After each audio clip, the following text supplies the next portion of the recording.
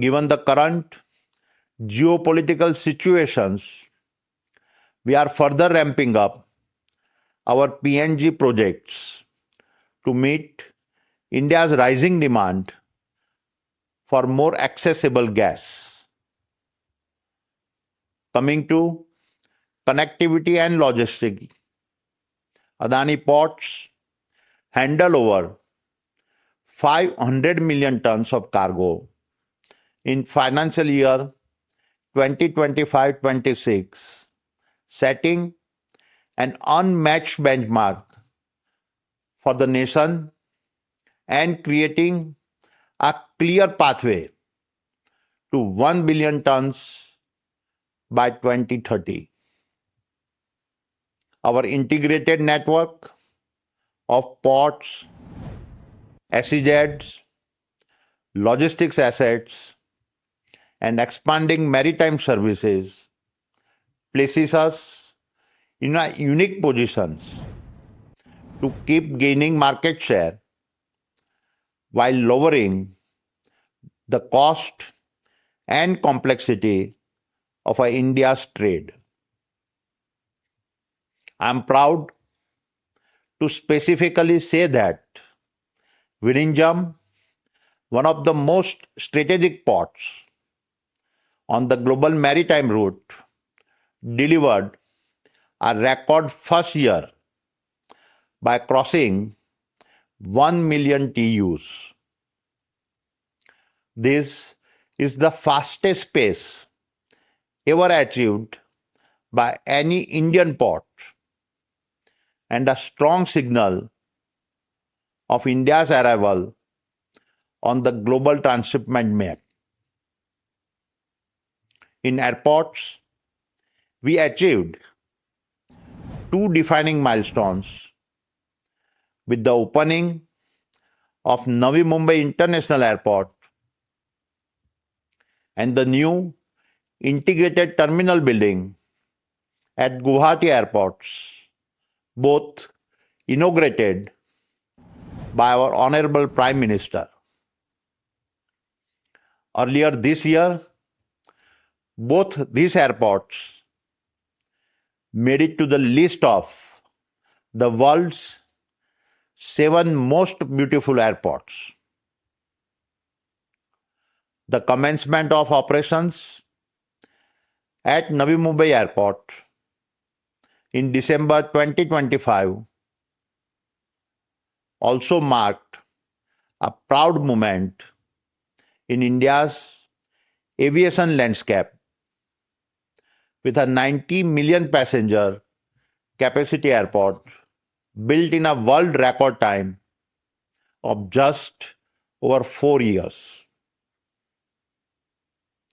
In digital and industrial infrastructure, our data center business is firmly on the path to building a 3 gigawatt platform by 2030. The binding MOU for a gigawatt scale data center with a Google in a Visakhapatnam reflects both the scale of the digital demand ahead and the confidence that global technology leaders such as Google, Microsoft, Uber, and Flipkart are placing on us.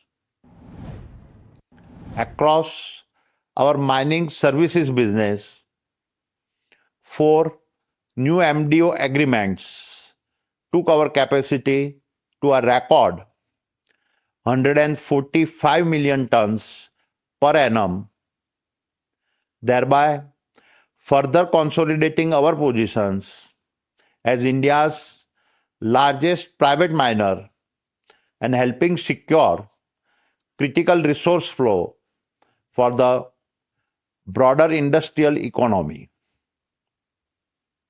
At Adani Cement, we contributed to iconic national projects ranging from the Chenab railway bridge to Navi Mumbai International Airport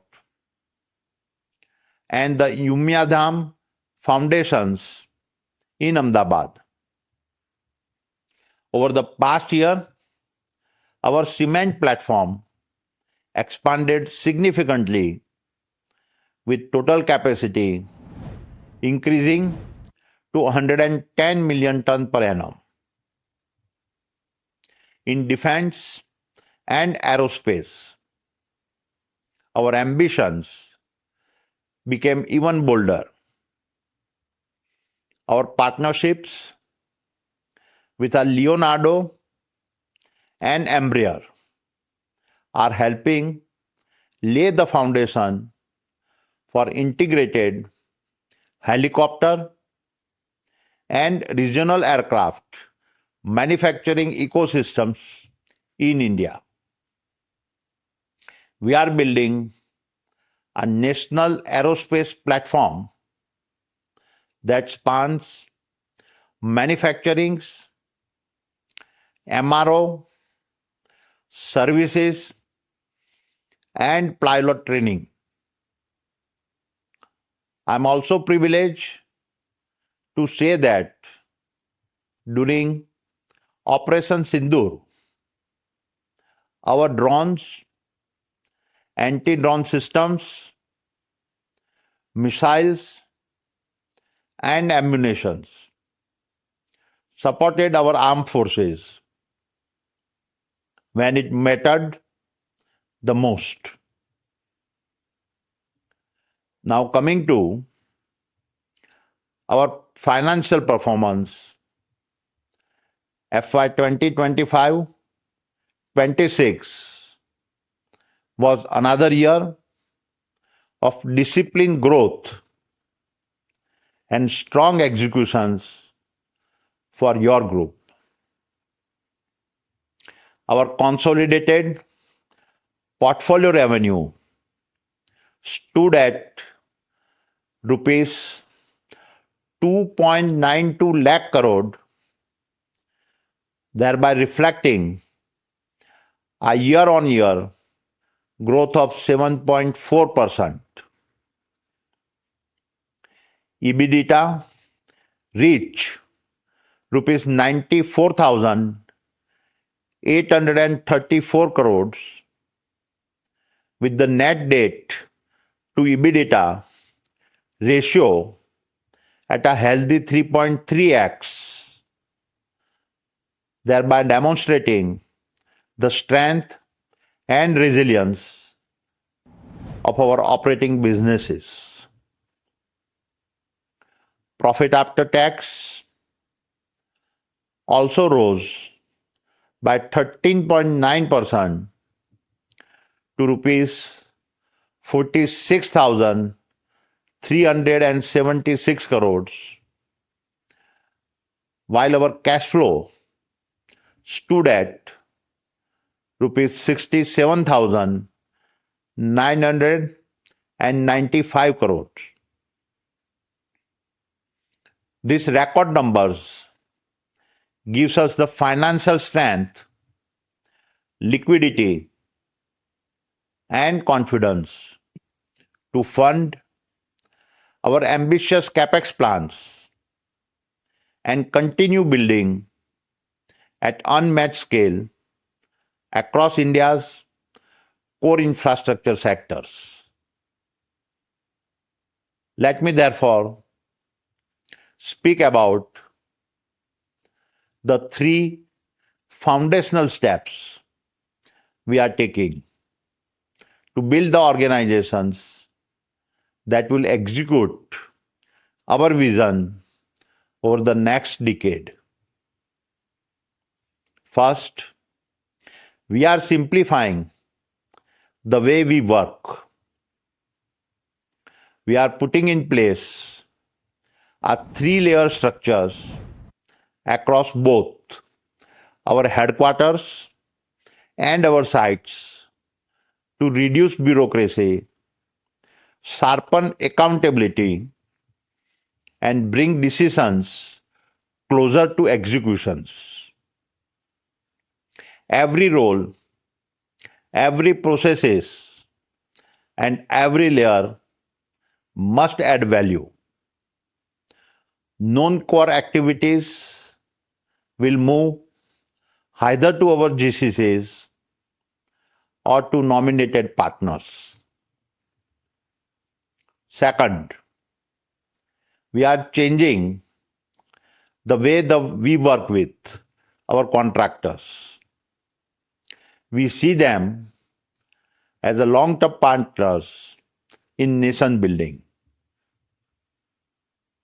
We will build deeper, more stable partnerships where their growth is supported, their margins are protected, and their interests are aligned with ours to help us deliver projects with a greater speed, quality, and ownership. Third, and most importantly, we are placing worker dignity at the heart of our transformations. Across our own and contracted workforce of nearly 4 lakh people, almost 85% are people who work on the ground at our sites.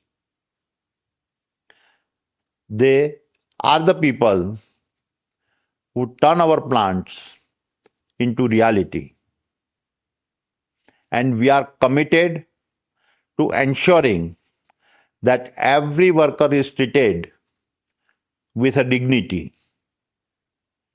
This means clean living conditions, hygienic food, access to medical support, safe working environments, and fair wages paid on time. And this belief does not stop at the boundary of our businesses. It extends into the communities we serve, the families we touch, and the futures we help shape. That is why, alongside the growth of our enterprise, the Adani Foundations remain central to our purpose.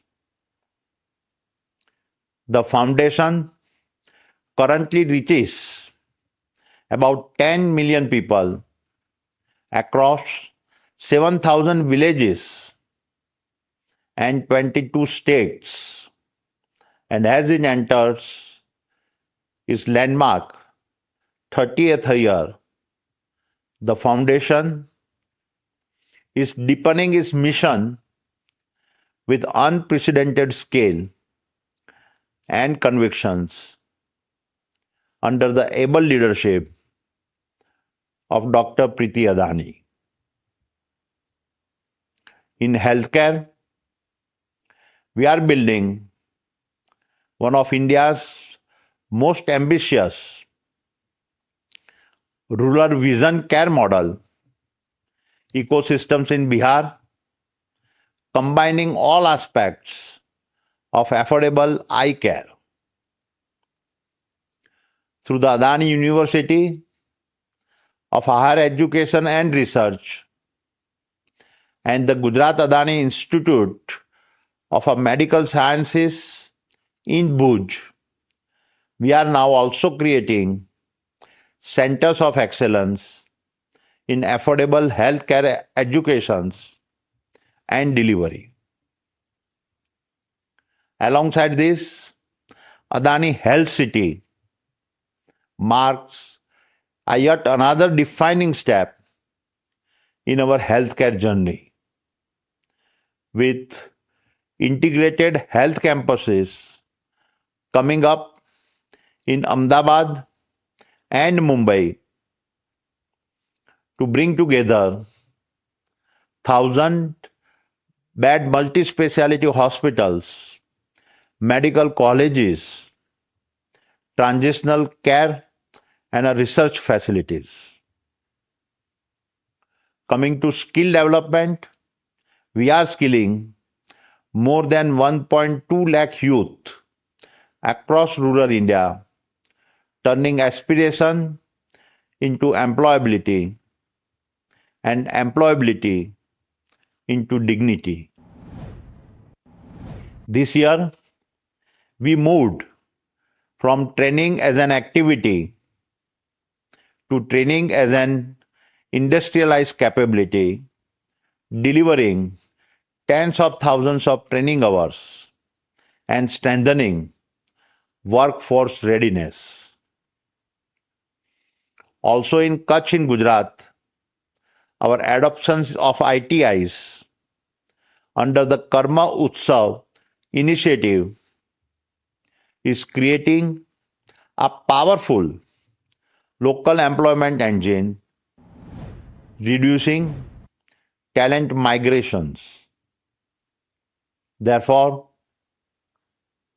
when I look at our journey, I see one integrated purpose: to build infrastructure that powers India and to build institutions that ensure human dignity at every level of society.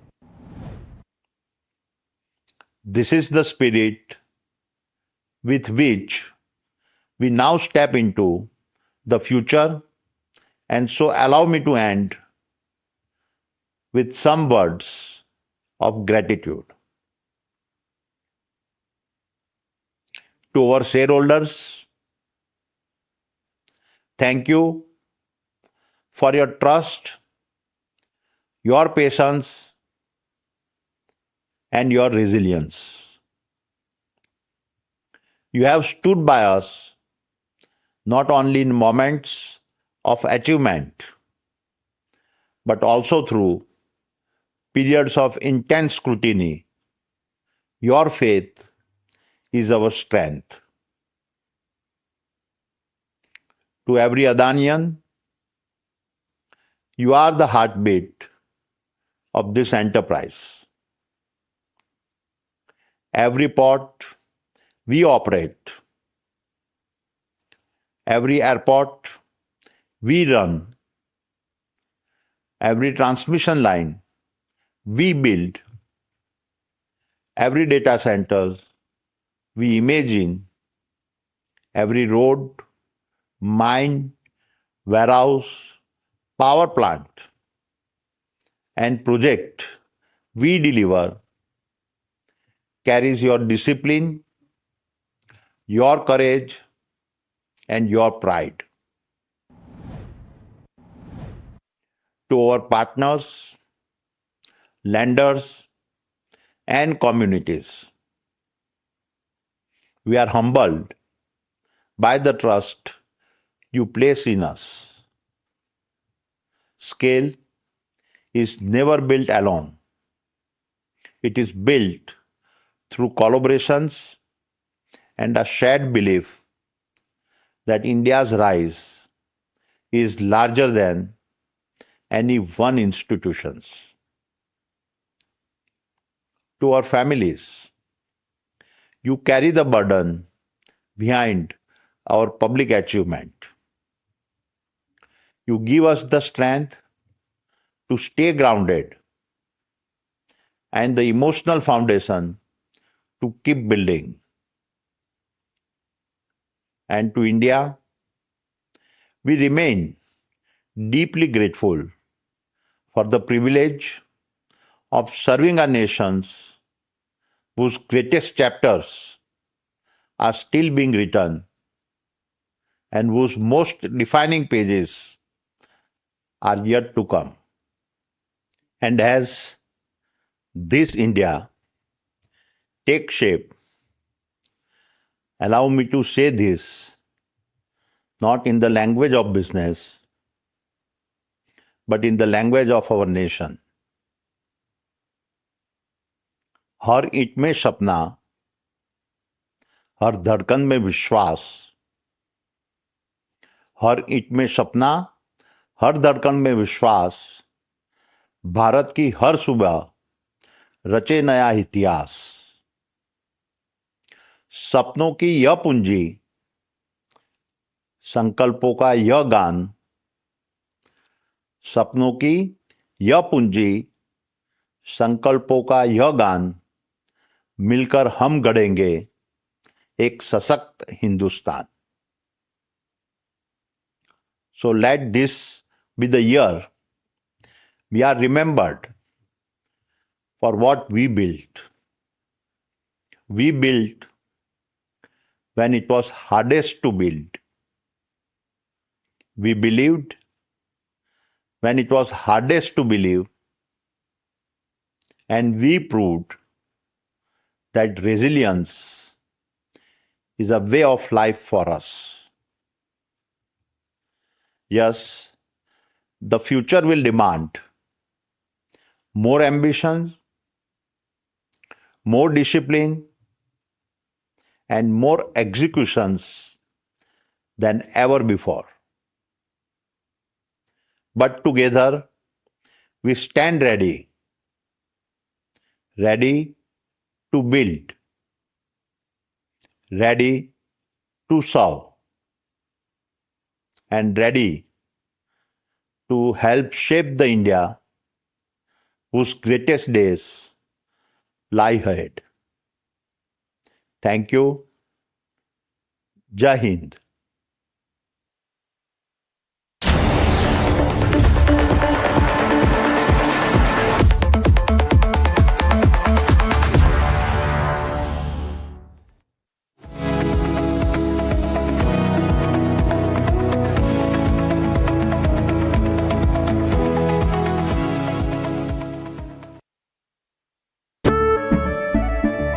केसरिया से मन जोगी हुआ रे, दिल झूमे देखो मतवारा हुआ रे।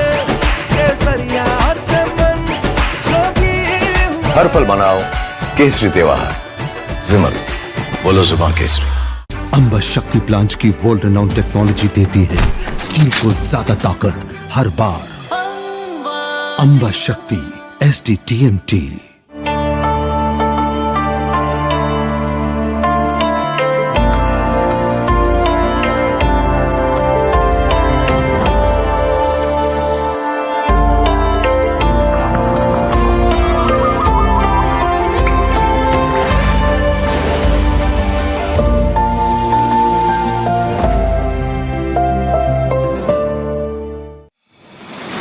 India Inc.'s most respected names chose India Inc.'s best and brightest. I'm delighted to be chairing a committee of such distinguished fellow businessmen, bankers. It's just lovely to be back on this NDTV jury. I have been a fan of NDTV for a long time. Many of the nominees are extremely close together in terms of what they've done. I think it's also important that how they are reshaping the industries, commercial activities which they are into. And it's a very judicious mix of people to choose from. My compliments to the team. Who will earn India's top business honors? Find out at the NDTV Profit Business Leadership Awards. India's unshakable news habit. NDTV.com is India's #1 English news website.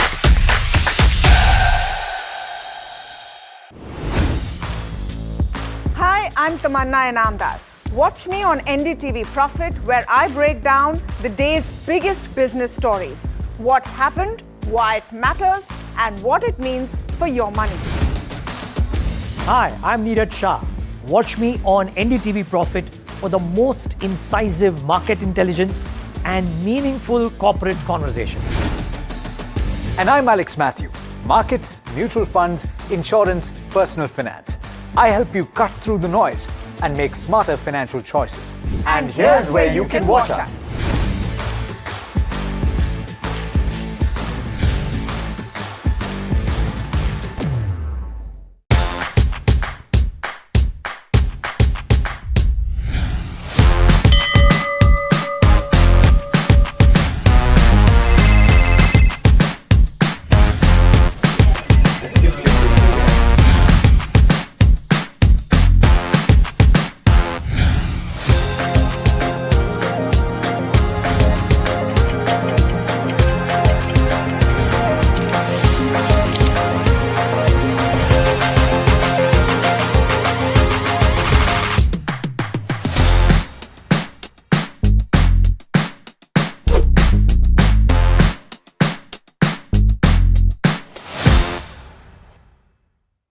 The news, Ayush. Since when do we do scripts? Fair point. Picture this. The biggest stage. Floodlights. 4K. The works. Where's the hook? There's going to be celebrities and guaranteed eyeballs. Where's the hook? Think about this. Front page advertisements and hoardings. Bro, where's the hook? Cross-platform, digital first, virality. Without a hook, no way. The message is clear. It's 2026. You gotta be real in a world of reels. You gotta be original in a world where everything seems generated. That's it. That's what we're looking for. The best campaign, the hottest trends, the smartest brand moves on our new show. But wait, what do we call it? The hook.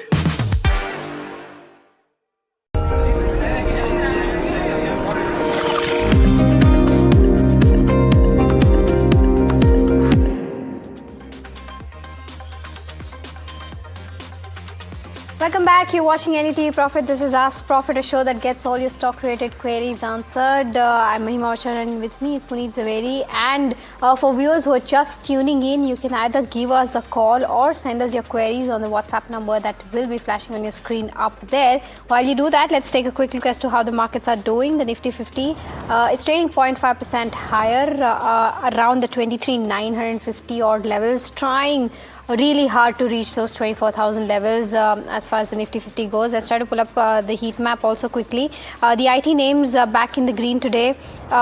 You have something like Tech Mahindra doing fairly well, Infosys, etc., trading 2% higher. But Dr. Reddy's, ICICI Bank, Interglobe Aviation, as well as Adani Enterprises, all soaring high and up about 2% each.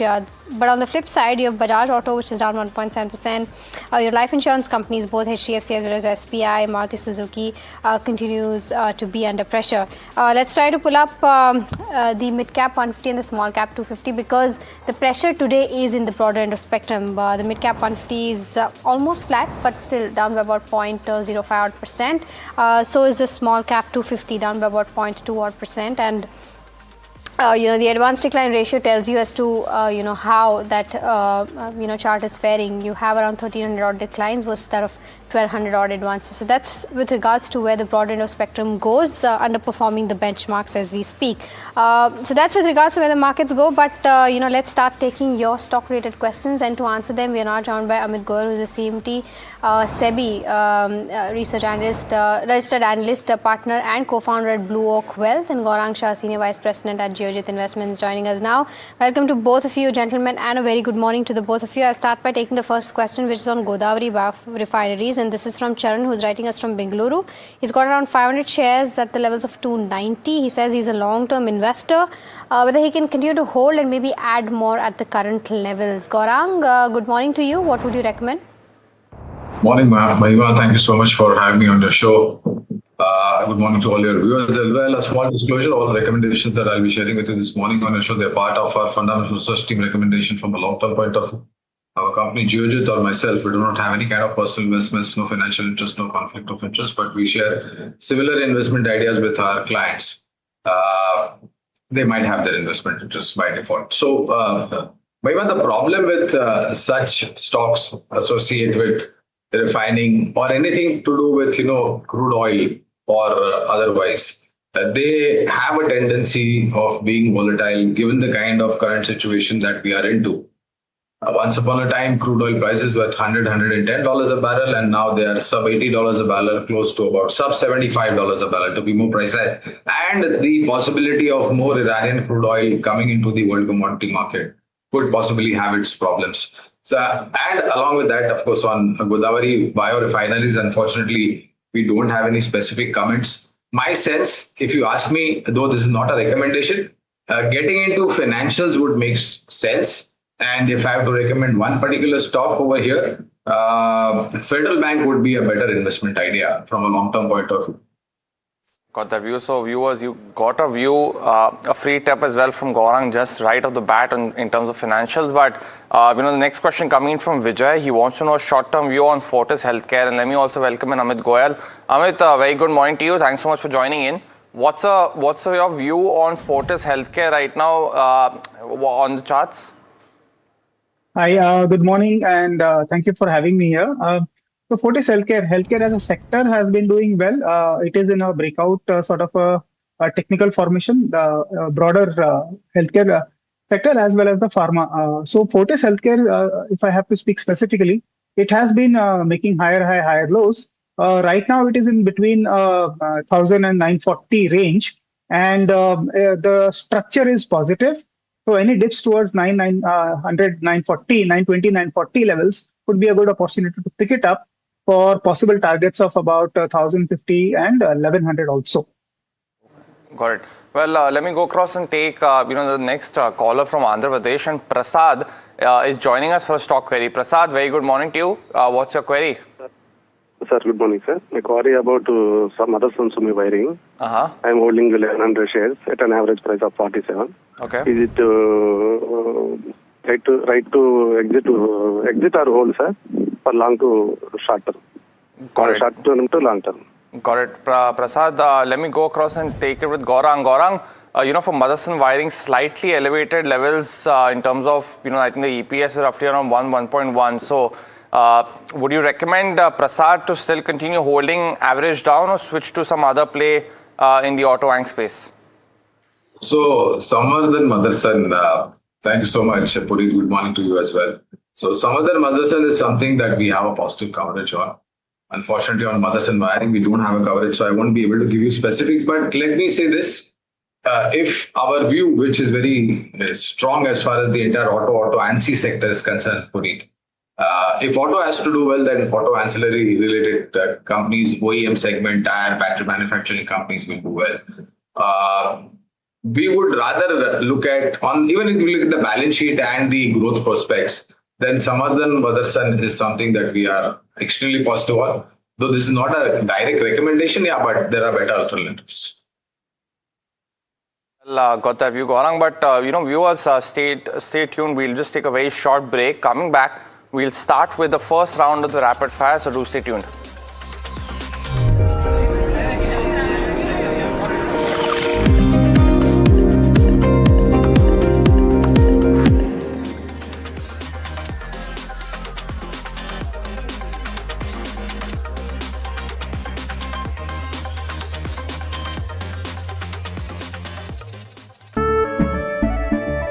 केसरिया से मन जोगी हुआ रे दिल झूमे देखो मतवारा हुआ रे केसरिया से मन जोगी हुआ हर पल मनाओ केसरी त्योहार। विमल, बोलो जुबान केसरी। अंबा शक्ति प्लांट की वर्ल्ड रेनाउंड टेक्नोलॉजी देती है स्टील को ज्यादा ताकत हर बार। अंबा शक्ति SDTMT।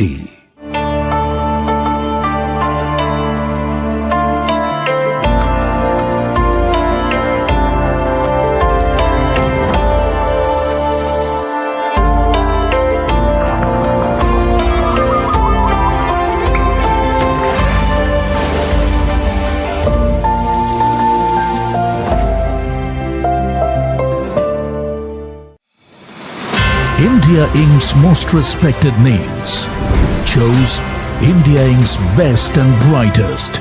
I'm delighted to be chairing a committee of such distinguished fellow businessmen, bankers. It's just lovely to be back on this NDTV jury. I have been a fan of NDTV for a long time. Many of the nominees are extremely close together in terms of what they've done.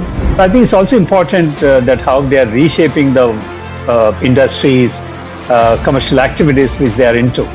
And it's a very judicious mix of people to choose from. My compliments to the team.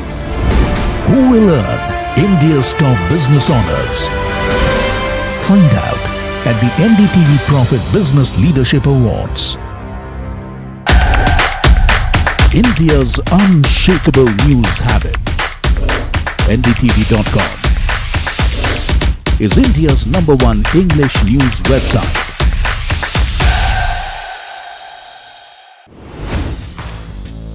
Hi, I'm Tamanna Inamdar.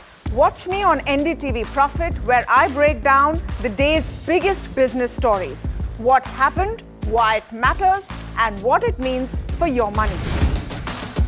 Hi, I'm Neeraj Shah. Watch me on NDTV Profit for the most incisive market intelligence and meaningful corporate conversations. And I'm Alex Matthew. Markets, mutual funds, insurance, personal finance. I help you cut through the noise and make smarter financial choices. And here's where you can watch us.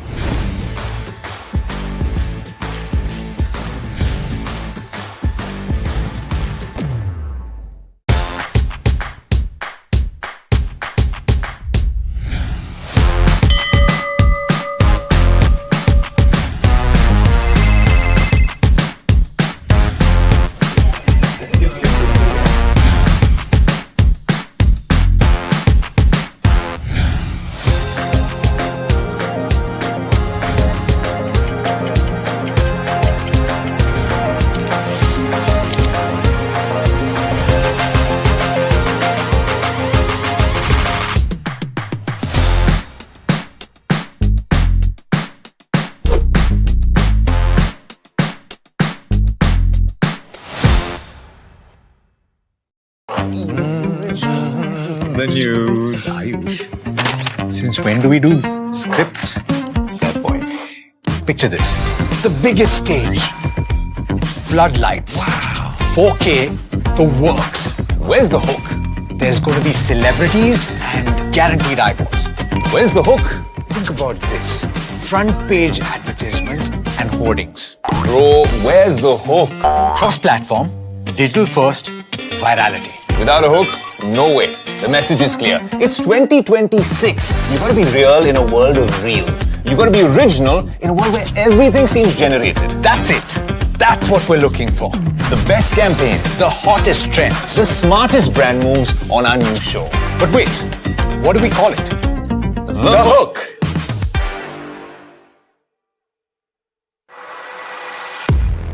He has been tracking markets for over a decade, spots the trends before they hit the screen. And he is now bringing his analysis to the show that the market watches. Watch Sharad Dubey on Know Your Company, a show that puts the most traded stocks under the scanner. We dissect the company so that you, the investor, don't have to.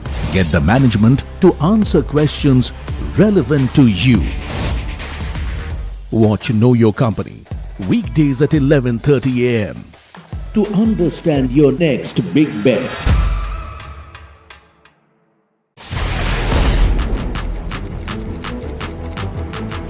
When the headlines move fast, perspective matters. On Editor's Cut.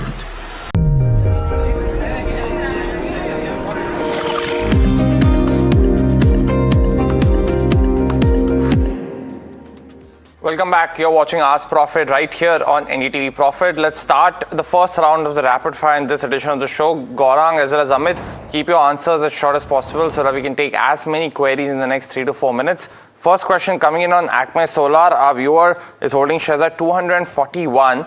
Gaurang, he wants a long-term view, if not on the name, if you have coverage on what you like in the industry. So we are positive across, as a matter of fact.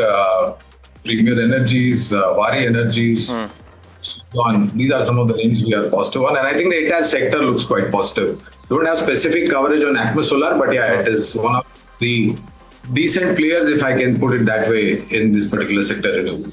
Okay, the next one's on Forging. Lalita from Chennai is holding 100 shares at the levels of 676. Amit, a good hold for the next 6 odd months? Let me just pull it up. I have not seen this, but yeah, it has. Yeah, I got it. It has a good. It has formed a good base. While the overall structure is strong, it has a good base about 429. We could, hold on to it till it invalidates 430, 429 levels. Got it. Well, the next one's Vikram Solar. Ria from Bengaluru is holding shares, but she's currently at a 12% loss. Amit wants to know the next 1 to 3 month view on the charts. The structure is weak. I would suggest, switch to something else in this segment. Okay, Gokuldas Export is the other one. Our viewer has bought it. From a medium-term perspective, he's bought around 771 shares and wants to know whether he can continue to hold this. Any view on this, Gaurang? So positive on fallback of the export opportunity, no specific cards. Indocount bought by Raja at 297. Gaurang, if any coverage or something that you like in the textile space?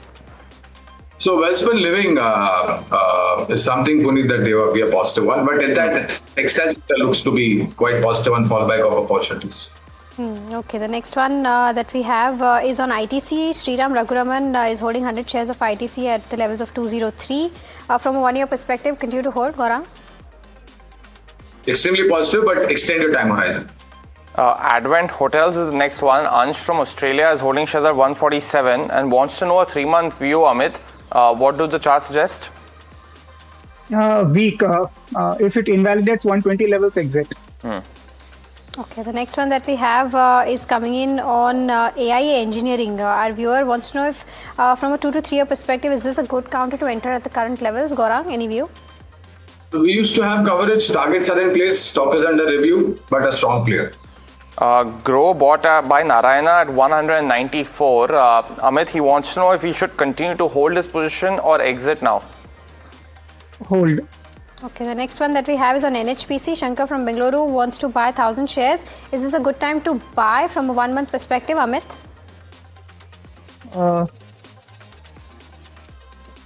You could, with invalidation levels below 76. Finotex Chemicals bought at 25 rupees by Sharath from Mysore. He wants to know a long-term view on the stock. Any view, Gaurang, on the stock sector?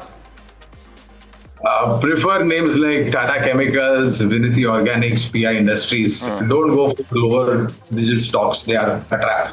Okay, the next one is coming in on Cipla. Abdul Rashad from Palakkad wants to know a 6 months view, target and stop loss on this one. Amit? Positive on this. Invalidation levels are 1341. In fact, we have given a call yesterday also on the channel. Bank of Maharashtra is the other one. A viewer, Reenu from Bengaluru, is holding shares at 66, Amit. Booked some profit last week at 86, asking if this is a good level or should she wait for some more time before booking?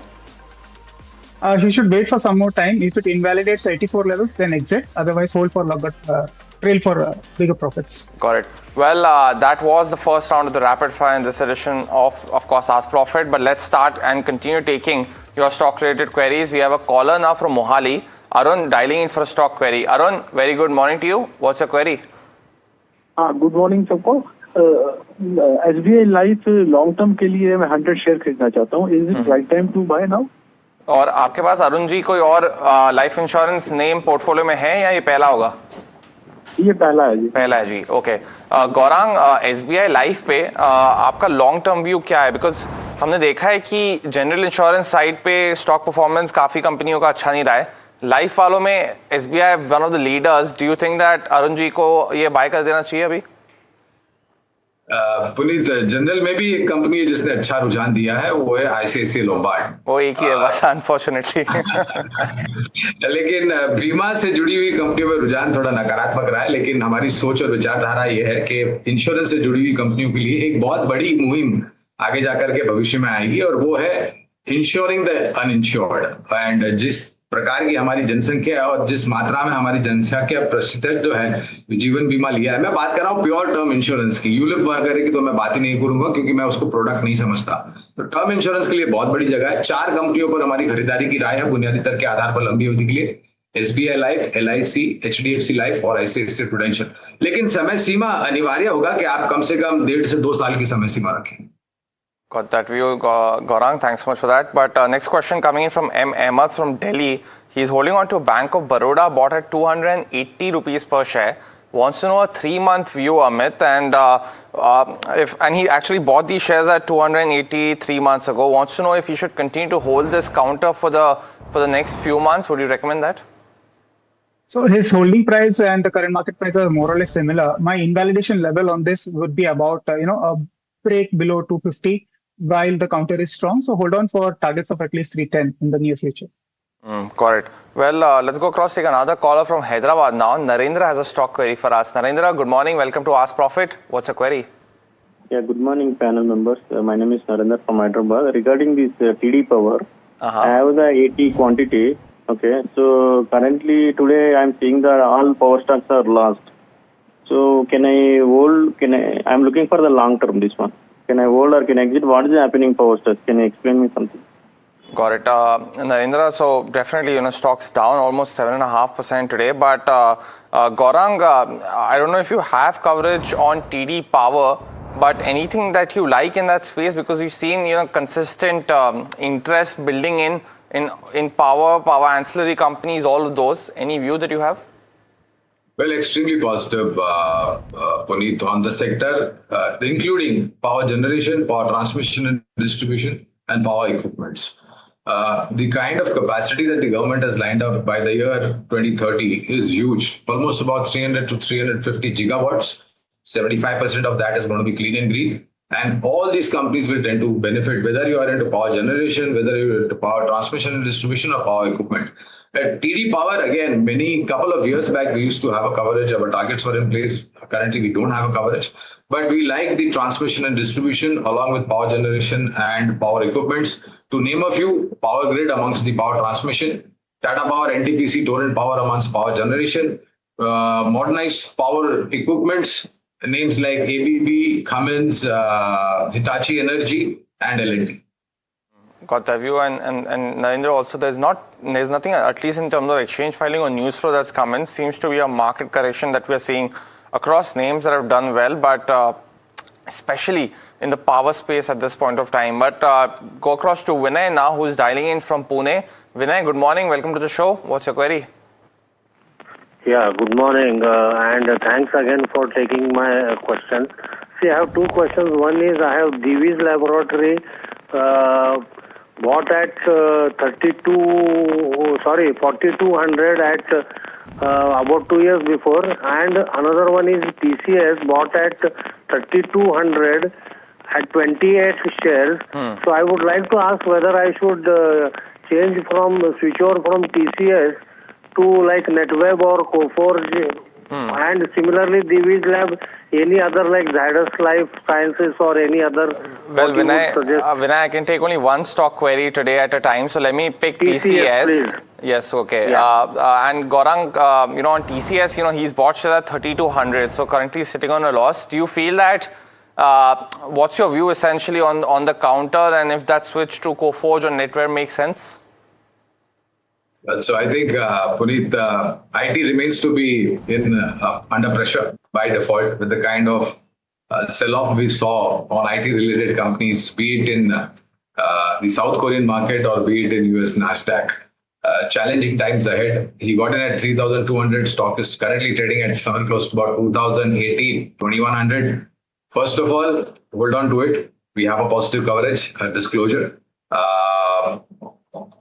If you have investable amount, Puneet, I would request the caller or investor to add maybe about 50% in case if he has, or maybe more in case if the investable amount is there from a long-term point of view. And if you allow me, one more pharma name if he wants to invest is Mankind Pharma.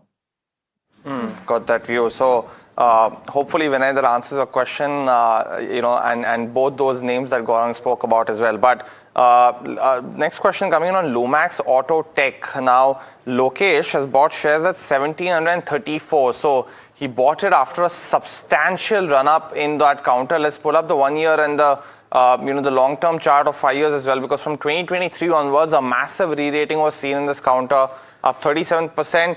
You see that almost 9x in 5 years. So from 2025 onwards, had a stellar jump as well. But Amit, his question being, he's currently sitting on losses of almost 10,000 rupees.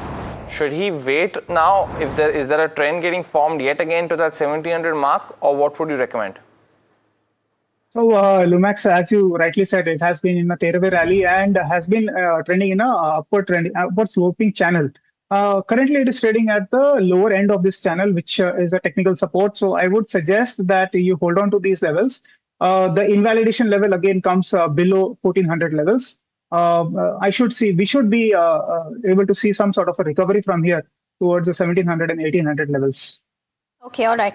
The next one that we have is from Rajesh, who's writing us from Noida, asking about Tattva Chintan. He's got around 200 shares at the levels of 1365. He wants to know if he can average at the current levels, and he wants to hold it from a slightly long-term perspective. Amit, what would you recommend?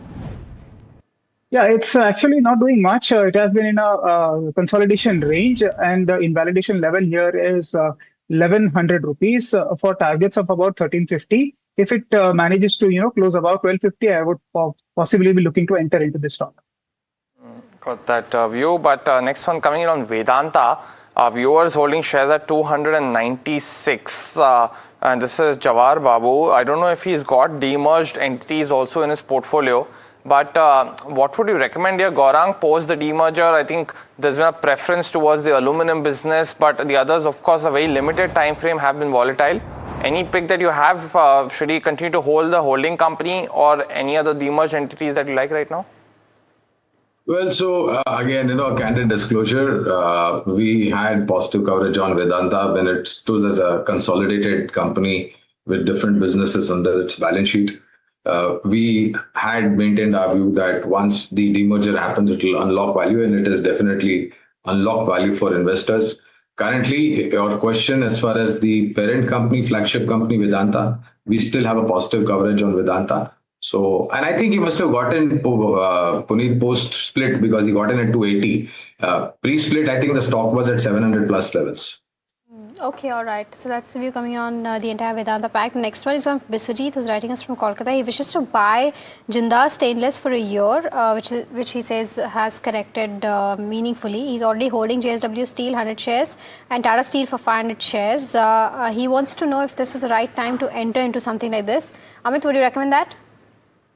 I would not recommend that because Jindal Steel has not been doing much. It is in a consolidation range for them for nearly a year or so now. So I don't see any strong momentum. Even in this recent rally of metals, this has not participated. So I'm not particularly excited about Jindal Stainless. Got it. Well, the next question coming in now, it's on stock that we get at least one query a day on, and that's on HDFC Bank. Now, a viewer is holding shares at 710 odd, and he's been holding on since pre-merger. He's mentioned. Wants to know, and this is Ram, and he wants to know, Gaurang, if he should continue to hold as well. Now, there is, of course, an obvious answer, but what are you looking at, Gaurang, in the next 1 to 3 years within the stock? Honestly, Puneet, a lot has happened in terms of negative news flow over the last 3 to 4 months, and the stock has taken a knock on the chin. Absolutely, it was a knockout blow. At the valuation which HDFC Bank is trading currently looks extremely attractive. Again, a candid disclosure, we do have a positive coverage on HDFC Bank, and I think the management will take, and they have taken appropriate steps to straighten out things and to bring in more discipline. In terms of earnings visibility, I think the kind of credit demand that is going to come through is going to throw up a lot of opportunities for not only HDFC Bank, but most of the banks in terms of loan book growth. Interest rates remains a little bit sticky. I think the Honorable RBI Governor and the Monetary Policy Committee has taken a stance to wait and watch. Crude oil down, rupee strong. These are positivities, but monsoon plays a havoc in the immediate short to medium term. Wait and watch, and of course, continue to hold if you're a long-term investor. One thing I want to point is the investment is at a very attractive level. Okay, all right. The next one that we have is on Garden Reach. Mahesh from Maharashtra has bought 292 shares at the levels of 3074 for a month and wants to know if he can continue to hold this or not. It's come down significantly, Amit, but what would you recommend? I mean, again, the defense pack has been doing well, but the shippers are not doing well. They have been in a consolidation range for nearly a year. I would not recommend to add on to his loss-making trade. My invalidation level to exit the stock would be 2600 levels, and hopefully it consolidates here and moves towards 3200. But invalidation level is very clear, 2600 levels. Got that view, Amit. But next question on Sign DLM. Our viewer bought the shares at 468 odd rupees. So, the counter has been a laggard, and this is Birandeep. Let's look at the 1 year, 5 year chart as well, and you know what I'm talking about. But Gaurang, the earnings growth and the order book growth has been very volatile, right? I mean, you saw a recovery from the April lows, but if you pull up the 5 year chart also, the returns have been just about 9 to 10 odd %. Within the EMS space, do you think there are better picks or should he still continue to hold SAI and DLM? We are positive on SAI and DLM, and likewise, Puneet. I think the opportunity is now opening up for the entire EMS, chips, semiconductor, PCBs, whatever it is. Along with SAI and DLM, we are positive on Amber Enterprises, positive on CG Power, and PG Electroplast. So again, a disclosure, long-term positive on SAI and DLM. Okay, all right. The next one that we have is coming in, and this is on Havells. Ashish from Delhi is holding 50 shares, bought at the levels of 1300. He says he can continue to hold this for the next 2 odd years. Wants to know if he can continue to hold, maybe average out for another 50 odd shares. Gaurang, would you recommend that? Please go ahead and do that. I don't think you should wait. It's available at a decent level from the level where he got invested. Extremely positive on consumer durable white good appliances, and Havells is gaining market share. Got that view. But the next question coming in now, it's on Bharat Dynamics. Our viewers holding shares, 65 of them at 1248, and this is Dilip from Kolkata. Wants to know the long-term investment outlook of this one. Gaurang, does it come in favor? Because it's another one which has not performed as expectations would have it. But any view on the stock now? Allow me 30 seconds, if you will, Puneet. To all your investors, if you eventually decide to invest in defense, don't look at 3 months, 6 months, 1 year, 2 year kind of time horizon. Have 3 year plus, probably 5 year time horizon. And that's because of the complexities involved in executing the order book, because the products that they manufacture are high technology, high precision. They get an approval from a prototype and then the mass scale production starts. Having said that, we have coverage on BEL and Mazgaon Docks. Amongst the private players, we are positive on L&T.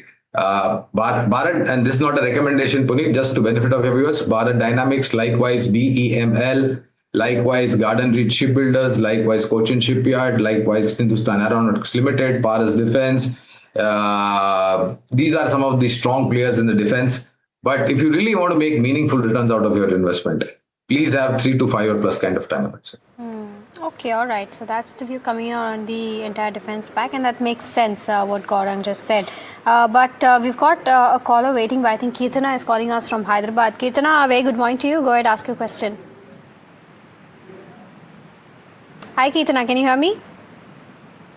Okay, I think we seem to have lost the caller, but we do have her query. I think it's on Avanti Feeds. She's got around 350 odd shares that she'd bought it at the levels of 1275. She's sitting on a loss of over £1 lakh, and currently the stock is trading at 977. I think at this point of time, Amit, it's just for the sake of reiteration, right? It's very important for viewers to understand that if your stop loss hits, you exit, right? You should not make sure that it tanks to that level of over £1 lakh loss. But what would you recommend for something like an Avanti Feeds? I mean, as a systems trader, it pains to see these kind of losses for our viewers and investors. I mean, from a technical standpoint, whenever you enter a stock, we have always been taught that there needs to be an entry, stop loss, and a target to go along with. It's not just one price. So the levels which they have entered, the invalidation of that has happened long back. It is currently, in a oversold territory. Probably, if since the loss is already magnified, probably you could hold on till it breaches 900 levels and hope that there is some sort of a recovery, purely from a technical standpoint that it is oversold. Otherwise, they should have gotten out of this stock a long back.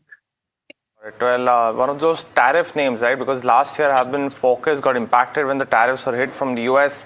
Once reduced, saw their massive run-up. But as Amit highlighted, keep your stop losses in check as well. But when you look, let's go and start the second round of the rapid fire now. Amit as well as Gaurang, you know the drill. First question on JSW Infra. A viewer wants a 3 to 5 year view on the stock. Gaurang, is it good to hold for that long?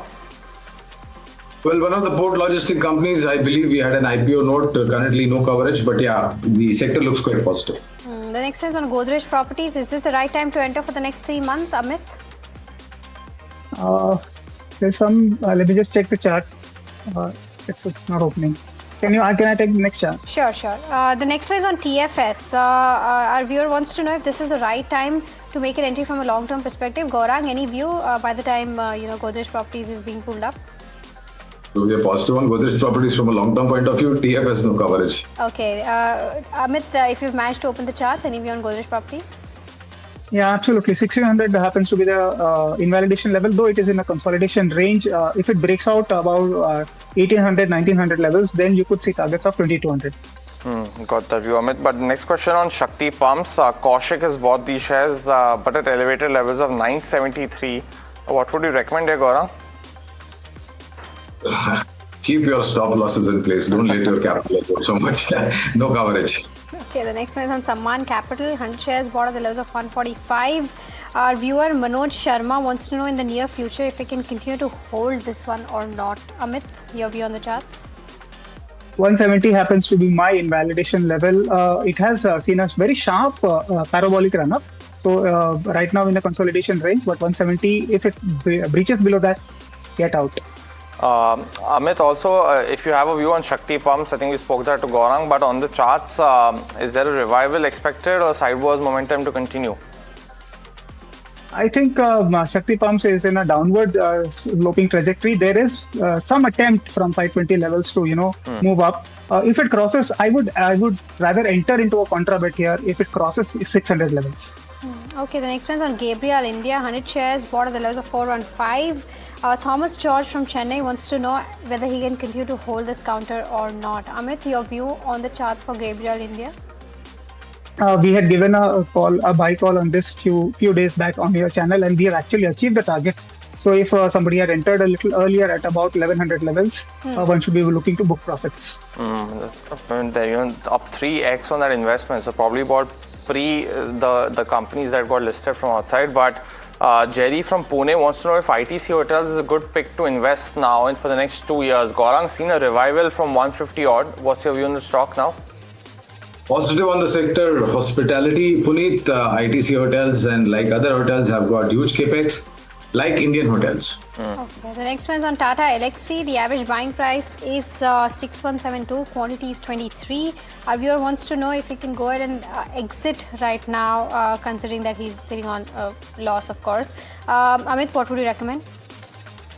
Yeah, again, sideways to downward sloping movement. If it breaks 3900 levels, book your losses. I don't see too much of a hope here because technically it is a weak stock. Amit, also on Swiggy, Srinivasulu has actually bought these shares as 420. Again, I think something that we spoke about, stop losses being hit and no exits. But would you recommend is there any revival scope of this one? What would be the strategy? Because he's holding 2,800 shares though. I mean, from a revival strategy, if I were to look, I don't see any technical reversal happening as such. So I cannot even recommend to book out of the losses because it is such a magnified loss. So the call has to be of the investors, but I don't see any near-term hope for this. Okay, the next one is on Kirloskar Bros. Ram from Hyderabad wants to know as to what should he do next. Hold, sell. His buying price is 2180. This entire pack has been doing very well. Amit, any view on the charts? Yeah, we have seen a very sharp recent run-up in the entire Kirloskar group. 2200 was a high it hit a couple of days back. Right. I do see that there is some revival here. One can continue to hold on if the entry prices, at lower levels. Right. Okay, that brings us to the end of this rapid fire round. Gaurang and Amit, thank you so much for taking out the time and helping us answer all those stock-related queries. Viewers, like I said, completely out of time, of course, on this edition of Ask Profit, but we will come in at 2 p.m. to take more queries. So do stay tuned, and of course, KYC is up next.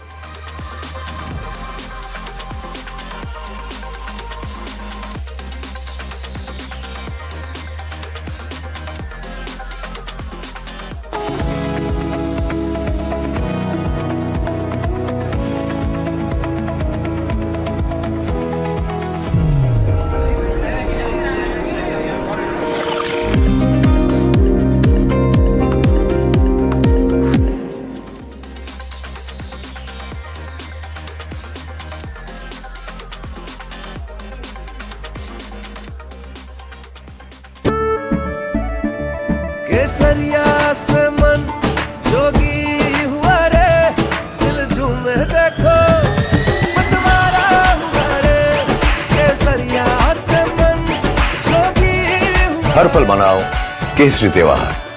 विमल, बोलो जुबान केसरी। अंबा शक्ति plant की world renowned technology देती है steel को ज्यादा ताकत हर बार।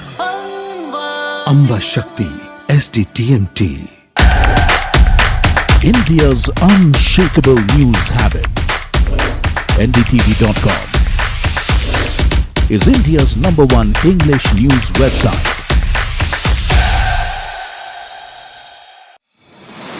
India Inc.'s most respected names chose India Inc.'s best and brightest. I'm delighted to be chairing a committee of such distinguished fellow businessmen, bankers. It's just lovely to be back on this NDTV jury. I have been a fan of NDTV for a long time. Many of the nominees are extremely close together in terms of what they've done. I think it's also important that how they are reshaping the industries, commercial activities which they are into. And it's a very judicious mix of people to choose from. My compliments to the team. Who will earn India's top business honors? Find out at the NDTV Profit Business Leadership Awards. Hi, I'm Tamanna Inamdar. Watch me on NDTV Profit, where I break down the day's biggest business stories. What happened, why it matters, and what it means for your money.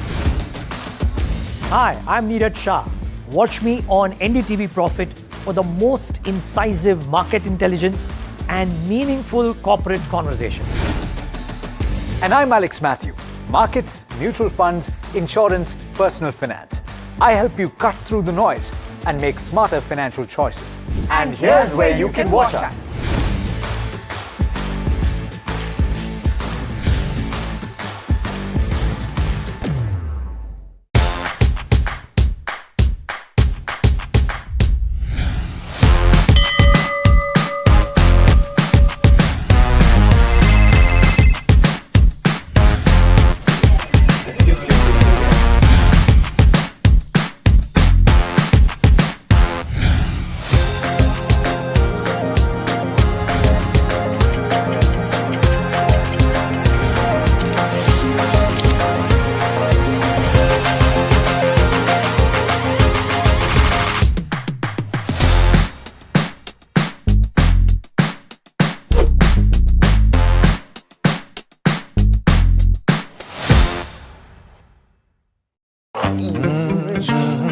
The news, Ayush. Since when do we do scripts? Fair point. Picture this. The biggest stage. Floodlights. 4K. The works. Where's the hook? There's going to be celebrities and guaranteed eyeballs.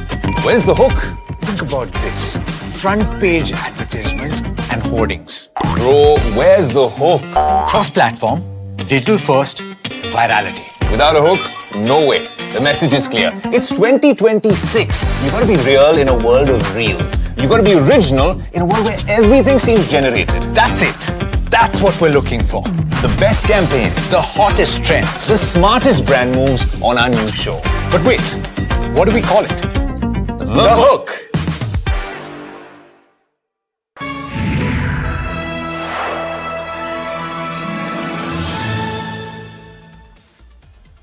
Hello and welcome to KYC. You are watching NDTV Profit with me, Sharad Dubey, and this is the show where we get you all the buzzing stocks, mid cap, small cap, and is there any alpha to be made, and we do a detailed analysis and also the conversation with management. And today a very interesting company has come.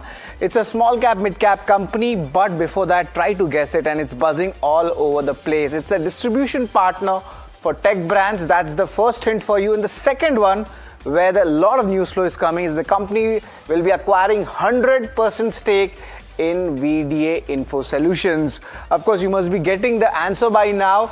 And company is backed by Madhu Kela's entity, almost 2.44% stake as well. And the stock has more than doubled from March lows. Okay, these are the hints.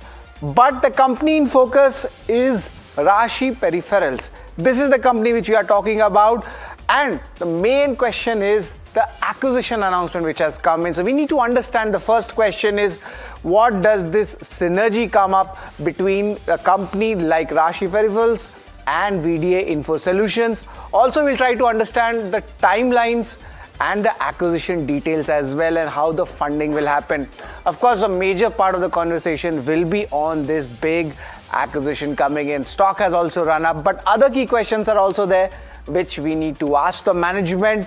And of course, this also includes the overall the timelines for the management, and also look at the business model and the moat. Does that change right now? That's the big question to be asked. Growth and margin outlook ahead, does it change the entire trajectory of the company? And looking at the expansion plans for the semiconductor business, couple of announcements were there, so we'll try to delve into this. Apart from this, also there is a demand shaping up in the AI related products. A lot of that has come up. Are they onboarding new clients in that segment? Also, we'll try to understand, is there any other acquisition or tie-ups expected as well? So quite a strategic conversation we'll be having with the company. And of course, these are the two spokespersons also from the company where we will be asking our queries. But let's try to understand, how does the business work? What is the moat of this business? Or is there something fundamentally changing or not? The company itself is a Mumbai-based company. It was incorporated in 1989, but it's a recent listing in February 14, 2024. Almost 2.5 to 3 years of history is there. They have information and communication technology, which we call it ICT, products and solutions. And largely we can say these are related to tech. There are services also. This includes pre-sale activities, solution design, and technical support. So this is just not products. Services is also something which the company does. Apart from this, let's look at the key details. The company is backed by Madhu Kela's entity, and that is pretty much a very strong point for the stock. A pan-India distribution infrastructure that spans roughly across 700 locations. So the core business model is on the distribution front. They have 55 branches, 50 service centers, and 71 warehouses. Apart from these numbers, they have certain segments, the verticals. This is of course your PC enterprise solutions and lifestyle and IT essential, two verticals where the company is actually working with.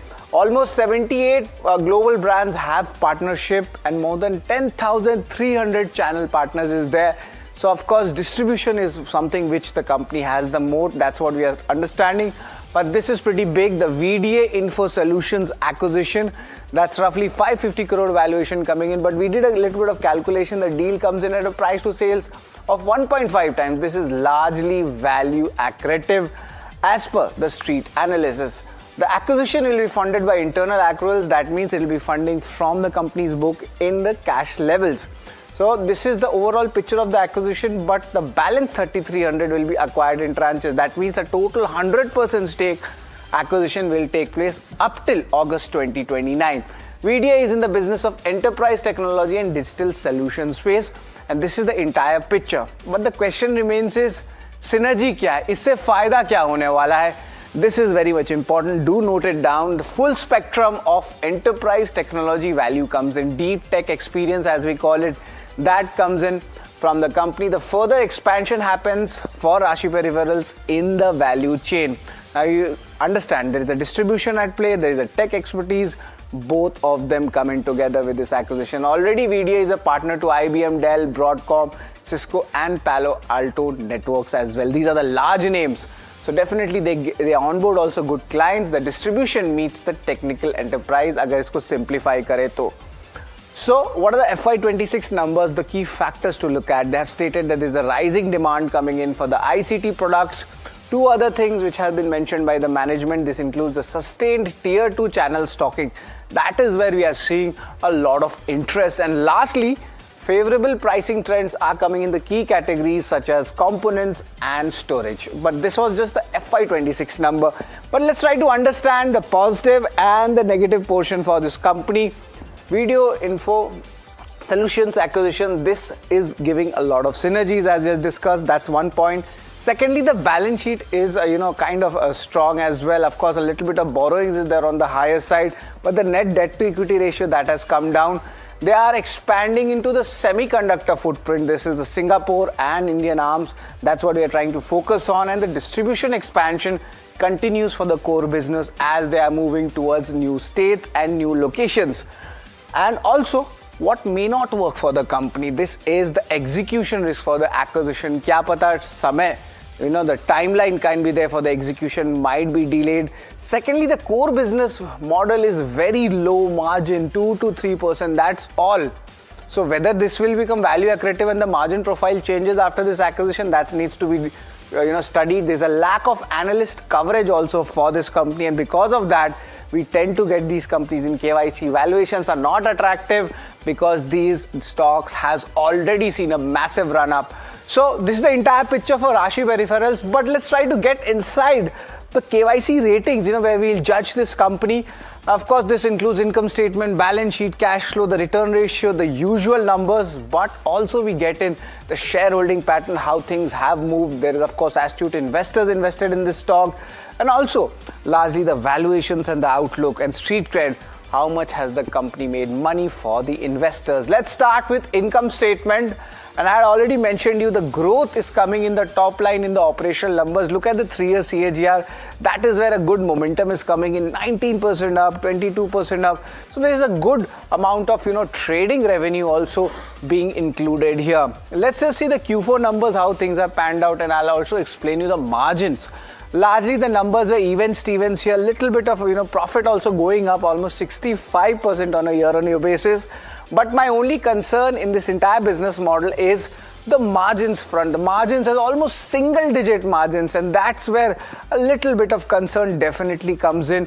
But that is something which is the inherent nature of this business. But overall, the top line, the PAT, these numbers, CAGR is good, so it's a strong thumbs up for income statement. Balance sheet, let's have a look what's happening here. A little bit of concern for me comes in because of the elevated borrowing levels. याद रखिए इस धंधे में working capital ज़्यादा लगता है.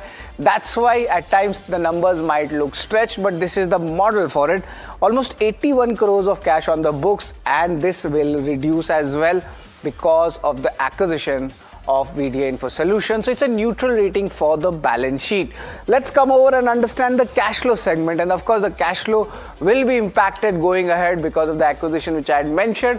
But definitely there seems to be a little bit of positive momentum coming in and conversions in this business model. So net, it's a neutral rating for the cash flow segment. Return ratios, on the other hand, there seems to be a little bit of improvement coming in. It's largely a very stable ROC setup, but now this number is expected to come down because of the for this acquisition. But as of now, it's on the higher side, almost 16% coming in the ROC. Let's pull up the ROE numbers to show you what's the picture looking like. Of course, it was on the higher side at almost 19% in FY23, but then a little bit of downtick, but then now again this up move coming in, and that is why I've given this a strong thumbs up as well. But remember, for the future, the return ratios might show compression for FY27. Let's also talk about shareholding, what's happening here. Promoter stake, a minor up move has happened from 63% to almost, you could say, 64%. But look at the magic here. FIs and DIs, how things have moved. It's largely stable for FIs. DIs, on the other hand, have been increasing the stake from 14% to 17%.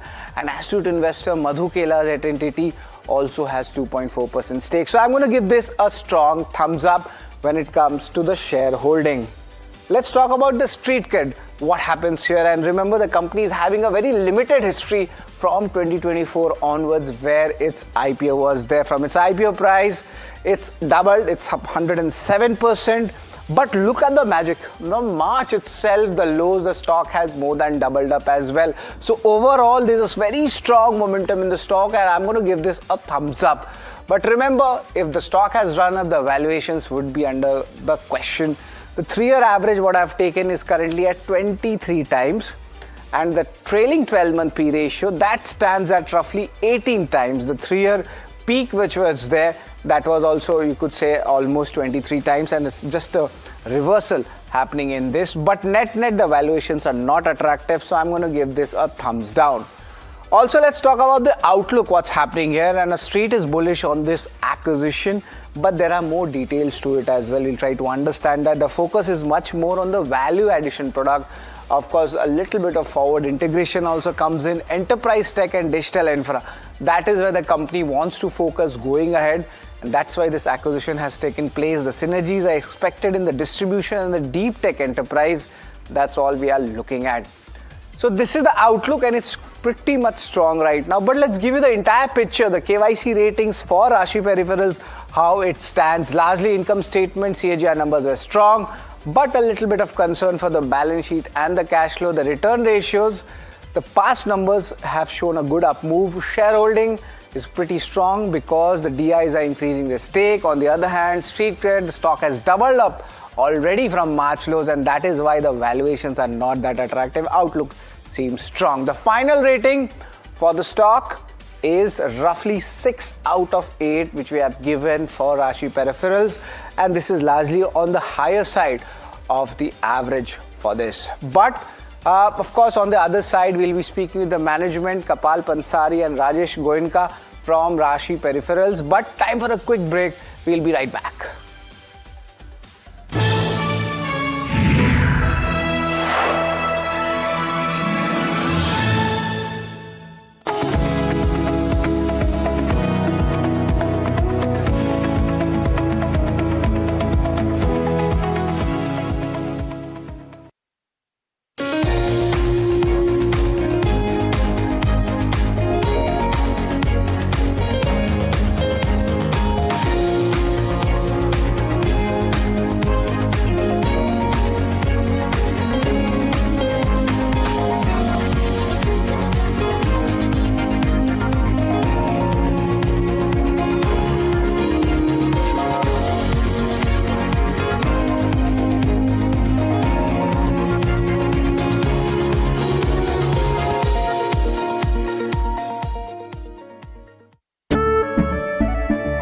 केसरिया से मन जोगी हुआ रे दिल झूमे देखो मतवारा हुआ रे केसरिया से मन जोगी हुआ हर पल मनाओ केसरी त्योहार।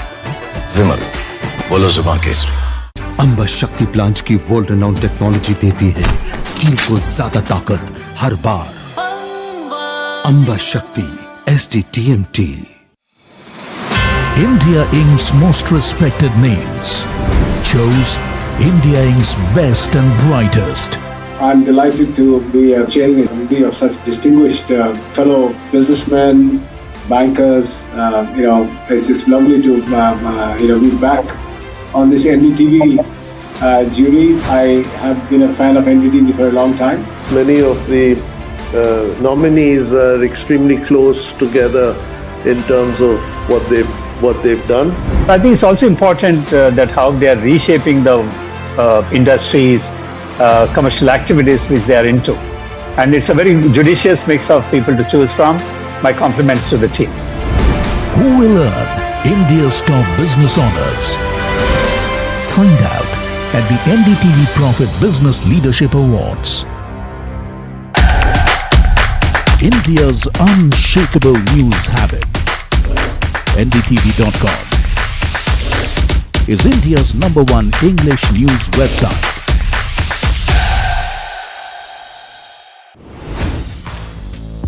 Hi, I'm Tamanna Inamdar. Watch me on NDTV Profit, where I break down the day's biggest business stories. What happened, why it matters, and what it means for your money. Hi, I'm Neeraj Shah. Watch me on NDTV Profit for the most incisive market intelligence and meaningful corporate conversation. And I'm Alex Matthew. Markets, mutual funds, insurance, personal finance. I help you cut through the noise and make smarter financial choices. And here's where you can watch us.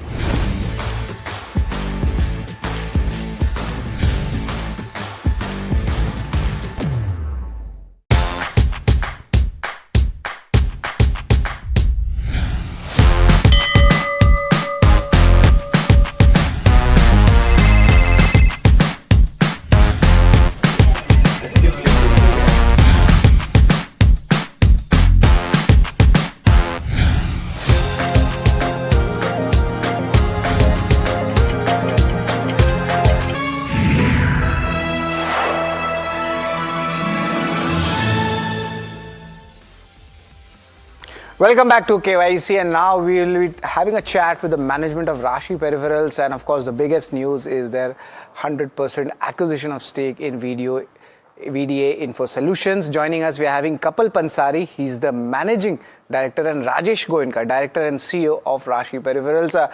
Gentlemen, good afternoon. It's always a pleasure to have you. We'll start with Mr. Pansari. Congratulations actually on this important acquisition coming in, but the way things are moving, why this acquisition has taken place, what's the total amount, and will it be funded by your internal accruals? So thank you very much for inviting us on this on your show, Sharad. I think we are very excited about this acquisition. The prime reason for acquiring this is because the current momentum of digitization, infrastructure building in India on the IT side brings immense scope on value addition and bringing capabilities around it. And I think VDA acquisition brings a complete sweet spot to the synergies between the two organizations. And with a valuation of 550 crores, this entire transaction will be concluded in next 3 years with 67% at this point in time. And last but not the least, this continues to strengthen our enterprise portfolio as an organization. Right, and I have a question for Mr. Goenka as well. Good afternoon, sir. So now the business model, does it change? Because of course your business model was in the ICT space.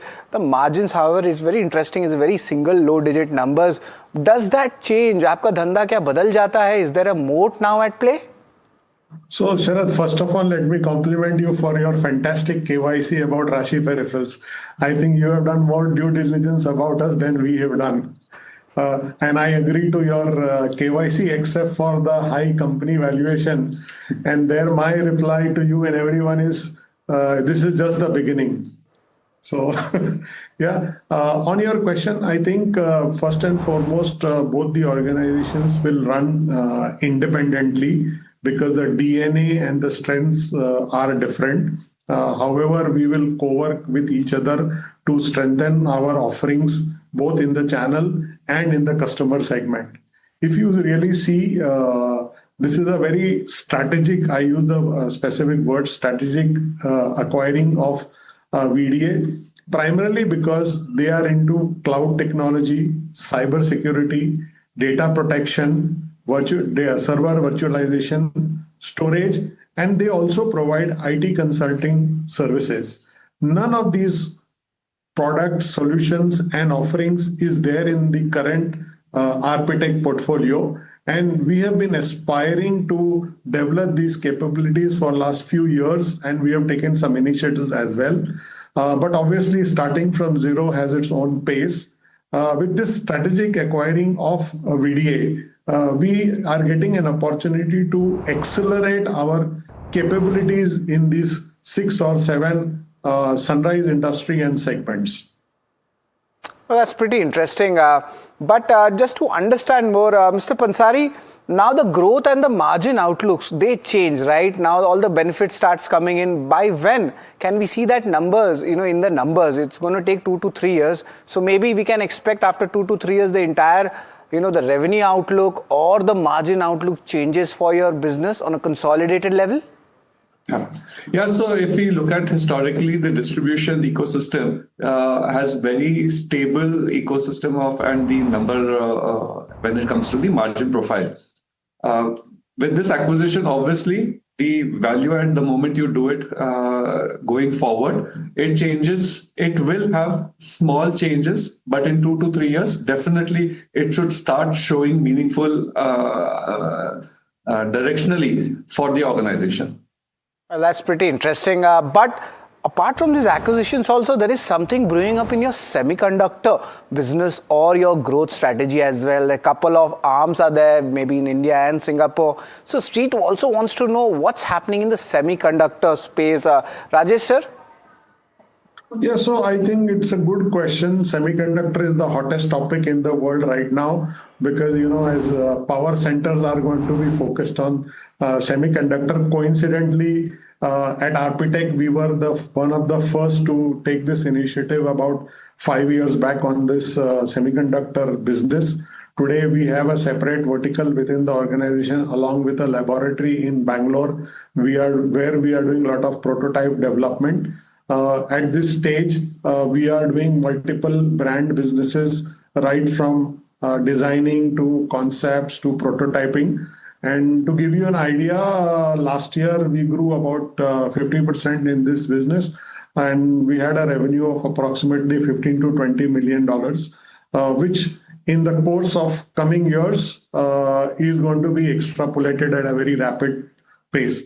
And last but not the least, I also can add that these are relatively higher margin business. So apart from the technology and the strength that we get as a company, the increased margins also are an interesting fact to get into this business. Right. And Kapil sir, I have a question for you, especially on the AI products, because in our everyday life, AI is becoming very much important. Data is becoming important. There is hardware, there is software. So what is in store for us when it comes to the AI products from your company? So AI is going to be entrenched in every product in every segment of our lives, whether it is right from mobile phones, laptops, desktops, to security, CCTV cameras in our homes, to networking, to servers, to entire infrastructure. I think AI is eminent. Every product, every company, every individual will eventually start using AI in some form or the other. Think of it in this way: the way emails changed posts and communications. I think AI will change the way we use technology in a very different way going forward. Right. And Rajesh sir, of course, this was a very big acquisition coming in, and this will take time.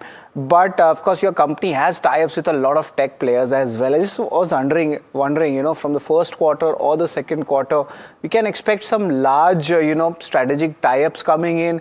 And if yes, which are the sectors or the areas where it might be coming in? Rajesh sir? So Sharad, on AI, I just want to add that Rashi Peripherals is very uniquely placed on providing technology AI solutions to consumer, SMB, enterprise, government, and large-scale AI data centers. We have proven case studies of supply, installation, and even warranty services across the segment. So therefore, Arpitec is very uniquely present in offering AI solutions. And we are also one of the leading distribution partners in India for AI solutions. So that's, I think, very big opportunity for you. Right. And, yeah. Please go ahead. Yeah. And you were asking me something. Sir, the question was on any other acquisition or tie-ups we can expect, in the last 3 months, in first quarter or second quarter, any large names getting onboarded? So as I said, this is just the beginning. I think this is where I have to stop on this specific question. Okay, fair enough. This is the beginning. A couple of times this has been stated. So whatever is publicly announced, that's definitely there. But just one final question, Kapil sir, I have it for you, is you have a good distribution network in India. Anything you're looking in Africa or Southeast Asia? Because this business model actually can be replicated other places also. So is there anything in the anvil or in the plans? To answer this question, I think there's enough and more opportunity in India as a geography. While we do have offices and set up outside India, but they cater to mostly for supply chain economics for India as a geography. So our focus and energies will continue to be India as a region for the time being. Okay, for the time being, India is a huge market for your industry and your business. Gentlemen, thank you very much for taking out your time for NDTV Profit and giving the views of this company, and best of luck ahead as well. It's pretty interesting conversation. Yeah. So that's the management of Rashi Peripherals. Everybody talking about their acquisition, change in the business model, and the management has stated one very important thing, that best is yet to come. Pretty interesting story, right? So for these interesting stories, stay tuned to KYC and also keep watching NDTV Profit.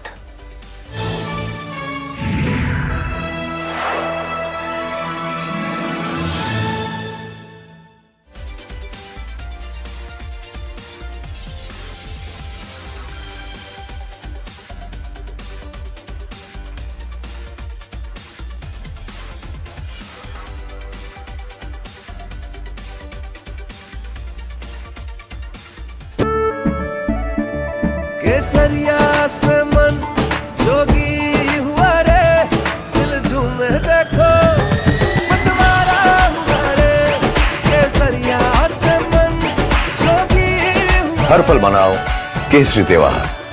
विमल, बोलो जुबान Kesari.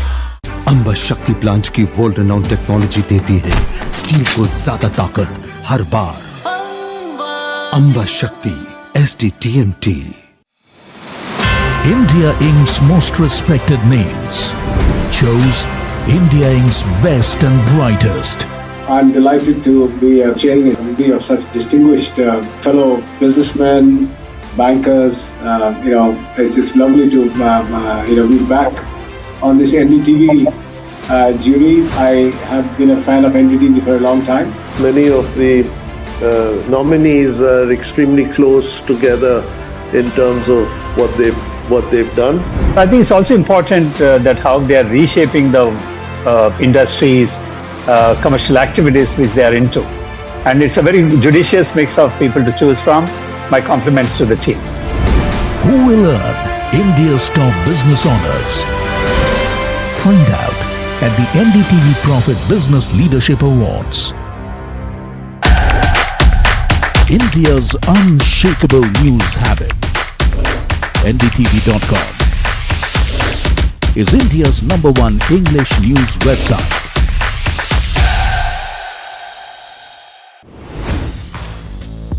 Hi, I'm Tamanna Inamdar. Watch me on NDTV Profit, where I break down the day's biggest business stories. What happened, why it matters, and what it means for your money. Hi, I'm Neeraj Shah. Watch me on NDTV Profit for the most incisive market intelligence and meaningful corporate conversations. And I'm Alex Matthew. Markets, mutual funds, insurance, personal finance. I help you cut through the noise and make smarter financial choices. And here's where you can watch us.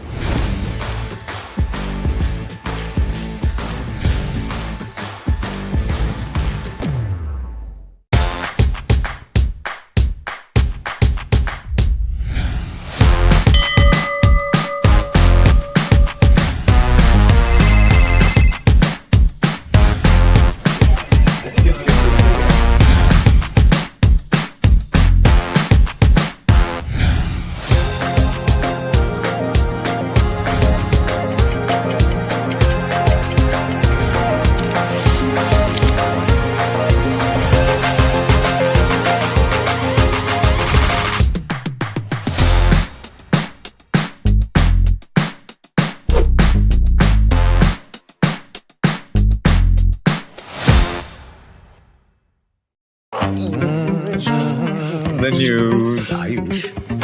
Since when do we do scripts? Fair point. Picture this. The biggest stage. Floodlights. Wow. 4K. The works. Where's the hook? There's going to be celebrities and guaranteed eyeballs. Where's the hook? Think about this. Front page advertisements and hoardings. Bro, where's the hook? Cross-platform, digital first, virality. Without a hook, no way. The message is clear. It's 2026. You gotta be real in a world of reels. You gotta be original in a world where...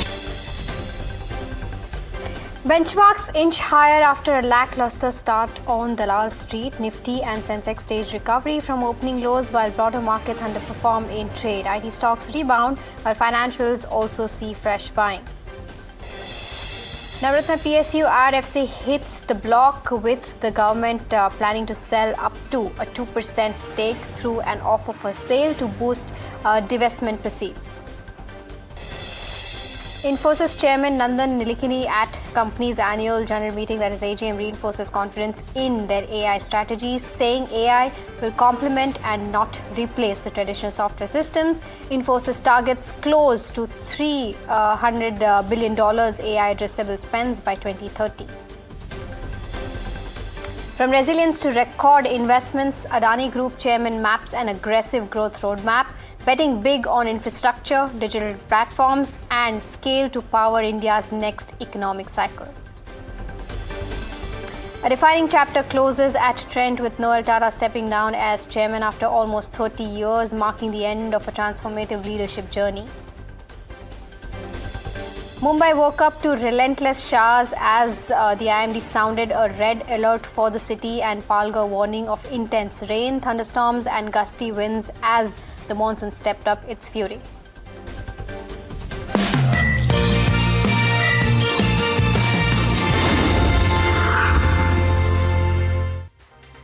Markets at 12 with me, Mahima Vachajani, and this is a show where we get you updates on the top buzzers and news updates at the noon. But first, let's take a quick look as to how the markets are doing. The Nifty 50, let's try to pull that up because it's trading above the 23,900 levels, about to touch the 24,000 levels, about 0.7% at its day's high point. There you go. We've already touched 24,000 on the Nifty 50. Back at least for now for the 24,000 levels. Let's try to pull up the heat map and see as to what are the counters that are positively contributing to that up move coming in. You have Trent Limited, which is up 3.6%, ICICI, Interglobe Aviation, Tech Mahindra, Dr. Reddy's, Adani Enterprises, Infosys, as well as Bajaj Finance. All of these counters, up and about in that range of 2 to 3% each. On the flip side, of course, you have Bajaj Auto down by about 2.7%, followed by two life insurance companies that continue to lag, SBI as well as HDFC, and you have Maruti Suzuki, Tata Motors, Grasim Industries also under pressure. Let's quickly try to pull up the Bank Nifty because that is up almost 1.6%. A significant recovery from the day's low point is what we've seen. 58,000 levels is what we're tracking on the Bank Nifty. An up move of around 900 points is what we've seen. Let's try to pull up the sectoral heat map to see as to what sectors are doing in trade today and what the action and where the action is in fact. You have, of course, Bank leading that chart, followed by IT, where there is positive buying seen today, up 1.5%. Financial services also doing fairly well. Realty also up by about 0.9%. But on the flip side, you have energy, which is lagging, down by about 0.6%, followed by auto, largely dragged by Bajaj Auto, and consumption also continues to be under pressure. Let's also quickly pull up the mid-cap 150 and the small-cap 250. The mid-cap 150 has turned back into the green, up by about 0.08%, but the small cap 250 continues to be in the red, down by about 0.1%. So broader markets continue to underperform the benchmarks. Let's quickly pull up the advanced decline ratio to see as to where that number goes right now. The advanced decline ratio, before we of course talk about the BSE 500. There you go. You have around, so slight bias towards the positiveness because you have around 1,351 odd advances versus that of 1,200 odd declines, slightly in the favor of the buyers. But the BSE 500 tells you as to where the real action is in terms of some specific names. TCI Express up 12%, followed by KPR Mills. A lot of textile names, in fact, today are seeing action in trade. Ather up 7% as well. Trident up 5% as well. But on the flip side, you have Triveni Turbine, Rajesh Exports continues to be under pressure after the news update coming in. IRFC, Hitachi Energy are also some of the names that are under pressure. So that's with regards to where the markets go. But to talk more about markets and to take this conversation ahead, we are now joined by Feroz Aziz, Joint CEO at Anand Rathi Wealth, joining us now. Feroz, a very good afternoon to you and thank you so much for taking out the time. Considering that we've seen so much volatility, we've seen so much happening around the globe, right? And we've seen that reflect in markets just about yesterday, right? We've seen how global markets tanked, also saw that reaction in Indian markets. Just want to get a sense in terms of what you're picking up right now. What are the pockets that you're looking at? Because there are some sectors like pharma, defense that are still, have seen up moves despite of the volatility. So how do you explain these markets? Good afternoon. Like you said, there has been volatility, but the volatility has been reasonably curtailed. I think I've been on your shows for 3-4 times after the war broke out. And I had said on the first weekend, February month end weekend, and the Monday, Tuesdays itself, that this event cannot create a market fall greater than 8, 10, 12%. Markets were at 25,179 on the weekend when this war broke out. The least was 30th March, 22,313. That's about 11%. Whenever markets have to crash dramatically, what do you mean by dramatically? When the markets fall more than 20, 25%, those are dramatic falls. 10, 12%, 15% is the peak to trough for every single year for the last 26 years. So every investor needs to know what kind of peak to trough travel the market can do. And in the range, if it moves 1% a day or 2% a day, it does not impact an investor, certainly impacts a trader. So point one I'm trying to make is market has been in a range, and this was predicted much in advance when pessimism was at the peak. On that weekend, I read a couple of newspapers which had published articles of 17,000, 19,000, 15,000 also. One of the most prominent articles which was there in a prominent newspaper said 15,000 Nifty, right? If the top 10 stocks of Nifty, which form 54%, and top 10 stocks of Sensex, which form 64%, if they're not at their peaks, it's impossible for the markets to fall 30%.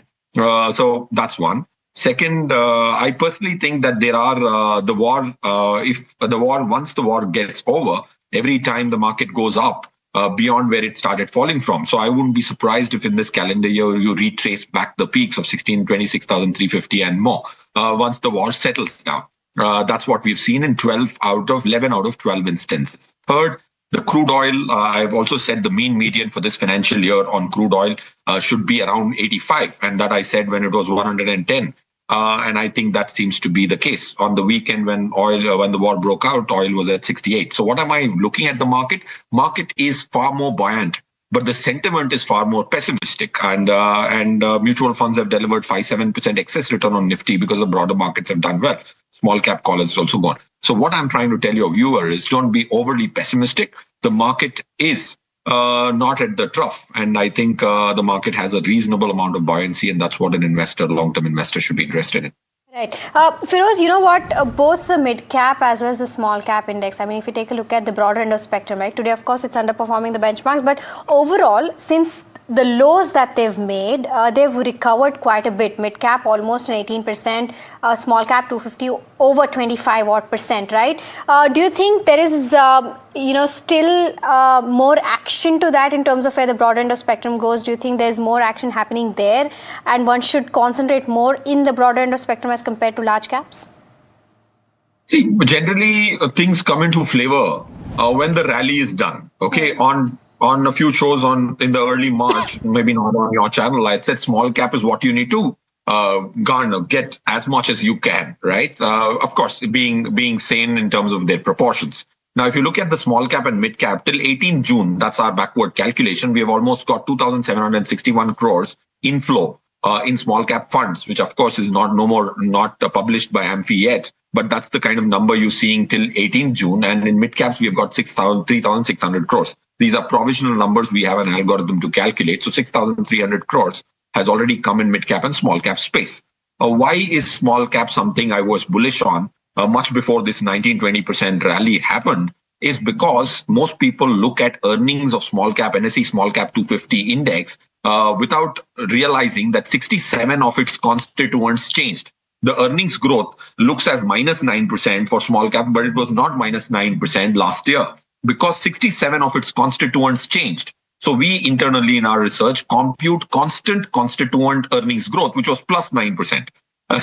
So earnings were not as bad of small cap funds, small cap stocks as much as people made it to be, because they're looking at the headline number that degrowth has been there, but there was no degrowth. 67 stocks changed. So small cap and mid cap has to be 20% each of your portfolio, and 60% of course can be large cap. Large caps have got hammered because of the index, emerging market, MSCI emerging market index, where $2 trillion actually follow that. We have lost a lot of money to Korean, Taiwan and Chinese markets because of weight shifts, which I'm sure everybody has already spoken of. So broader market definitely, but not in proportions greater than 50% in these two segments. Feroz, the other aspect is with regards to gold and silver, right? We've seen significant correction from its high point. How do you play that now, considering that, of course, silver, we always consider it as a commodity and not as an investment. But if somebody is looking at both of these, what should one keep in mind? See, when you're looking at both of these, most people actually are so overwhelmed by recency bias. It's just unbelievable. Now, today, Bitcoin is at 5-year lows. No one is speaking about it. Nobody's saying that now let's buy, right? Gold did very well. It was, of course, on your channel, I had given a gold sell call at $4,700, $4,800. It is but obvious. If you look at gold's history, it has done 3 rallies. Like the latest rally was 2011, where it touched a peak. And then from $2,300, it languished for about 3-4 years. And then at 4 years, it bottomed out at $1,100, $1,200, and then did a rally to reach back its peak of 2,400 after 9 years. any asset which can be suppressed in dollar terms by 9 years is not even an asset, which I would worth considering in my portfolio. Now, of course, if an asset from $1,700 in April 2024, when 68,000 rupees per 10 grams is what was the price in India, if it moves to 1,76,000, people rush to buy. In April 24, there was a 400 crore outflow in ETFs. In January 24 or January 26, when the price was 2.5 times, there was 24,000 crores of inflow. So people generally buy assets after the rally. And I've given a sell call, and today, of course, you see that gold is less than 4,100. Any asset which moves 250%, 200% in a short span of 2 years is basically a lot of recency bias rally, which once it fades, comes back to reality. So I'm not too bullish on gold. Of course, 8-9% dollar returns on gold are possible on a rolling basis, not those astronomical which people provision. Got it. Feroz, thank you so much for taking out the time and giving us that apt perspective on where the markets go, and of course commodity as well. So thank you so much for taking out the time. Moving on to Paras Defense. Now, this is one of the counters that has almost doubled in the past 3 to 4 odd months. And today, of course, it's seeing some profit booking coming in, but it has witnessed a sharp rally, right? Driven by optimism around its defense optics, business, and a strong order pipeline. We have Sharad joining by to give us more detail on what's worked and what's not worked. Sharad. Well, that's right. Paras Defense is in focus. A very significant up move coming in the last 6 months. Stock going up more than 50%. And only one product from the submarine, that's a periscope. They're the only player who supplies from India, and Street is quite bullish on that, especially a high margin business and a good revenue potential coming in. Interestingly, you see tomorrow, June 25th, 65 big investors, including astute investors, DIs and FIs, are flocking up to meet the company. Seems like there's a big euphoria at play, but on the other hand, if you look at it, the valuations are very expensive, almost 90 times the valuations coming compared to the overall 2-year average valuation of almost 55 to 57 times. Overall, if you look at it, almost 47% negative return potential is also there for this stock going ahead for the next 12 months as well. A stock has run up ahead of its fundamentals, but will this sustain or not? That's the big question for Paras Defense. Thank you so much for taking out the time and, of course, helping us understand what's buzzing with regards to this particular defense name, because it's one of those names that has significantly rallied from the entire pack, right? So that's, of course, Paras Defense, but a bunch of other names are also in the spotlight, buzzing on the back of either news flow, volumes, etc. And we have Shivam joining by to give us more details and an entire list of these buzzing names. Shivam?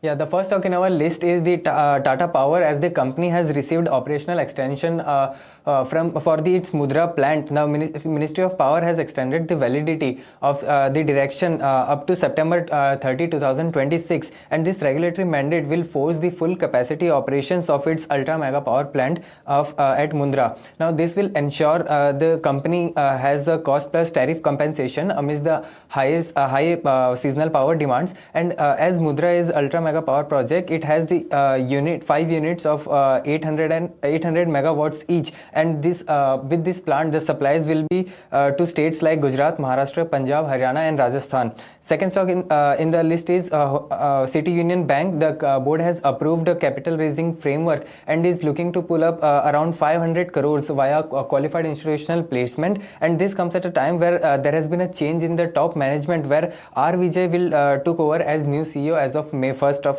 2026. Next stock is Yes Bank. The company has scheduled a board meeting on June 29 and is considering and reviewing approval of raising of for fresh equity or hybrid capital, and these borrowings will be done via issuance of debt securities. Okay, all right. Shivam, thank you so much for getting us that entire list of buzzing names. But moving on, the Enforcement Directorate has expanded its probe into Rajesh Exports. We've seen the stock locked in lower circuit today because, they are conducting searches at 9 premises across Bengaluru and Mumbai. And Shrimi joins us with more details on what's been discovered. Shrimi? Of course, in the latest on the Rajesh Export, and quite a significant development as Enforcement Directorate's action is underway for allegedly violating forex rules, covering so far 9 premises linked to the company across Bengaluru and Mumbai. What's astonishing actually is that ED's preliminary findings are already throwing up some serious red flags. Sources tells that, the investigators suspect the Benami transaction in Rajesh Export shares, through which more than $20 million may have been siphoned out of country. And that's one. The agency has also found a significant mismatch in the gold inventory, with the physical stock allegedly around 40% lower than what is recorded in the books of Rajesh Export. Another key area under scrutiny is the netting of around 3,000 crore in trade receivables and payables involving 4 to 5 UAE-based entities with questionable credential. And this apart, over 1,000 crore of investment in African gold mining asset are also being examined, with investigator finding these investments are not reflecting in the accounts of concerned subsidiaries. Now, searches are still underway and investigators expect more details to emerge as the probe progresses. But do note that this is coming just after the SEBI massive interim order against Rajesh Export and its promoter and chairman Rajesh Mehta, where the market regulator alleged misrepresentation of nearly over 15 lakh crore in consolidated revenue between financial year 2021 and 2025. All right. Okay, Shrimi, thank you so much for getting us those details. The stock has been locked in lower circuit today. A couple of days we did see buying action coming in, but post this update, we're seeing definitely a lower circuit on this one. But, the heat in quick commerce race is most certainly picking up with, large players like Amazon now, Flipkart Minutes also entering the race aggressively. So from the battle for market share to the road to profitability, lots is happening in that entire space. And in fact, my colleague Nimit spoke to the management of Flipkart Minutes. Nimit, over to you. What did the management exactly talk about? And go ahead. Yeah, so absolutely. Thank you for joining us, Hemant and Kunal. So the first question I really want to ask you, you are relatively a new player in this market as of now, and the market is already becoming quite a crowded space with everyone offering quicker delivery, deeper discounts and expansion to tier 2, tier 3 markets. What does Flipkart's Minutes see as its competitive moat in the market beyond what Blinkit, Instamart, Zepto and more directly Amazon now are offering? So Nimit, it's been a 20-odd month for us in this journey. And we are happy to share that we'll be opening our 1,000th minute fulfillment center in this week. So I think it's a kind of a reflection that it has been a great learning experience. And three things we find as our strength and we are, trying to solve for our customers is we have a large customer base. Okay. We have a monthly annual active user base of 250 million. And for that user base, we are really driving how can we make sure that we solve for a value grocery business in this country. So with that, we have already reach all across India. How can we use synergies across that? So these are the three dimension: large customer base, how can we solve value grocery for Bharat, powered by our deep reach and network. That's what we are trying to solve and differentiate in this market. And fundamentally, we believe that this is a go-to-market channel for us for all the Flipkart offering. Yeah, that's the way we are thinking. I would request Kunal to add some perspective from category perspectives. Yeah. Hey, Nimit, the way we look at it at Flipkart is that it's a $700-800 billion industry for India. And right now we are just scratching the surface of it. So there's a huge potential with respect to solving the convenience, the value for customers. And Flipkart believes in providing the best possible value to its customers. So we believe we have a huge upside, a huge runway. Maybe once we relook at, how the industry plays out 10 years, 5 years later on, I think all of us will be surprised. Absolutely, the point on value add, I absolutely see as different for you, especially because you give a lot more products because of your existing legacy systems with Flipkart. But I'd also like to understand that this has largely been a cash burning business so far, right? Most of the companies in this space are still reporting EBITDA losses continuously. Even Zepto, that's going to the market soon, is still reporting EBITDA losses. What is your strategy towards sustainable growth, and how much cash burn do you see in your growth plans? Hey, Nimit, so sustainability is a very, very important parameter for us. And holding on to Flipkart ethos, the larger problem statement that we want to solve for is providing the value for our customers, ensuring that we win our customers through right selection, right experience, and we have a huge, huge loyal base of consumers, as Hemant mentioned to you. So when we come up with some of these newer constructs, the behavior that we see is our customers get used to this new service and they start transacting more and more with us, not just on minutes as well, but the larger Flipkart as well. So overall, it's solving for our consumers is the way we are looking at it. Show a little more on focus on improving existing customer service, but how do you plan to do that exactly? So Nimit, we talked about we have a large customer base. Okay, we want to kind of make best experience for them. So for us, we'll keep expanding. So typically, we've been opening anywhere between 70 to 100 stores a month. We'll continue to expand those stores, and it is a combination of more store in some of the metros and tier 1 and some of the expansions in tier 2, tier 3. Yeah, so currently we are 130 plus cities when we are talking about 1,000 stores. Yeah, so the journey continues on both new city additions, which could be possibly in tier 2, tier 3, and making sure that metros, every possible location in the city is fully serviced. So broadly, that's the approach.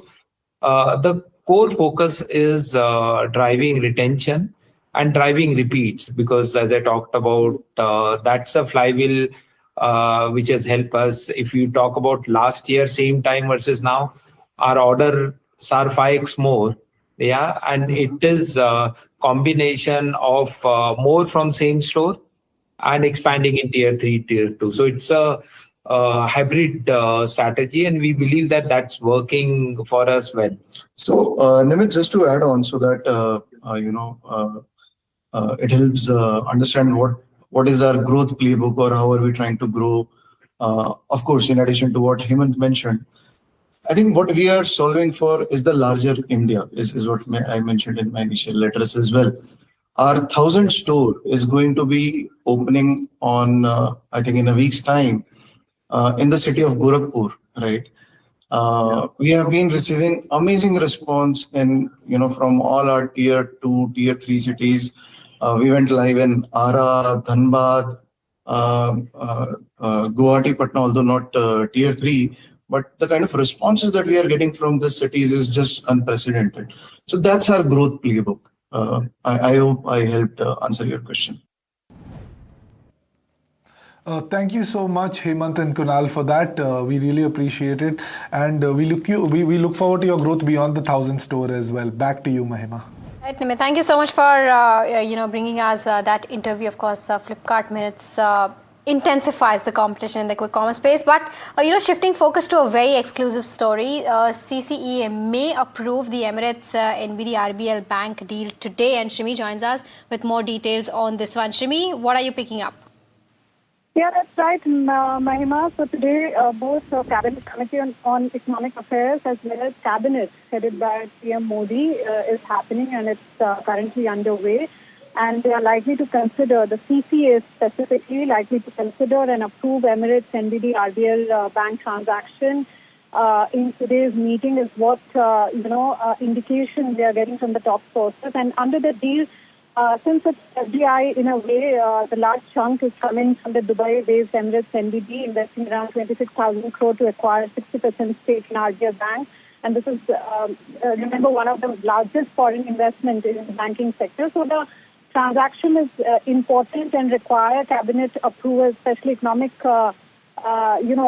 affair approval at this point of time, because after announcement in October 2025, they received all key regulatory clearances, right from the Reserve Bank of India, SEBI, and other authorities. And following that, the capital inclusion and completion of mandatory open offer NDTV will hold 60% of the expanded share capital of RBL Bank, is also under work, under progress. But deal is getting now capital approval is important because from the FDI it's always required kind of government approval, and deal is seen as a watershed movement for the banking sector as well. So this clearly 26,000 crore capital infusion is expected to significantly strengthen RBL Bank balance sheet as well, and their capital adequacy, etc. So the transaction is coming at a time when we are seeing lot of chatter around FDI exodus. This will definitely be a big boost as far as this deal in the banking sector is concerned, and you will see perhaps some development and action in the cabinet meeting. However, they may not announce being a confidential deal in the briefing which they will hold today. Okay. All right, Shrimi, thank you so much for getting us that update. Of course, viewers will be tracking the story closely. But with that, completely out of time on this show. But do stay tuned to NDTV Profit for more news and updates on the other side.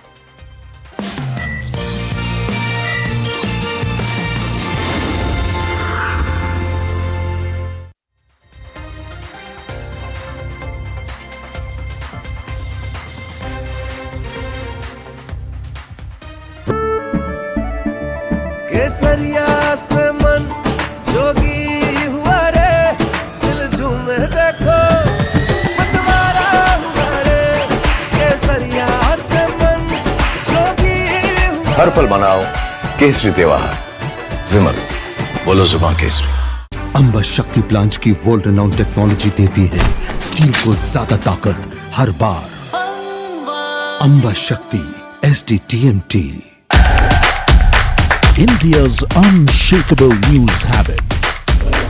NDTV.com is India's #1 English news website.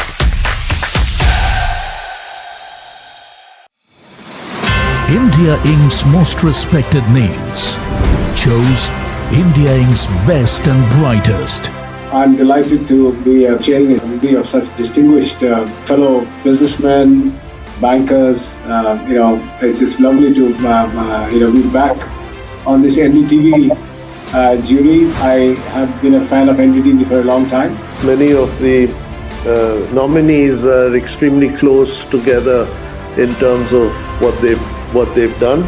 I think it's also important that how they are reshaping the industries, commercial activities which they are into. And it's a very judicious mix of people to choose from. My compliments to the team. Who will earn India's top business honors? Find out at the NDTV Profit Business Leadership Awards. Hi, I'm Tamanna Inamdar. Watch me on NDTV Profit, where I break down the day's biggest business stories. What happened, why it matters, and what it means for your money. Hi, I'm Neeraj Shah. Watch me on NDTV Profit for the most incisive market intelligence and meaningful corporate conversation. And I'm Alex Matthew. Markets, mutual funds, insurance, personal finance. I help you cut through the noise and make smarter financial choices.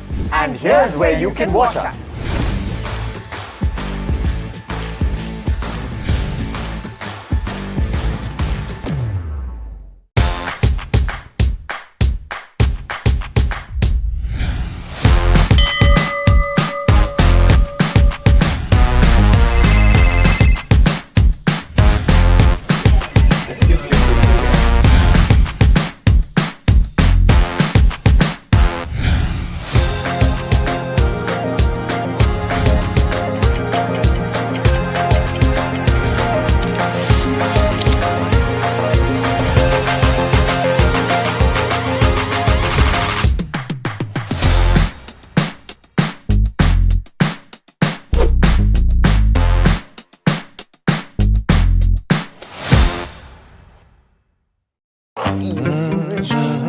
The news, Ayush. Since when do we do scripts? Fair point. Picture this. The biggest stage. Floodlights. Wow. 4K. The works. Where's the hook? There's going to be celebrities and guaranteed eyeballs. Where's the hook? Think about this. Front page advertisements and hoardings. Bro, where's the hook? Cross-platform, digital first, virality. Without a hook, no way. The message is clear. It's 2026. You gotta be real in a world of reels. You gotta be original in a world where everything seems generated. That's it. That's what we're looking for. The best campaigns, the hottest trends, the smartest brand moves on our new show. But wait, what do we call it? The Hook.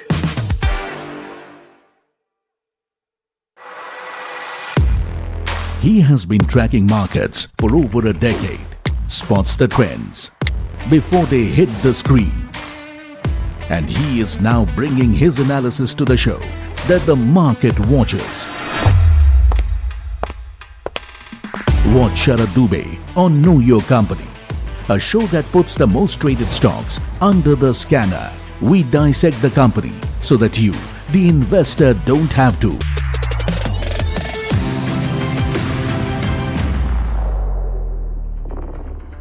Hello and welcome to NDTV Profit. You're watching Trending Stocks with me, Hiral Datia, and Sharad Dubey standing at the Profit Market Pit.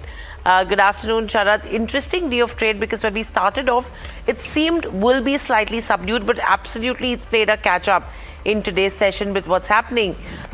Good amount of momentum that's being picked up as well across a lot of sectors. Though pharma continued to be the top gaining sector when we started off trade, defense is something which is ruling slightly under pressure.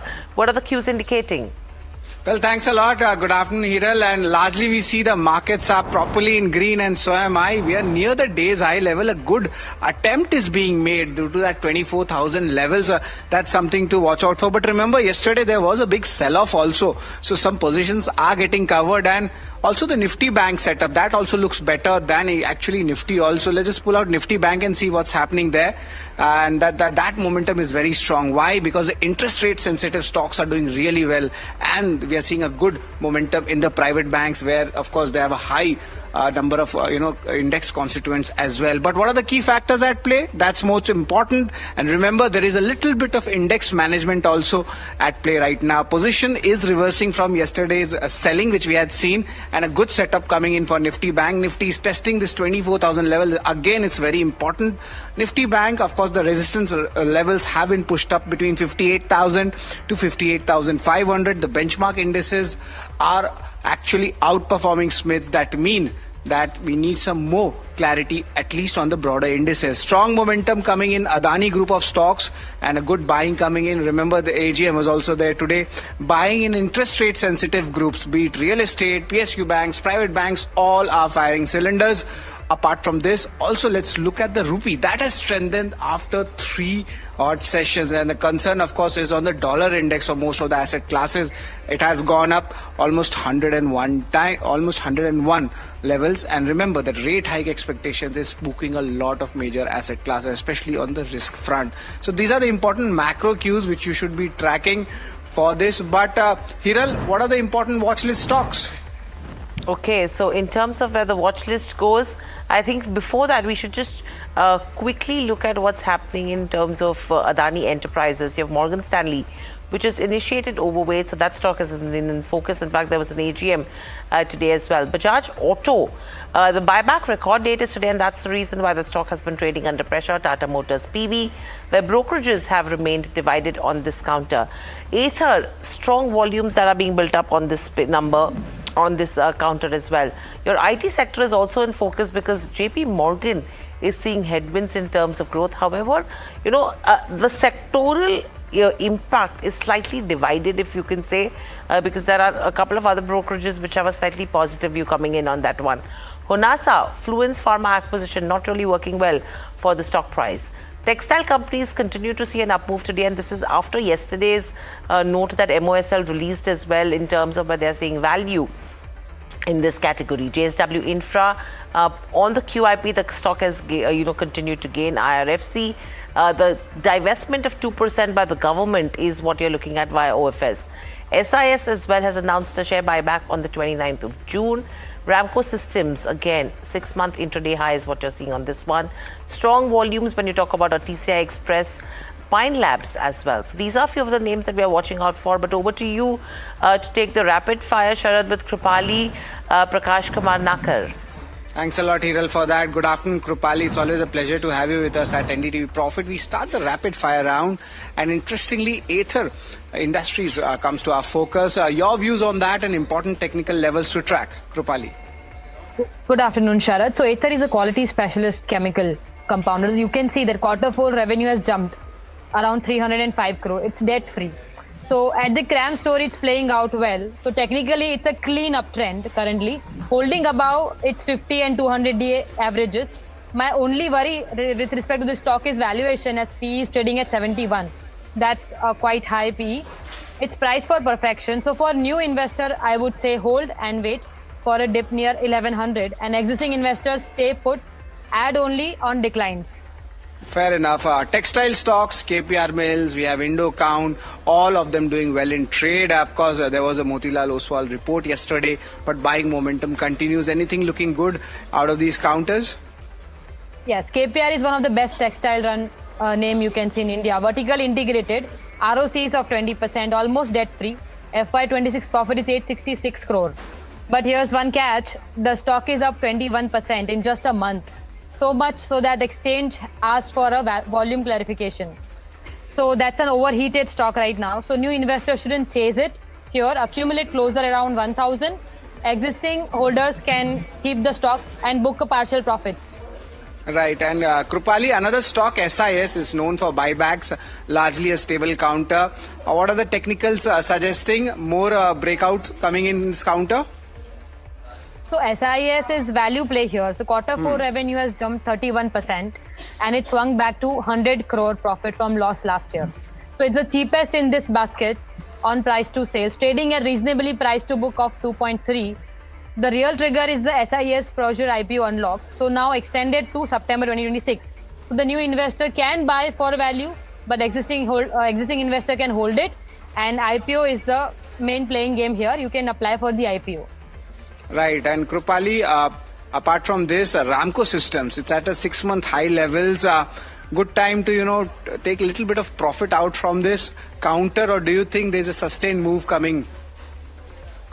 So Ramco system Q4 profit again jumped 25 crore, 60% of revenue is now recurring, and they have launched a new AI platform. But the stock is really hot right now. It's run up sharply, trades at P around 50 versus a sector P of 19. So that's priced for perfection in a volatile small cap. So new investor avoid this levels, wait for 480 to 500 levels. Existing investors can book partial profits. Right, existing investors can book partial profits. That's the end of the rapid fire round. Over to you, Hiral. What are the Google trending stocks suggesting? Let's pull up the trends and see what's actually trending today, because the markets are absolutely in the positive terrain. So I'm sure there is some bit of positivity that is trending on Google as well in terms of individual stocks. If we could quickly have those one on the screens. I don't think so we have that one, so we'll skip Google trends today. We don't have that one ready. But moving on, overall, Krupali, we've spoken about a couple of names in terms of stocks which are buzzing. But with the way the market has been set up right now, if you could help us understand anything that comes to your radar which could be a top pick. So my top pick currently would be KPR Mills. KPR Mill, high chances that the stock may go up again. Then Indocount, the one at 414 level. So possibilities there that it can go ahead. So these are my top two picks for now. Okay, so that's with regards to where, individual names go. But thank you so much, Krupali, for joining in. Always a pleasure to speak to you as well. But moving on, Adani Enterprises, that's one stock to focus on as well. In fact, the Adani Group had their AGM today. Interesting comments that we heard from the chairman. But before that, you had a Morgan Stanley note which has initiated an overweight rating on Adani Enterprises. The stock nearly at the day's highest levels with gains of 2.5% coming in there. The target is 3,638. Now, what they're saying is that the company is anchored to the new India. In fact, India's premier incubator with exposure to multi-decade themes is what they're looking at. They're forecasting the EBITDA to scale up by 3 times by FY30. And they're saying that the EBITDA will be driven by airports, new energy and primary industries. What they've indicated is that FY27 also marks an earnings inflection point for the company. In terms of the drivers, they are looking at NMIA, that's the Navi Mumbai International Airport, the Ganga Expressway, and the copper plant, along with the new energy capacity expansion that the company is watching out for. So that's what you're looking at in terms of Adani Enterprises as we speak. In fact, by FY30, they're expecting the company to handle almost 145 million passengers across the airports. And by FY30, they're expecting the company to have a 2 gigawatt data center portfolio, which is through a JV route. Sorry, Kripali, I thanked you. But before that, if we can just quickly take a view in terms of Adani Enterprises, what are charts indicating? So Adani Enterprises Group's incubator, airports, roads, as you mentioned, data centers, green hydrogen, plus steady mining service cash cow. So the stock has been strong performer, up 33% in last 6 months and trading right near its 52-week high, that is 3060 approximately. Technically, it's in a powerful uptrend, but the RSI near 71 says it's overbought short term. It's stretched on fundamental. Q4 revenue grew by 20% to 32,000 crore, but slipped to a small net loss because last year had one time 3946 crore gain from the Adani Wilmar stake sale. So it's an optic issue, not an operational one. So new investor, I would recommend to hold and wait for a cool down towards 2,800. Existing investors can book partial profits. Interesting, but another counter, Paras Defense, is in focus. Of course, from last month onwards, Paras Defense has gone up by more than 50%. But there is just one thing to the story. There is one important portion of submarine which is called Periscope. Now, they are the only player in India to have that. Street is quite bullish on that. And also tomorrow they'll be meeting 65 investors, be it FIs, DIs, astute investors. But we did check a little bit the valuation. The stock has run up. But will it continue going ahead or not? And it seems like valuations are not attractive. 90 times is what the overall valuations PE number is coming. If you compare that with the 2-year average of 57 times, more than 40% of negative return potential is expected in the next 12 months. And even in the fourth quarter, the raw material cost jumped up 100%. So will this sustain or not? That's a very big question for Paras Defense. But to put things in perspective, Kripali, do you think more profit booking can come in Paras Defense? Yes, definitely. Paras Defense is high quality niche play in defense and space, optics, electronics and engineering. Exactly the indigenization theme. The market loves this right now. The numbers back at Q4 revenue jumped around 58% to 171 crore and net profit surged 87% to 39 crore. Riding India's record defense production and the BEL order win. So, but here's my caution. The stock is up 56% in just 1 month, nearly 95% year to date, trading at almost 15 times book value. So that's euphoria right now. It's not a value stock. So for new investor, I would ask them to avoid this stock for now, and existing investors can book partial profit. Partial profit booking and no new entry for Paras Defense. But another stock in focus is Trent. It's the top gainer in the Nifty index also. What are the key reasons for it? And there was an AGM also. To decode that, we are joined in by Mahima. Mahima, what's the story for Trent? Right, so AGM takeaways, of course, and of course nothing new has come in, but they've given some guidance as far as the commentary goes from the management. They've said that overall only 2% of India's fashion retail space is what we are covering right now, and we plan to grow 10x in terms of revenue growth. This has been the ambition since 2023. They've achieved 2.5%, 2.5 times growth in terms of revenue and 3 times profit growth already. Going forward, the growth remains intact. They've said that huge long-term runway for Westside. The potential could be 700 stores versus 300 stores today. For something like a Zudio, 5,000 stores versus that of a 960 stores today. This, of course, from a very long-term perspective that they're talking about.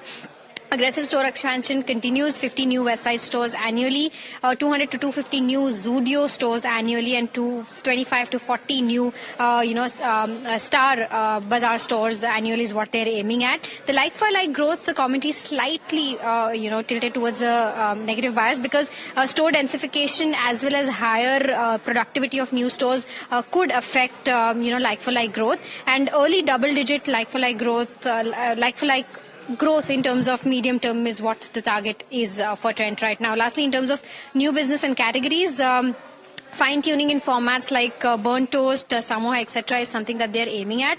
They're also, planning to concentrate more in terms of new categories like footwear, innerwear, beauty, as well as lab-grown diamonds. And both Westside and Zudio is something that will be taking overseas over time. So they're planning to expand in terms of international business as well. Lastly, of course, this was the last AGM for Noel Tata, and he retires from here on after almost serving for 30 years. So this is the overall update coming in from Trent AGM.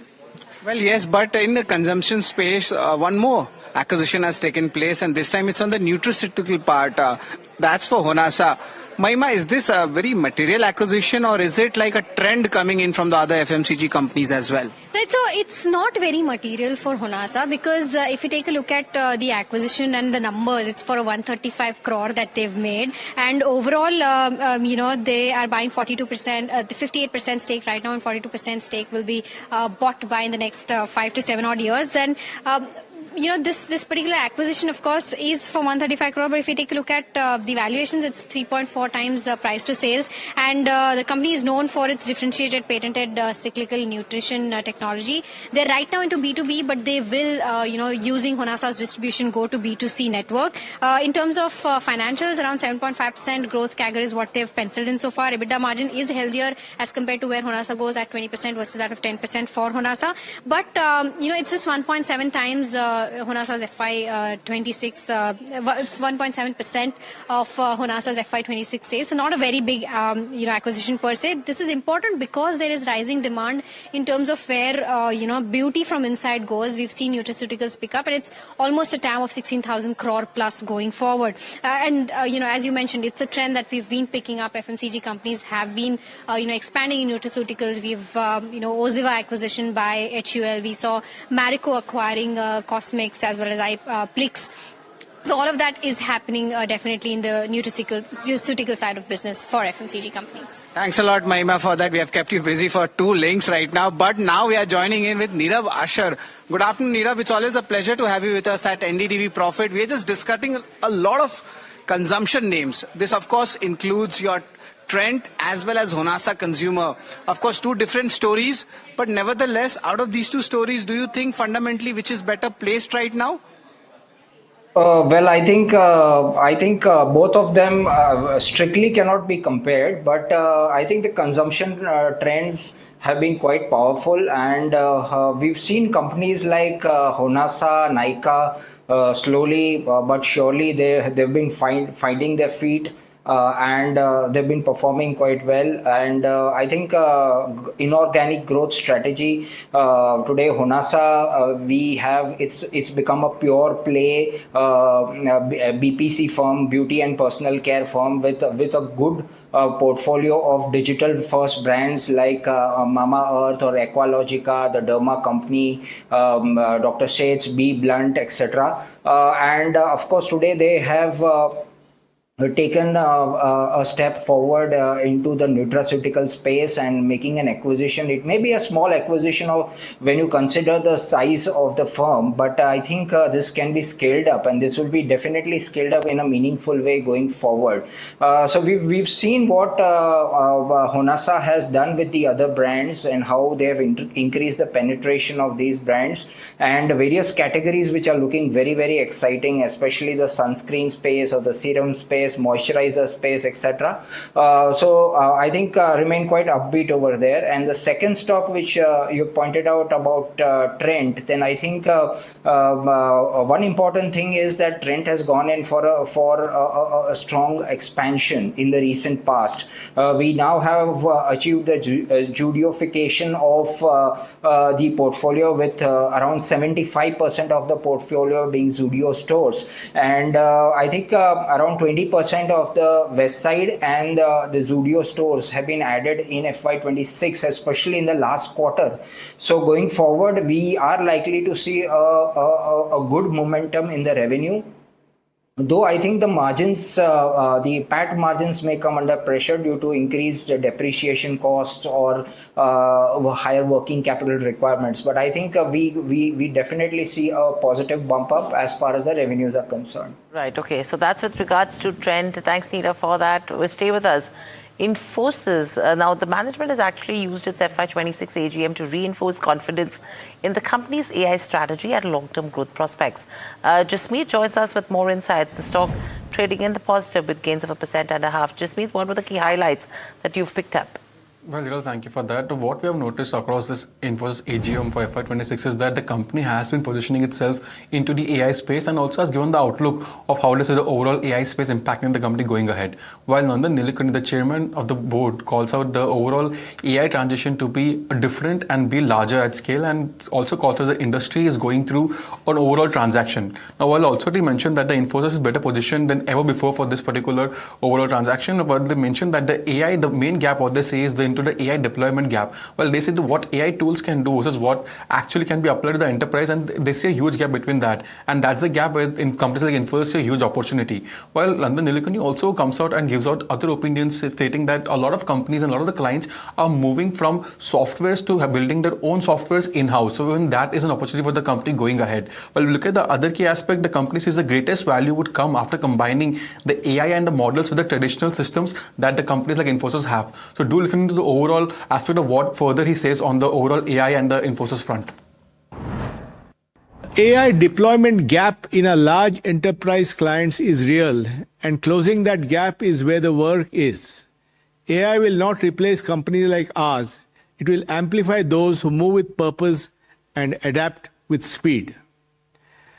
The AI revolution has made legacy modernization urgent in a way nothing else has. And clients are moving to retire the technical debt accumulated over decades. The preference will be to build versus buy for software. All this creates even larger opportunities for us.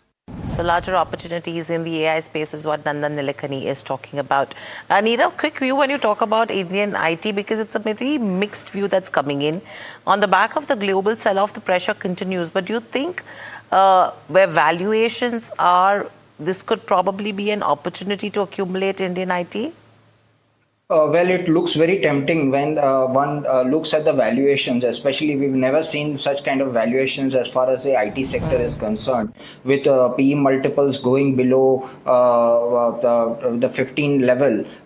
So I think purely from a valuation perspective, these companies are looking quite good. If you take into account the PE models, the balance sheet, the cash on the balance sheet, the liquidity position, the strength of the balance sheet, etc. But I think what has been a big disabler is the anemic growth. I think just about 2 to 3% growth during the last 3 years, consistently not being able to scale up.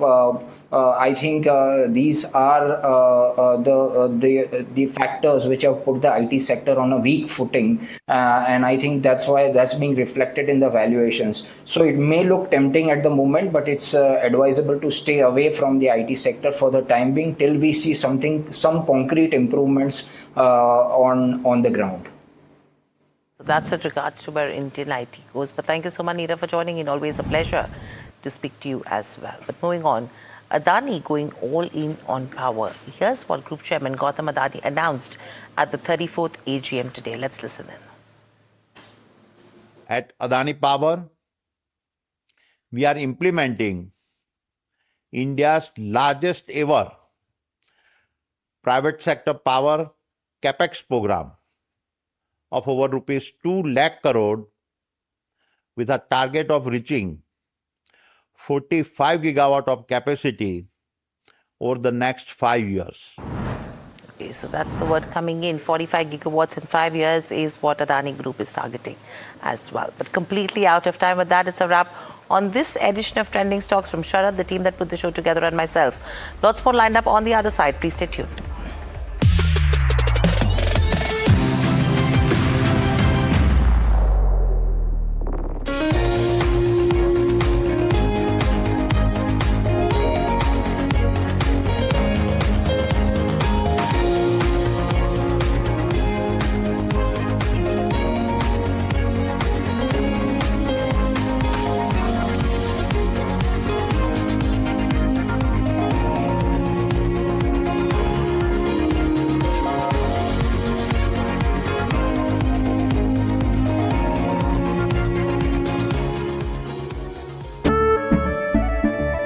केसरिया से मन जोगी हुआ रे दिल झूमे देखो मतवारा हुआ रे केसरिया से मन जोगी हुआ हर पल मनाओ केसरी त्योहार। विमल, बोलो जुबान केसरी। अंबा शक्ति प्लांट की वर्ल्ड रेनाउंड टेक्नोलॉजी देती है स्टील को ज्यादा ताकत हर बार। अंबा शक्ति SDTMT। India Inc.'s most respected names chose India Inc.'s best and brightest. I'm delighted to be chairing a committee of such distinguished fellow businessmen, bankers. It's just lovely to be back on this NDTV jury. I have been a fan of NDTV for a long time. Many of the nominees are extremely close together in terms of what they've done. I think it's also important that how they are reshaping the industries, commercial activities which they are into. And it's a very judicious mix of people to choose from. My compliments to the team. Who will earn India's top business honors? Find out at the NDTV Profit Business Leadership Awards. India's unshakable news habit. NDTV.com is India's #1 English news website.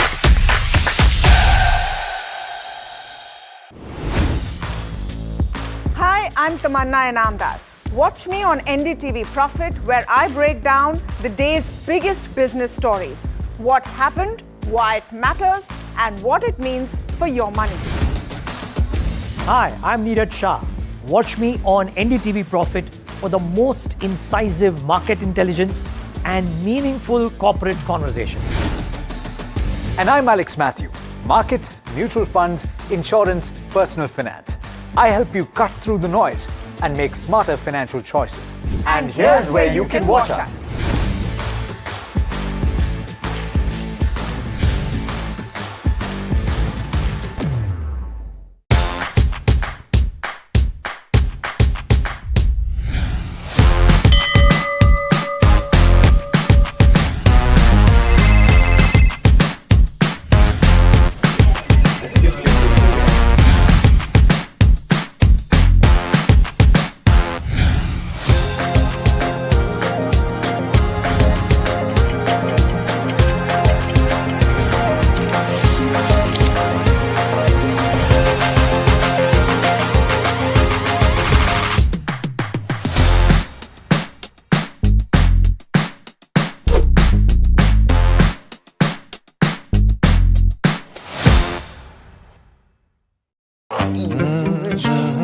The news, Ayush. Since when do we do scripts? Fair point. Picture this. The biggest stage. Floodlights. Wow. 4K. The works. Where's the hook? There's going to be celebrities and guaranteed eyeballs. Where's the hook? Think about this. Front page advertisements and hoardings. Bro, where's the hook? Cross-platform, digital first, virality. Without a hook, no way. The message is clear. It's 2026. You gotta be real in a world of reels. You gotta be original in a world where everything seems generated. That's it. That's what we're looking for. The best campaigns, the hottest trends, the smartest brand moves on our new show. But wait, what do we call it? The hook.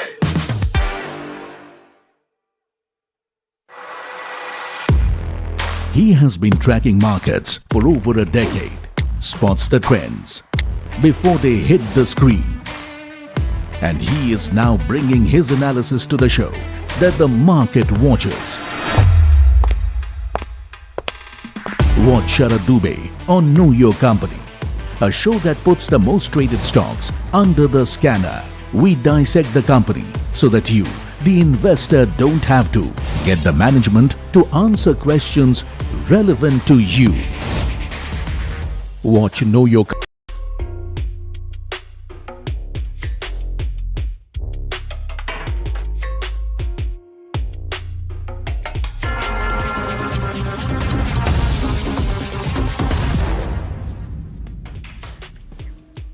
Good afternoon. You're tuned into Lunchtime Trades with me, Shreyansi Singh, and this is a show that in the next few minutes is going to get you a heads up in terms of everything that is happening in terms of trade, all of the top buzzers at lunch, as well as news from the world of commodities. But first things first, here are the top headlines at this hour. Benchmarks inch higher after a lackluster start on Dalal Street. Nifty and Sensex stage recovery from opening lows while broader markets underperform in trade. IT stocks rebound while financials also see fresh buying. And Navratna PSU IRFC hits the block with the government planning to sell up to a 2% stake through an offer for sale to boost disinvestment proceeds. Meanwhile, Infosys chairman Nandan Nilekani at company's annual general meeting reinforces confidence in their AI strategy, saying AI is going to be complementing and not replacing the traditional software systems. Infosys targets close to $300 billion AI addressable spends by 2030.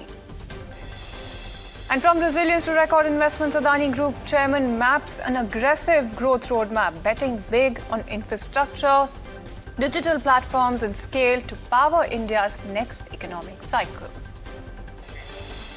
A defining chapter closes at Trent, with Noel Tata stepping down as chairman after almost 30 years, marking the end of a transformative leadership journey. And Mumbai wakes up to relentless showers as the IMD sounds a red alert for the city, and Palghar warning of intense rain, thunderstorms and gusty winds as the monsoon really steps up its fury.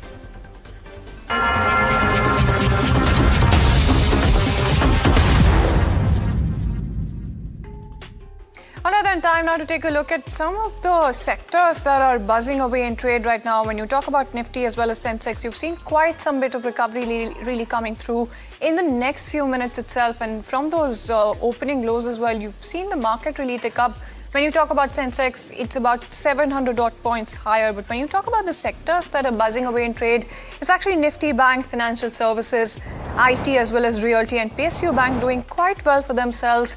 So it's actually some of those IT counters that are doing quite well right now. When you talk about what's on the flip side, you do have defense, energy, media, auto, all of those sectors trading with just a little bit of losses right now.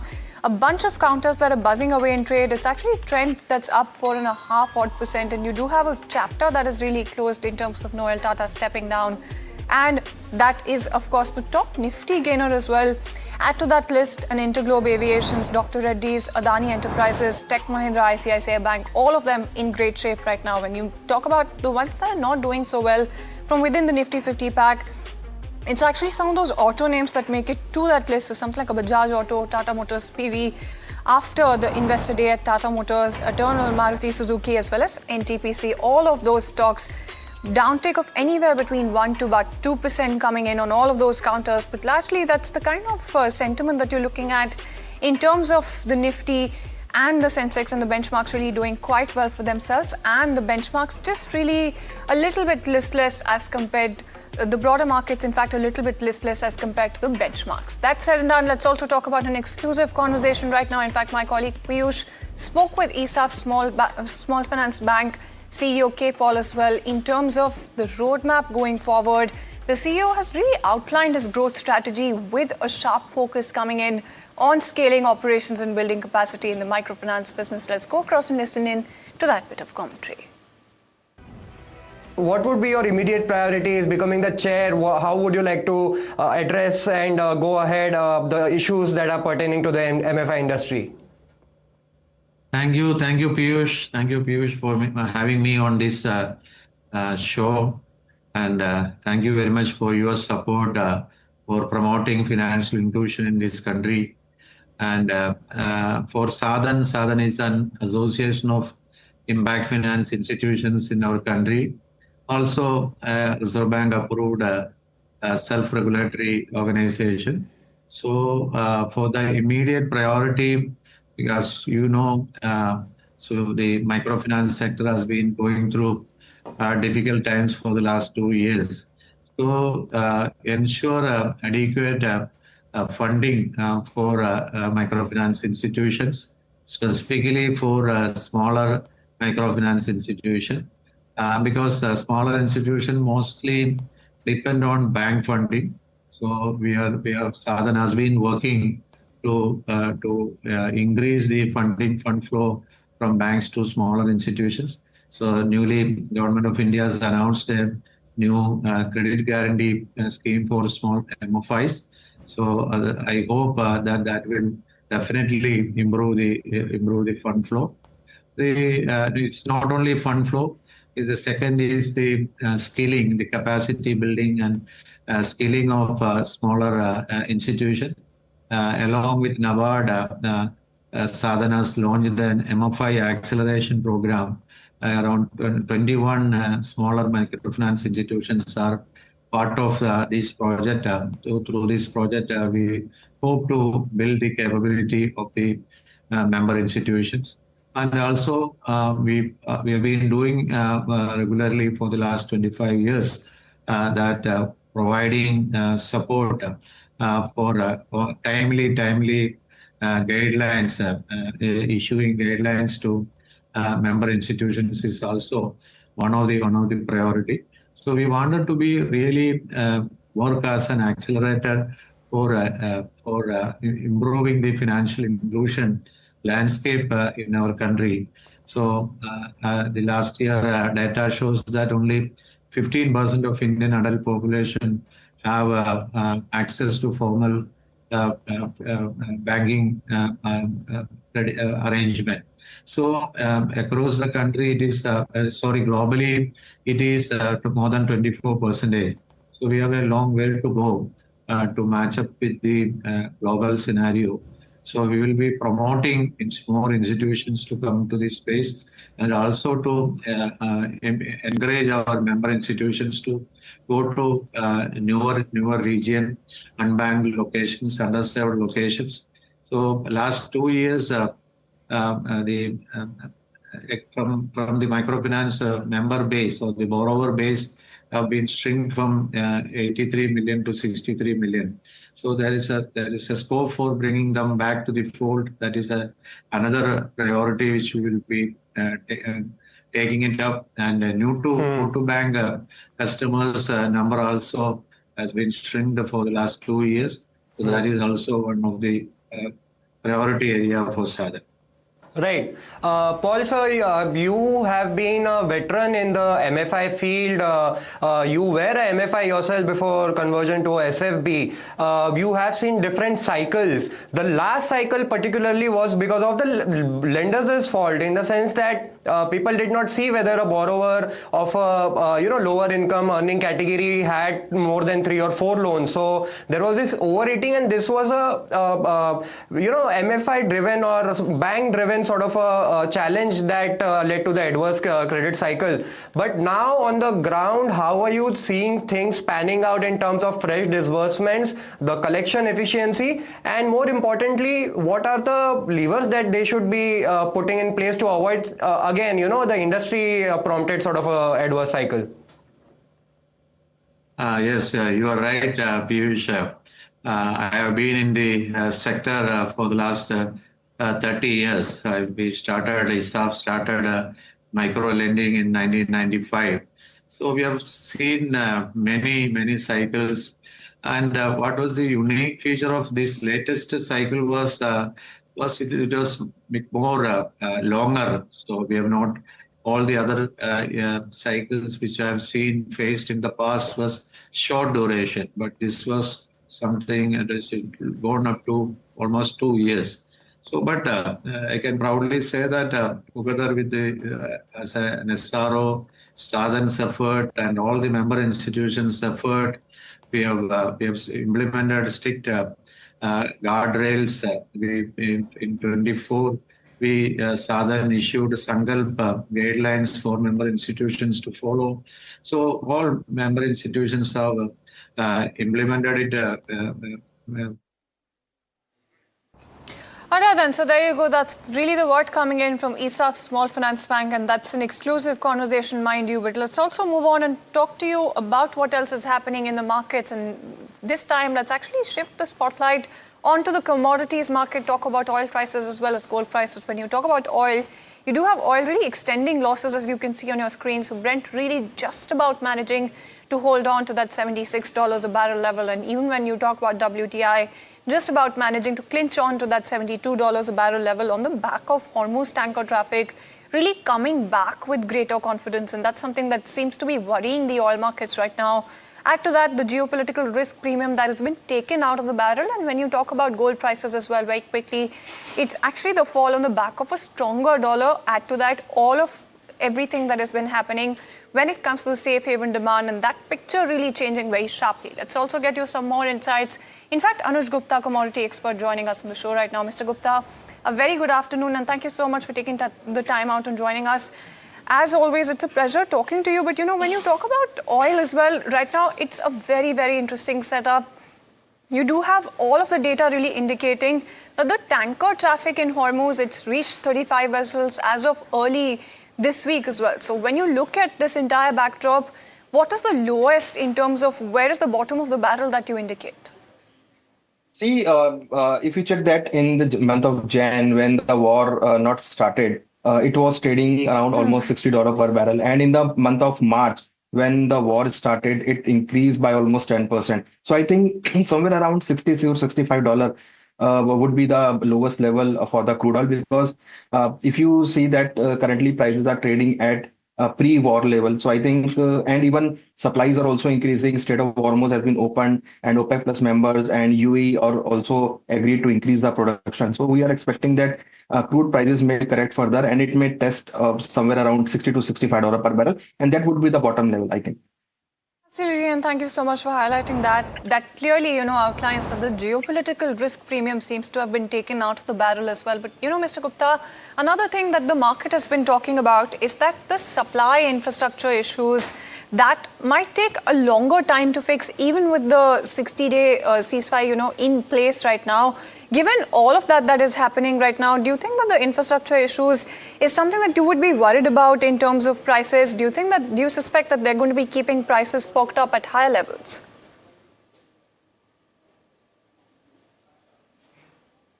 Mr. Gupta? Yes, definitely. Yeah. I think, yes, definitely there is some uncertainty probably is there, because the nuclear deal between US and Iran, that will be, if there is no the deal, that will create again uncertainty. So currently the keep eyes on the deal between US and Iran on the nuclear deal. If it's done perfectly okay, then that will be positive for the ultimately negative for the crude prices. But if it's not, so that will be a negative for the crude oil prices. So I'm expecting in the next 2 days we will see a clear picture between US and Iran on nuclear deal, and that will also provide support to the crude prices. No, absolutely. And let's also talk about the opposite of support. And that's something that you see reflected when you talk about gold as well. Just wanted to try and understand what you think about that as well, everything that has been happening with gold as well. You do have the entire safe haven status that has really gone out of the window right now. And that's something that entire calculation seems to be shifting very drastically. Weigh in on that first, and then the outlook when it comes to gold. See, gold prices, we are not expecting so much positive from here, because there is a 2-3 events which are providing a negative trend. One is the risk premium of the war, and we have seen that war is going to end. So the risk premium from the gold prices has been diluted, so that will putting negative impact on the gold prices. Second one is that the hawkish statement from the Fed, because they are saying that they will increase interest rate 2-3 times in the coming time. That is also providing a negative trend. And the third one is the outflow in the gold ETF. In last couple of days, we have seen that $2 billion outflow in the gold ETF from America and Asian markets. So that will also putting a pressure on gold prices as investors are out of the market. So these are 3-4 things which are still working as a negative for the gold prices. And currently, investor and traders and pupils are waiting to buy the gold on the lower levels. Absolutely, and just very quickly wanted to weigh in on silver as well. There's a bunch of factors that you're looking at. Just wanted to try and get a sense of the trajectory when it comes to silver prices as well. And do you think that dollar is going to be playing the spoil sport when it comes to silver as well? See, silver is part of the bullion, and it's also, in trading in the tandem with the gold. So gold price is correcting and silver price also correcting. And even in international markets, silver is trading on a 1 year low level. Means in 2026, it is trading on a lowest level. So that is also a negative for the silver. And the demand of the silver is not supporting the silver prices, and expecting further further prices may correct from here, and expecting silver may test $55 to $58 per ounce. So still the industrial demand is not there. People are waiting for lower levels to buy. But yes, in a longer term, we are very optimistic for the silver because the industrial demand may further rise in the longer term. So we can say that if somebody wants to invest the longer period, they can buy on a lower level. Understood. Just very quickly before we let you go, just a yes or no answer to this question as well. Just wanted to try and understand if you think that $40 is something that you could perhaps be penciling in when it comes to silver as well. No. I'm not expecting that it may test $40. Okay. Thank you so much for joining us with that entire roadmap when it comes to gold, silver, as well as oil prices as well. So there you go. That's the entire update coming in terms of how you should be looking at prices. So $55 per ounce is something that you could be penciling in when it comes to silver prices as a lower level here. But from moving on then from betting big on India's future in a fractured global environment to building scale amid intense scrutiny, Adani Group Chairman Gautam Adani lays out a clear vision at the group's 34th AGM. To walk us through some of the key highlights here, let's get in Puneet with all of those important details. Well, thank you for that. There are multiple key aspects that were addressed, in the speech by Gautam Adani, and we'll get to, of course, the first quote that started it off, because there has been intense, what has been mentioned also, a year in which the world has essentially grown more fractured, complex. Energy security, mobility has also been returned to as well. But also there was stated that the center of national strategy and technology became inseparable from the sovereignty impact of things. So there was also mentioned by Gautam Adani that even in the face of these challenges, the Adani Group has remained anchored to one of the key important factors, and that has been unwavering belief on India's future, which cannot wait. Apart from that, also he mentioned about the other factors that the group has built in advancing its essential journey as the world's most integrated player in terms of infrastructure platform across energy, transport, logistics, as well as infrastructure manufacturing as well. Now, when you look at the other key takeaways, now he also mentioned about the progress that's been done in the last 1 year, did not come in calm conditions, as we've known about the geopolitical landscape, came amid middle of extraordinary scrutiny. One of the biggest key takeaways was the 25,000 crores rights issue, which was conducted earlier this year. More than a capital event, it was a referendum of credibility on the Adani Group as well. He also mentioned about the spirit of nation building as well as one of the key themes of the address, and hence focused on a couple of key aspects: accelerating infrastructure as well as leveraging the intelligence as well. When you look at the first key point, there are no longer two separate priorities, as Gautam Adani mentioned. They were both integrated, and hence, when you look at the first one, twin global engines that must shape India's strength going forward. Also highlighted that infrastructure remains the first engine for national growth. You have roads, ports, airports, all important key factors that need to be looked at. And these all were, including gas networks as well as transmission lines, all of which is being looked at by the Adani Group as well.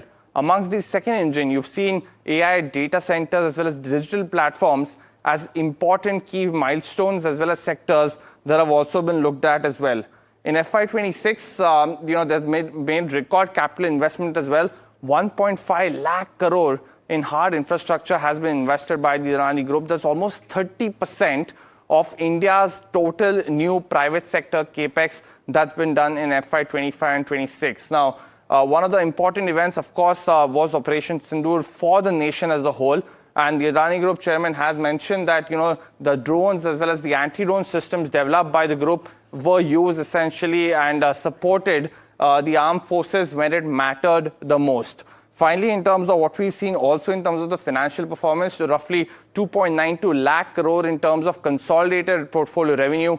EBITDA also reached new highs of almost 94,834 crores. And the net debt to EBITDA ratio currently stands at 3.3, below the 3.5 times mark as well.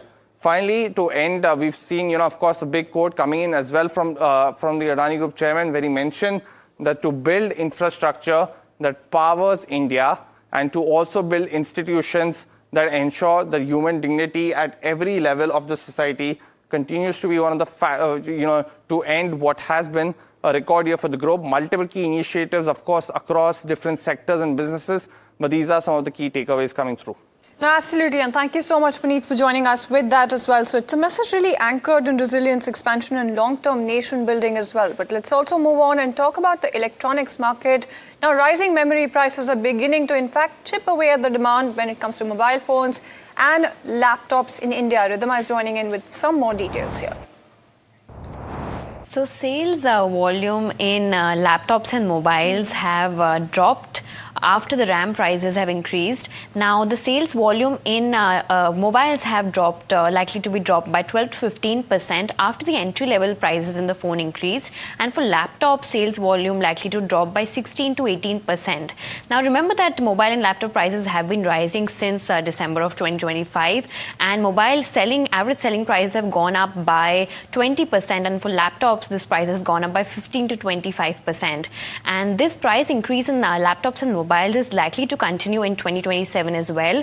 And we are seeing that second-hand phones and laptops are seeing an uptick, and the festive season could be a respite for the first-hand devices. Now, this is as per the dealer checks we've done and the IDC and counterpoint data. Now, if you see the consumer behavior below 10,000 rupee phone, there has been a decline of 42%, which you pointed out earlier, and around 10 to 20,000 rupees uptick of 6%, and above 30,000 an increase of 10% is seen. Now, this is negative for Redington and Dixon Technologies and positive for J&G Electronics, which manufactures second-hand phones. Now, the main reason behind the price increase is the RAM prices, which have gone up by 4x times from December 2025, and also the dollar, which has strengthened against the rupee, which has added pressure on the input costs. And the Gulf War has also added an extra pressure, apart from the AI and the data center demand, which has led to a supply crunch in the chip market.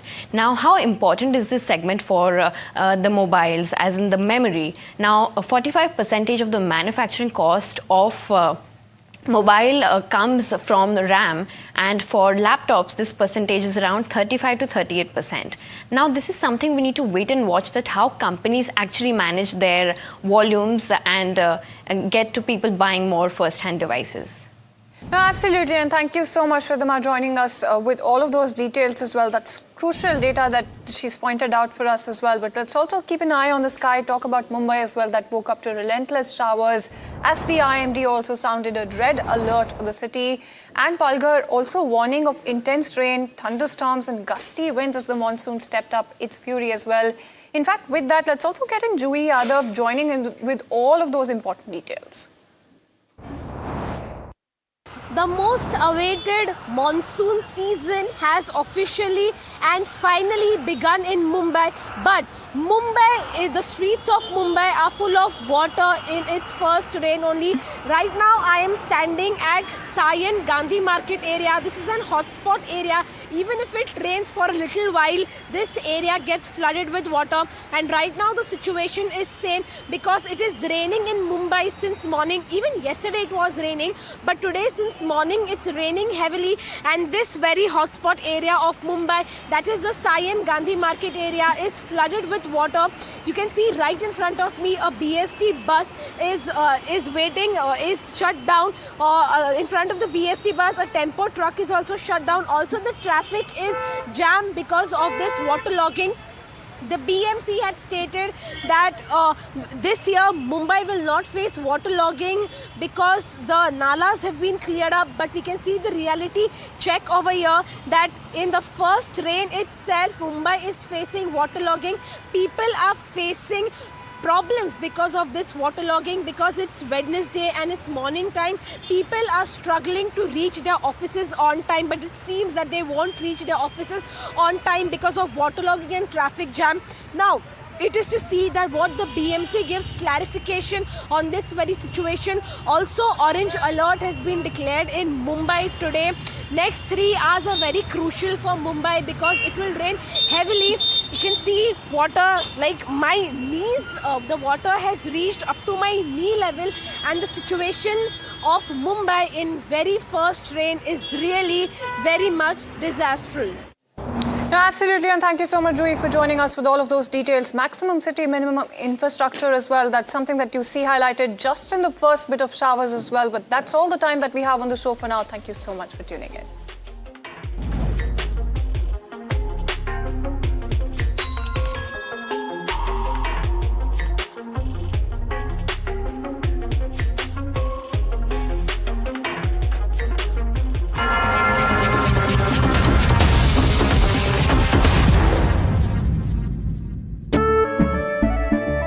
केसरिया से मन जोगी हुआ रे, दिल झूमे देखो मतवारा हुआ रे। केसरिया से मन जोगी हुआ। हर पल मनाओ केसरी त्योहार। विमल, बोलो जुबान Kesari. India Inc.'s most respected names chose India Inc.'s best and brightest. I'm delighted to be chairing a committee of such distinguished fellow businessmen, bankers. It's just lovely to be back on this NDTV jury. I have been a fan of NDTV for a long time. Many of the nominees are extremely close together in terms of what they've done. I think it's also important that how they are reshaping the industries, commercial activities which they are into. And it's a very judicious mix of people to choose from. My compliments to the team. Who will earn India's top business honors? Find out at the NDTV Profit Business Leadership Awards.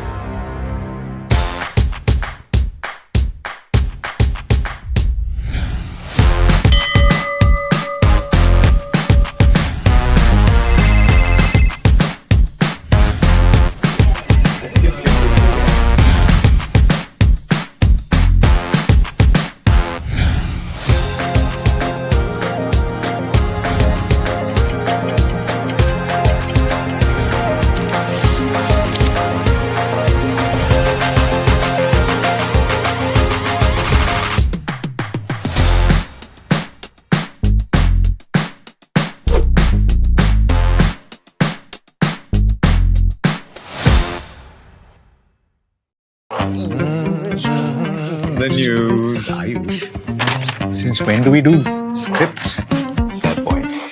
Picture this. The biggest stage. Floodlights. Wow. 4K.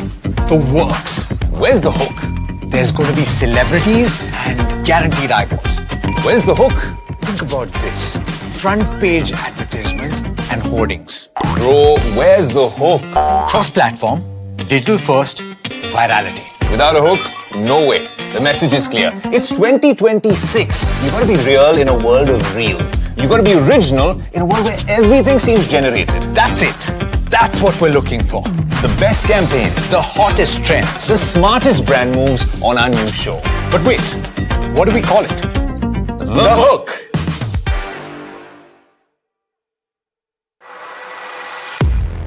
He has been tracking markets for over a decade, spots the trends before they hit the screen. And he is now bringing his analysis to the show that the market watches.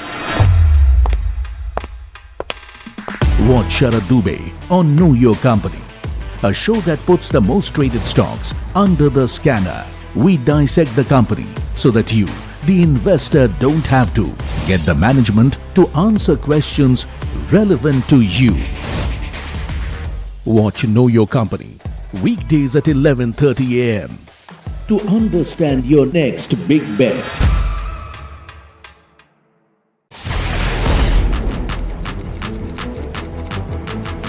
When the head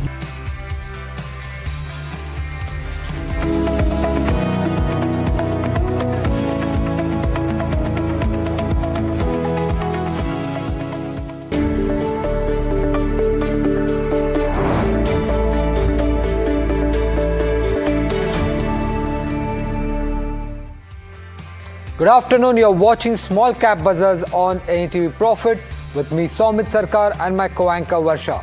In the next half an hour, we'll take you through the most important small cap stocks that have been buzzing in trade either on the back of price or volume. So let's see what's on the show today. Firstly, we'll be speaking with the management of Royal Orchid. Now they have recently launched a new hotel, and how's the bookings looking like for the monsoon season is something that we'll be asking the management on the show today. Apart from that, we'll be discussing a host of stocks. Firstly, it's Bazaar style. The stock has hit a 5% lower circuit for the third consecutive session. The stock is down nearly 24% since the month of May. When it comes to TCI Express, that stock had gained over 15% in trade, its biggest intraday move in over a year. So what could be the potential reason behind this is something that we'll try to decode on the show today. When it comes to Ramco Systems, that stock had hit a 6-month intraday high on the back of strong volumes. And if you look at, in fact, the gains are over 15% in trade. And if you look at the volumes are nearly 17 times its 20-day average. And lastly, we'll be also speaking about a stock called Roto Pumps. Now, that stock has been buzzing for the last couple of trading sessions on the back of strong volumes. If you look at the volume number, it's nearly 6 crore shares that have been traded on yesterday and today as well. And this is multiple times the last 20-day average that we have seen when it comes to volumes. So strong volumes has led to a strong price action as well when it comes to Roto Pumps. Now, if you look at the market, the Nifty, it's a strong day. We have reclaimed the 24,000 level, but we are still struggling to cross the 24,100 level. But still, a strong up move throughout the day is something that we have seen when it comes to the benchmark index. And this is largely led by the private banking names. HDFC Bank specifically, that stock is up nearly 2.5% in trade. If you look at the sectoral indices here, other than the energy and the PSU names, most of them are trading in green. Nifty Real Estate, Nifty Private Bank, Nifty IT and Nifty Bank are the topmost gaining index, up around 1.7%. While but the major hit had happened only for the business hotels. Whereas the leisure destination have done very well in the first quarter and they continue to do well. The impact of the war on leisure destination was actually positive because the people, the domestic travelers who used to go to foreign countries like Dubai and etc. and all, they chose the Indian destinations for their leisure travels. Of course, the business travelers, there was certain impact because the foreign travelers were not coming in during the war period. But that now is going to ease out and we are seeing the improvement there also. As far as monsoon season is concerned, the leisure destination has got very good bookings and some of the conferences which was rescheduled during the wartime will now take off in the second quarter. So, given the fact that Q1 is now coming to an end compared to last year, was it better or was it slightly weak given the fact that war prevailed for a better part of the quarter? No, as far as last year and this year is concerned, there is definitely a growth because the leisure destinations have outperformed all the targets and the budgets. But business hotels did suffer. However, overall as a company, we have seen a good growth in the first quarter and we continue to do so. The business hotels are also now looking to do well going forward. Good bookings are there on cards. Right. So, sir, since you're seeing good growth in FY27, what are the occupancy levels that you are targeting in the current year, that is FY27? See, FY27, we are targeting a 70+% of occupancy overall. Some of the hotel outperforming even beyond 80%. But on an average, we are targeting an occupancy of around 70-71% for the FY27. Okay.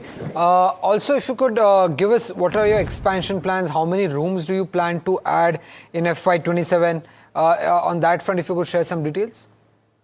Yeah, so we have 50 hotels which are already there in the pipeline, which are signed. Around 3,600 rooms will be coming up. But the exact timeline, it is very difficult. It depends on a host of factors of the construction and licenses, etc. But in a 1 year to 2 years time, all these hotels will come up in time to come. And we are very aggressive in signing also. New hotels, our team is signing. So we are seeing a good growth. And as the roadmap we had given that by 2030 we'll be crossing 300 odd hotels. So we are right on target there. How will you be funding this? Via internal accruals or some debt will be taken up? See, we have an asset-light strategy. Most of our hotels are under management or on franchisee. However, we are also doing some flexi leases. But, those flexi leases will be funded by the internal accruals.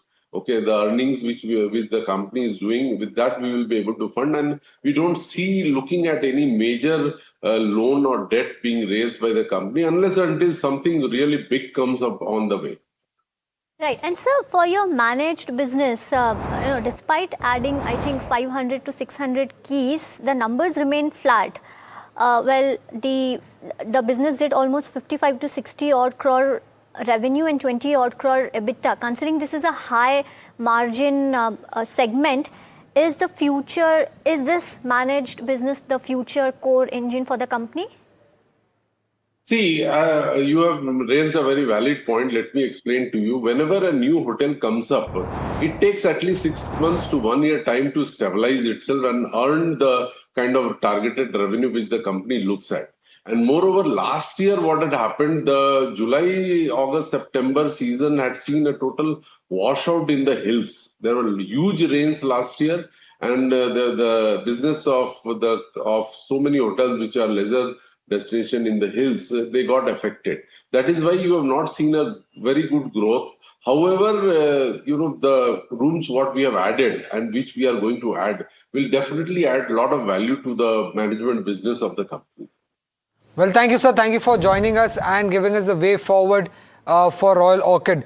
Let's also welcome in our fundamental guest, D. Chokhalingam, founder and MD of Economics Research. Sir, you heard the management. They are quite optimistic on growth despite the fact that for the better part of the quarter, business was slightly impacted. How are you looking at this counter at current valuations?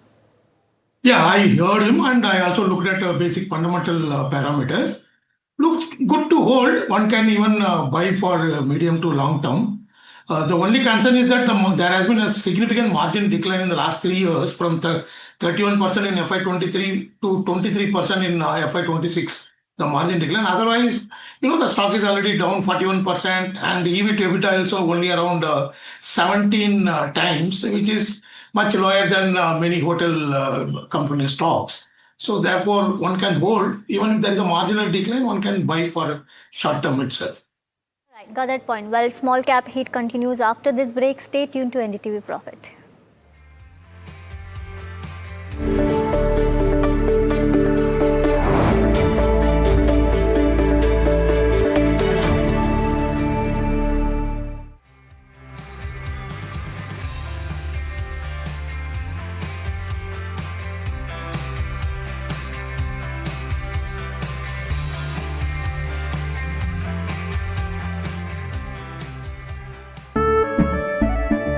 केसरिया से मन जोगी हुआ रे, दिल झूमे देखो मतवारा हुआ रे, केसरिया से मन जोगी हुआ। हर पल मनाओ केसरी त्योहार।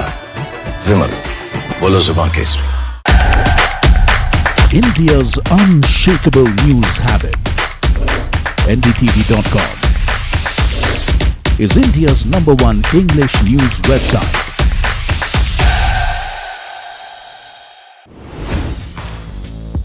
Hi, I'm Tamanna Inamdar. Watch me on NDTV Profit, where I break down the day's biggest business stories. What happened, why it matters, and what it means for your money. Hi, I'm Neeraj Shah. Watch me on NDTV Profit for the most incisive market intelligence and meaningful corporate conversations. And I'm Alex Matthew. Markets, mutual funds, insurance, personal finance. I help you cut through the noise and make smarter financial choices. And here's where you can watch us.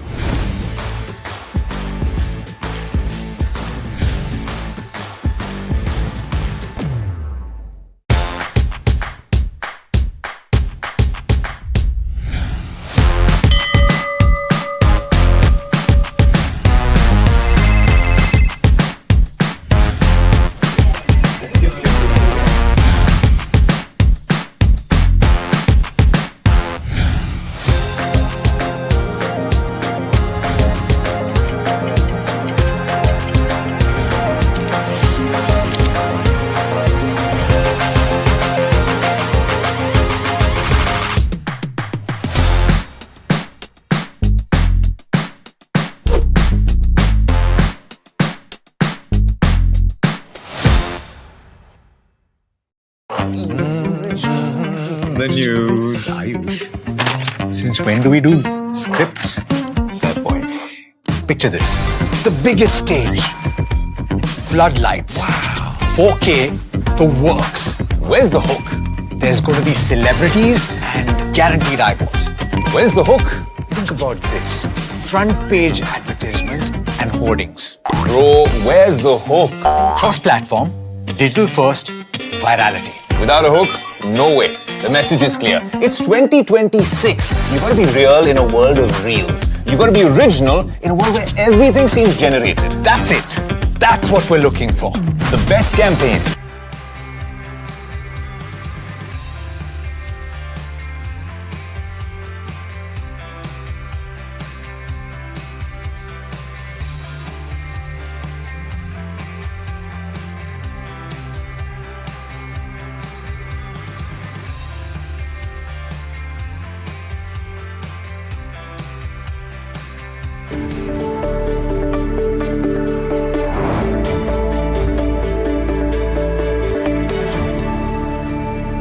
Welcome back. You're watching Small Cap Buzzers, where we talk all about small cap stocks. But you know, new upcoming IPO which is on cards is NAC Packaging, which the IPO is set to open for subscription on July 1st. The company's high margin products are likely to remain the key growth factors in the upcoming quarter, says Talpesh Patel, who is the chairman and managing director of NAC Packaging. You know, while speaking to NDTV Profit, let's listen into the slice of the conversation we had with the management on IPO offering and growth outlook. So I just wanted to understand on the financial numbers. Now we've seen an increase in EBITDA margin over the years. There's a good spike in the margins. Are these margins sustainable? Where you want to take these margins to, कोई target है for the next 2 to 3 years in margins को, EBITDA margins को आपको कहाँ ले जाना है? Ma'am देखो, हम तो मेहनत करने वाले लोग हैं, मेहनत करते हैं, बैग बनाना आता है हमको, और वो जो मार्जिन है वो अपने आप आते हैं. तो हम तो, मेरा फोकस है ऑलवेज इनोवेशन के ऊपर में. हम पिंच बॉटम बैग्स बनाते हैं, उसका प्रोडक्ट मिक्स काफी लास्ट 3-4 साल में हमने उसको काफी इंक्रीज किया हुआ है, और वही आगे की जर्नी में भी मेरा प्लान है कि वही जो प्रोडक्ट मिक्स के अंदर में जो हायर मार्जिन वाली हमारी जो प्रोडक्ट है, जो पिंच बॉटम बैग्स है, उसी को ही हमको आगे लेके जाना है और वहीं से ही हमारे को ग्रोथ लेना है. तो मतलब हम आज की तारीख में भी उसको ही मतलब मेजोरिटी फोकस है कंपनी का, और वहां से ही हम जर्नी कर रहे हैं. तो इबिटा और ये जो रीजन है सर, उसका 2-3 रीजन. हमारे पास में जो मेरा मेन एक्सपेंस होता है इलेक्ट्रिसिटी, जो इलेक्ट्रिसिटी है वो इलेक्ट्रिसिटी हम खुद ही अभी इसके लिए एक सोलर फार्म डाला हुआ है, विंड मिल भी हमारे रूफटॉप के ऊपर में. तो कंपनी क्या 60-65% इलेक्ट्रिसिटी सेल्फ मतलब वो जनरेट करके यूटिलाइज कर रहे हैं. तो इलेक्ट्रिसिटी का एक हमको सेविंग आया हुआ है. सेकेंडली हम मेरा प्रोडक्ट मिक्सिंग है, और मैम जो मोस्ट इंपॉर्टेंट है मेरा एक्सपोर्ट परसेंटेज. आज की तारीख में आप देखोगे तो कंपनी का 56% से ज्यादा रेवेन्यू एक्सपोर्ट से आता है, और we are exporting not 2-3-5 countries, we are exporting 71 countries like USA. बहुत सारी डेवलप कंट्रीज के अंदर में मेरा मटेरियल जाता है. तो we are enjoying that exports and the electricity saving and the product mix. Right. And do you want to increase this export contribution, sir, from 56%, say, where you want to take this contribution to? Ma'am always हमें try रहता है कि export के अंदर में काफी अच्छे margins भी हमारे कंपनी को मतलब उसका बेनिफिट भी है. तो आज की तारीख में उसके लिए मैम 100% भी ट्राई अवर लेवल बेस्ट, और उसको काफी ऊपर तक लेके जाना है. मैम उसमें एक चीज मैं और ऐड करना चाहूंगा कि कंपनी ने 1.5 साल पहले हमारे ही एक कस्टमर है मतलब साउथ मैक्सिको के अंदर में सैकोस करके मेरा जो कस्टमर, उसके साथ में 13-14 साल से मेरा रिलेशनशिप था. तो उनके साथ में अभी 1.5 साल पहले हमने ज्वाइंट वेंचर किया था. वो प्लान को हमने इंस्टॉल किया, और अभी 1 अप्रैल से वो प्लान शुरू भी हो गया. उसमें जो बेसिक रॉ मटेरियल है, जो हमारा फर्स्ट और सेकंड जो काम हो रहा है, जो लेबरियर्स है, वो हम इंडिया में करेंगे. बाकी की प्रोसेस है वो हम मैक्सिको के अंदर करेंगे, लाइक प्रिंटिंग हो गया, लेमिनेशन हो गया, bag making including the our speciality bags, जो मॉडर्न ट्रेड बैग्स है, वो पिंच बॉटम बैग्स है, उसी को मतलब स्पेशलिस्ट बैग्स जो है वो हम वहां पर भी बनाएंगे. तो वो पर्टिकुलर मैक्सिको के लिए. तो मैम ग्रोथ जर्नी हमारी कर रहे हैं. इबिटा और मार्जिन तो अपने आप आने ही वाले हैं, वो हम ट्राई करते रहते हैं, जितना बेस्ट हो करे उतना कर सकते हैं इसमें. Right, so this was Snack Packaging, giving us an outlook. Just for the benefit of viewers, the company manufactures printed and laminated woven polypropylene bags, which are used across industries such as, food, pet food, agriculture, fertilizers, building materials, detergents, cement, chemicals. But, Mr. Chokalingam, coming to you on this IPO, what's your view? What should investors do? And, if you could just explain a bit the industry also which this company is into. Yeah, well, basically, woven polypropylene packaging. Risk-taking investors can apply. There is a little risk because valuation is around 28p on a diluted equity, which is slightly higher in my view.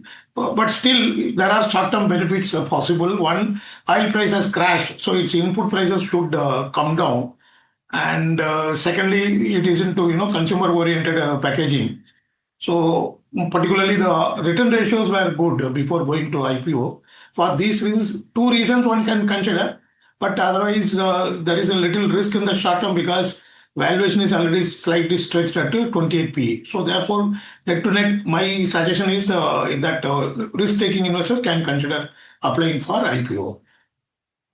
The next stock that we'll be talking about is TCI Express. Now, at one point of time, the stock was up more than 15% in trade. Its biggest intraday move that we have seen in at least the last 1 year. Now the stock is up around 12%. But what could be the potential reason behind this sharp surge in the share prices? Let's try and decode this with Puneet. Well, thank you for that. As you rightly mentioned, one of the biggest moves that we've seen on the stock in the last year or so.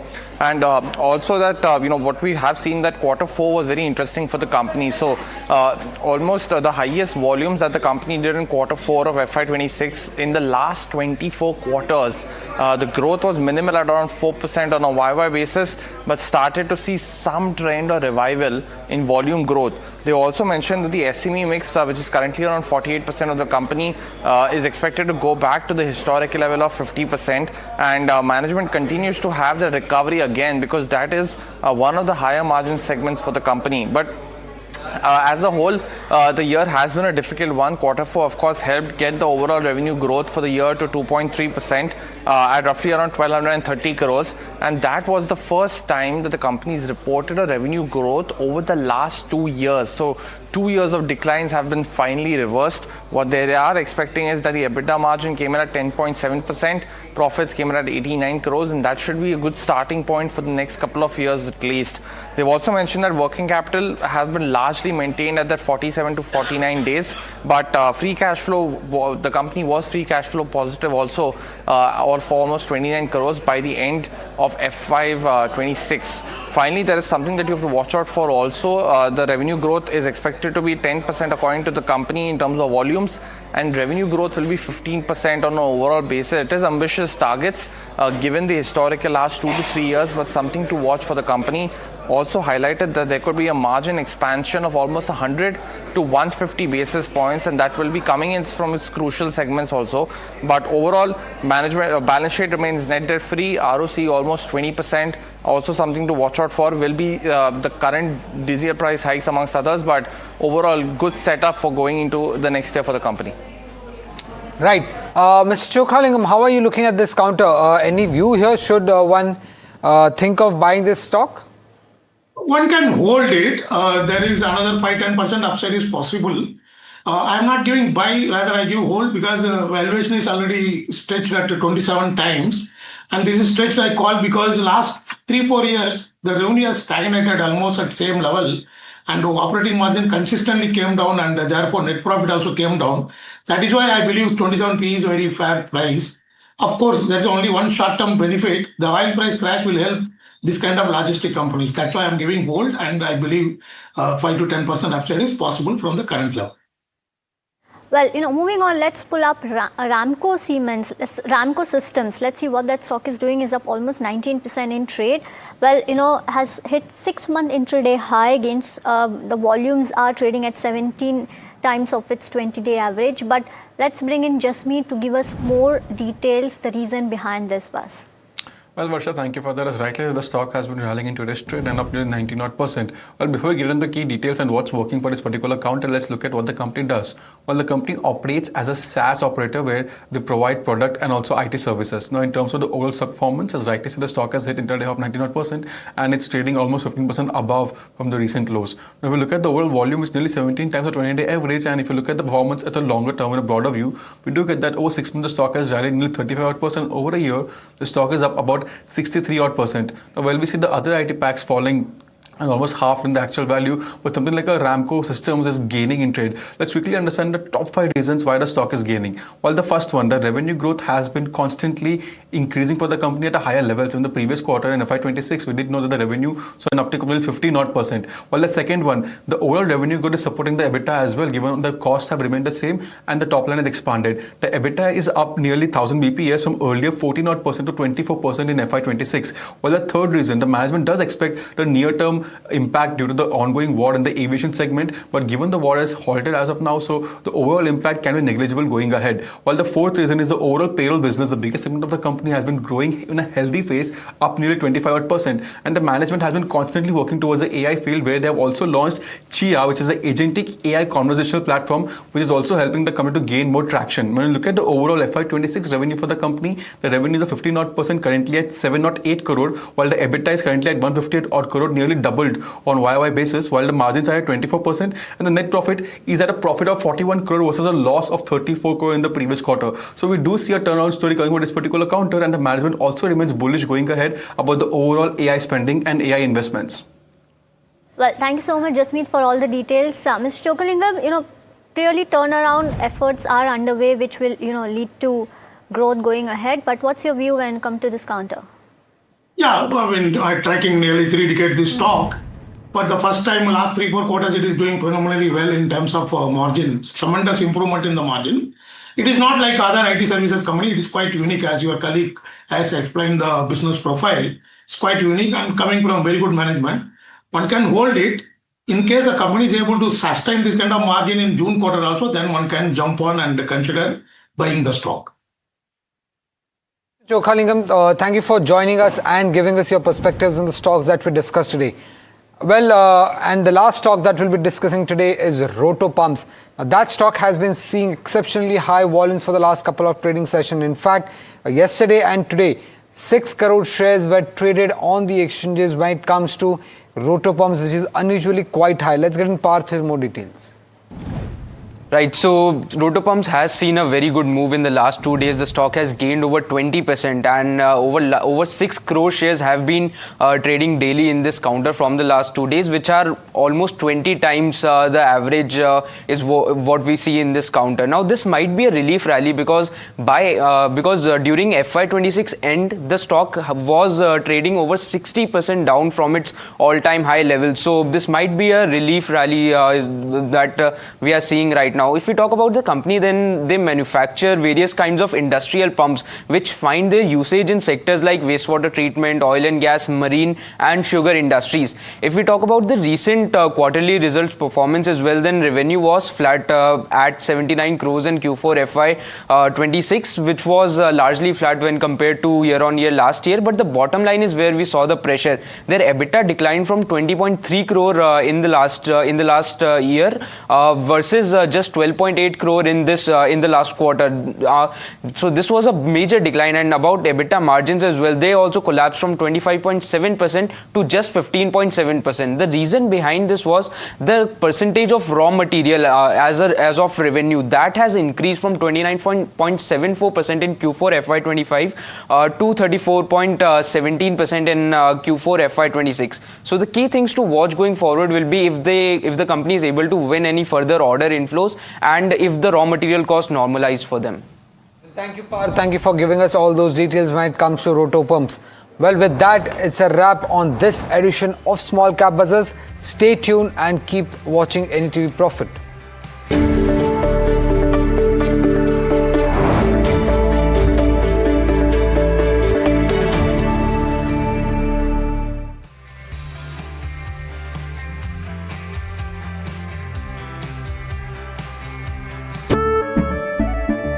केसरिया से मन जोगी हुआ रे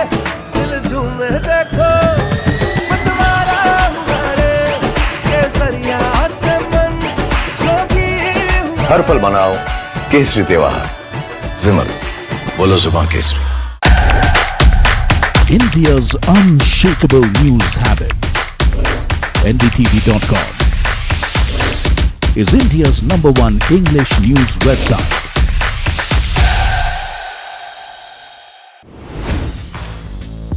Hi, I'm Tamanna Inamdar. Watch me on NDTV Profit, where I break down the day's biggest business stories. What happened, why it matters, and what it means for your money. Hi, I'm Neeraj Shah. Watch me on NDTV Profit for the most incisive market intelligence and meaningful corporate conversations. And I'm Alex Matthew. Markets, mutual funds, insurance, personal finance. I help you cut through the noise and make smarter financial choices. And here's where you can watch us.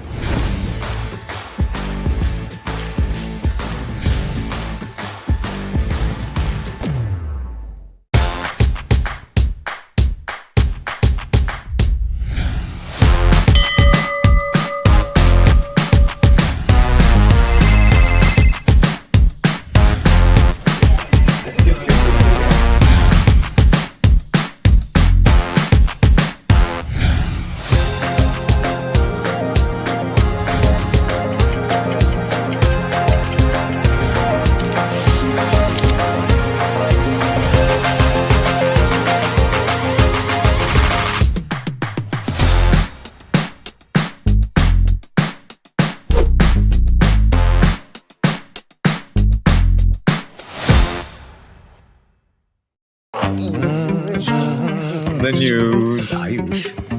Since when do we do scripts? Fair point. Picture this. The biggest stage. Floodlights. 4K. The works. Where's the hook? There's going to be celebrities and guaranteed eyeballs. Where's the hook? Think about this. Front page advertisements and hoardings. Bro, where's the hook? Cross-platform, digital first, virality. Without a hook, no way. The message is clear. It's 2026. You gotta be real in a world of reels. You gotta be original in a world where...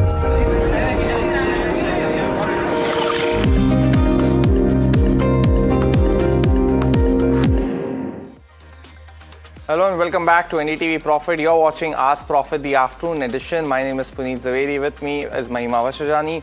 And over the next half an hour or so, we'll try and solve all your stock-related queries. To do, start sending them on numbers that are flashing on the top of your screen.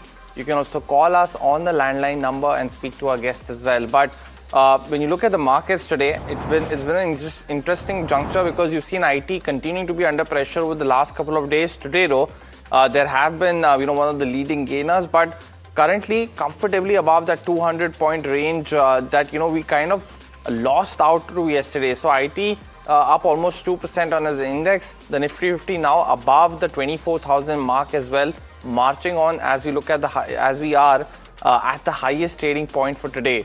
The heat map also shows you that reflection of IT doing well in trade today. So you're seeing yesterday, of course, was the Infosys AGM, a few comments coming in from there. But trend continues to be the big gainer for today, up 4.4%. We'll also put focus on trend in India market close as well. Indigo up almost 4%. Tech Mahindra is also doing well. Adani Enterprises up 2.8%. DRL, Bajaj Finance, ICICI Bank are some of the other gainers. Infosys also, after taking a beating yesterday, now at up 2.5%. But you're seeing almost majority of the stocks, almost 29 stocks currently trading in the green. And you also look at the sectoral heat map. IT, of course, continues to be the big gainer. Apart from that, though, you've also seen the realty index do very well, almost up 2%, and the private banks also continue to do well. The strength is clearly visible in the Nifty Bank today as well. Also, the advanced decline ratio is very interesting because you've seen consistent buying flows in the small cap compared to the mid cap names. We've just edged up yet again in terms of the advances, up almost 1400 at this point of time compared to the declines, and you saw that reversal happen through the day as well. And the mid cap and the small cap, and if you can pull up that index too, mid caps also doing well, buying seen from the lower end of today, so up 0.3%, small cap also reflecting that, and the BSE 500. Before we start taking all those stock related queries now, TCI Express, we put in the stock in focus in the previous show, up 12%. KPR Mills, Aether Industries, Credit Access Grameen are also some of the counters that are doing well. But let me welcome in our guest now, Radharaman Agarwal, Managing Director and CEO at Sviom Advisors on the fundamental side of things, Sachin Janardhan, independent market expert on the technicals. Gentlemen, both of you, thanks so much for joining in today. The first question, being on EPAC Durable, one of our viewers, Bindu from Hyderabad, wants to know what's the good entry point for this stock right now. Radharaman, we saw almost a 10% up move on an update from Voltas, which is of course a major customer for EPAC. But would you wait for a little bit, get some more clarity post Q1, or is this a good time to enter the stock now? I think one should wait for the clarity to emerge out. And once the Q1 numbers are out and get a full swing, then only we should be entering the stock. We should hold on as of now. Yeah. Would it be one of the preferred plays in the AC space, or would you rather play it via either the brand companies or via the other EMS counters like Ambar amongst others? I think I would like to maybe go to the larger ones to that extent, so that the risk is far more diversified. But let's wait for the Q1 numbers to come out and let's see in terms of how things move, and maybe preferring the bigger ones here. Got that view. But let's go across and take another question on one of those retail favorite stocks right now, that's Ola Electric. Ram from Hyderabad is holding shares at 40 rupees per share, but he's holding almost 40,000 of them. So currently in the gains, what would you recommend here, Sachin? Because we've seen stock go up to almost 46, 47 and then retreat back to that level of 43. Should he be wise enough, book that profit right now? So currently the stock is in a process from changing from downtrend to uptrend basically. So he can trail his stop loss of around 40 levels and he can hold because it is in a process. But if once closed below 40 levels, then again it will slip into downtrend. Got that view. But the next question coming in now, and this is from Ganesh Iyer. He wants to know about ITC and if it's a good buy at the current rates. How are you viewing this counter, Radharaman? Because of course we've seen that pressure from the cigarette tax hike, but is it a good time to buy now? I think it's a good time to look at in terms of buying in tranches this particular stock. So by and large, all the negatives seems factor in the stock, and overall even the taxation clarity by and large will emerge, and I think company will also take in calls in terms of pricing. So overall, I think it's a good time to start accumulating in tranches. So it's a good time to enter now. Good time to enter. And what would be the time duration then, Radharaman? Because of course FY27 expected to be a year where you'll see earnings to fall compared to the last year. So is it a 2 to 3 year call? Yeah, obviously it's a medium term call, 2 to 3 years. And but over a period of time, you will see also pricing getting corrected. And by and large, the company will be able to pass on the hikes to the customers. So effectively, it's a 2 to 3 year horizon one should look at while investing in this. Got that view. But the next question now coming in. And this one's on Wokhard. Prashant has actually bought these shares at 2,356 and he's holding 65 of them. So let's pull up the year-to-date chart as well to show, because it's been a good performance by the company, of course. But Sachin, at 2,356, what would you recommend? I think he's bought it much earlier than this year. But what's your view on the stock now? So currently after a huge uptrend, right now it is into a profit booking mode. And currently what we can see, if it is holding 1800 levels, then we can see again it can go above 2500 levels. So definitely he can hold, but with a strict stop loss of 1800. 1800 is the level to watch out for on Wokhard according to Sachin. But next one, and an interesting one coming in from Sriram Raghuraman from Chennai, holding 100 shares of Tata Motors PV at 72.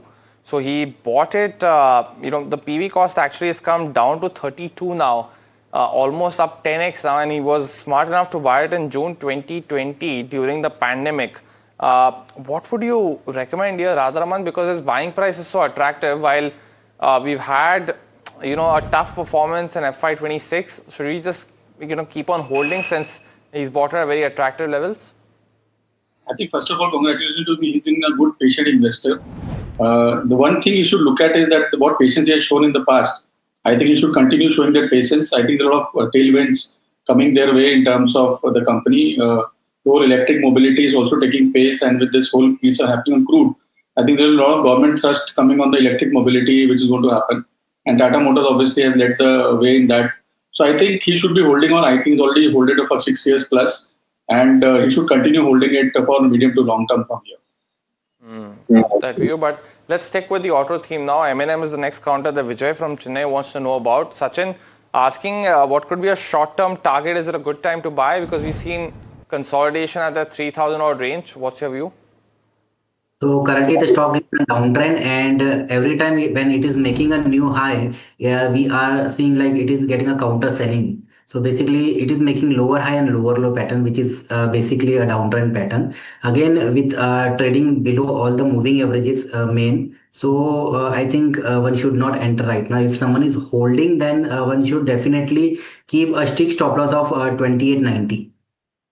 Viewers, you can also call us for your stock-related queries as well. The landline number flashing on the top of the screen right now. And Karthik from Bengaluru has exactly done just that. Karthik, very good afternoon to you. Welcome to the show. What's your query? Yeah, hi, good afternoon. I have a query on Cochin Shipyard. I hold around 20 shares with an average price of 2069. Okay. I wanted to know if it is a good time to exit or average it. Just wanted to know on that if I can exit and look for investment in any other shares, or better in looking for the long term. And Karthik, when you bought this, was this more on the view from the charts, or did you look at the fundamentals? This was more on the charts. On charts, got it. Sachin, what's your view on Cochin for a viewer, of course, because he's currently in the losses, but the shipbuilders not doing too much at this point of time. What's your view? Should he exit Cochin Shipyard, buy something else?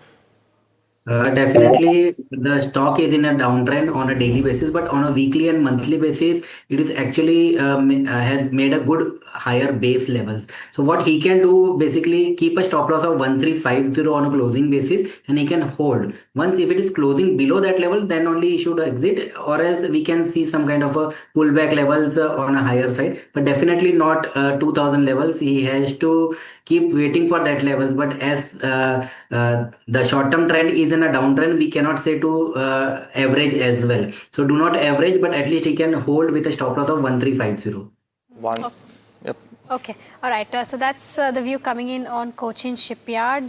In fact, what our analysts said in the morning as well, right? The entire defense pack has been doing well, but a lot of these shipping names have underperformed. So that's something that, of course, you should keep in mind. But the next one is on Force Motors. Sriram from Chennai wants to know if this is a good time to maybe enter this counter. Sachin, what would your view be?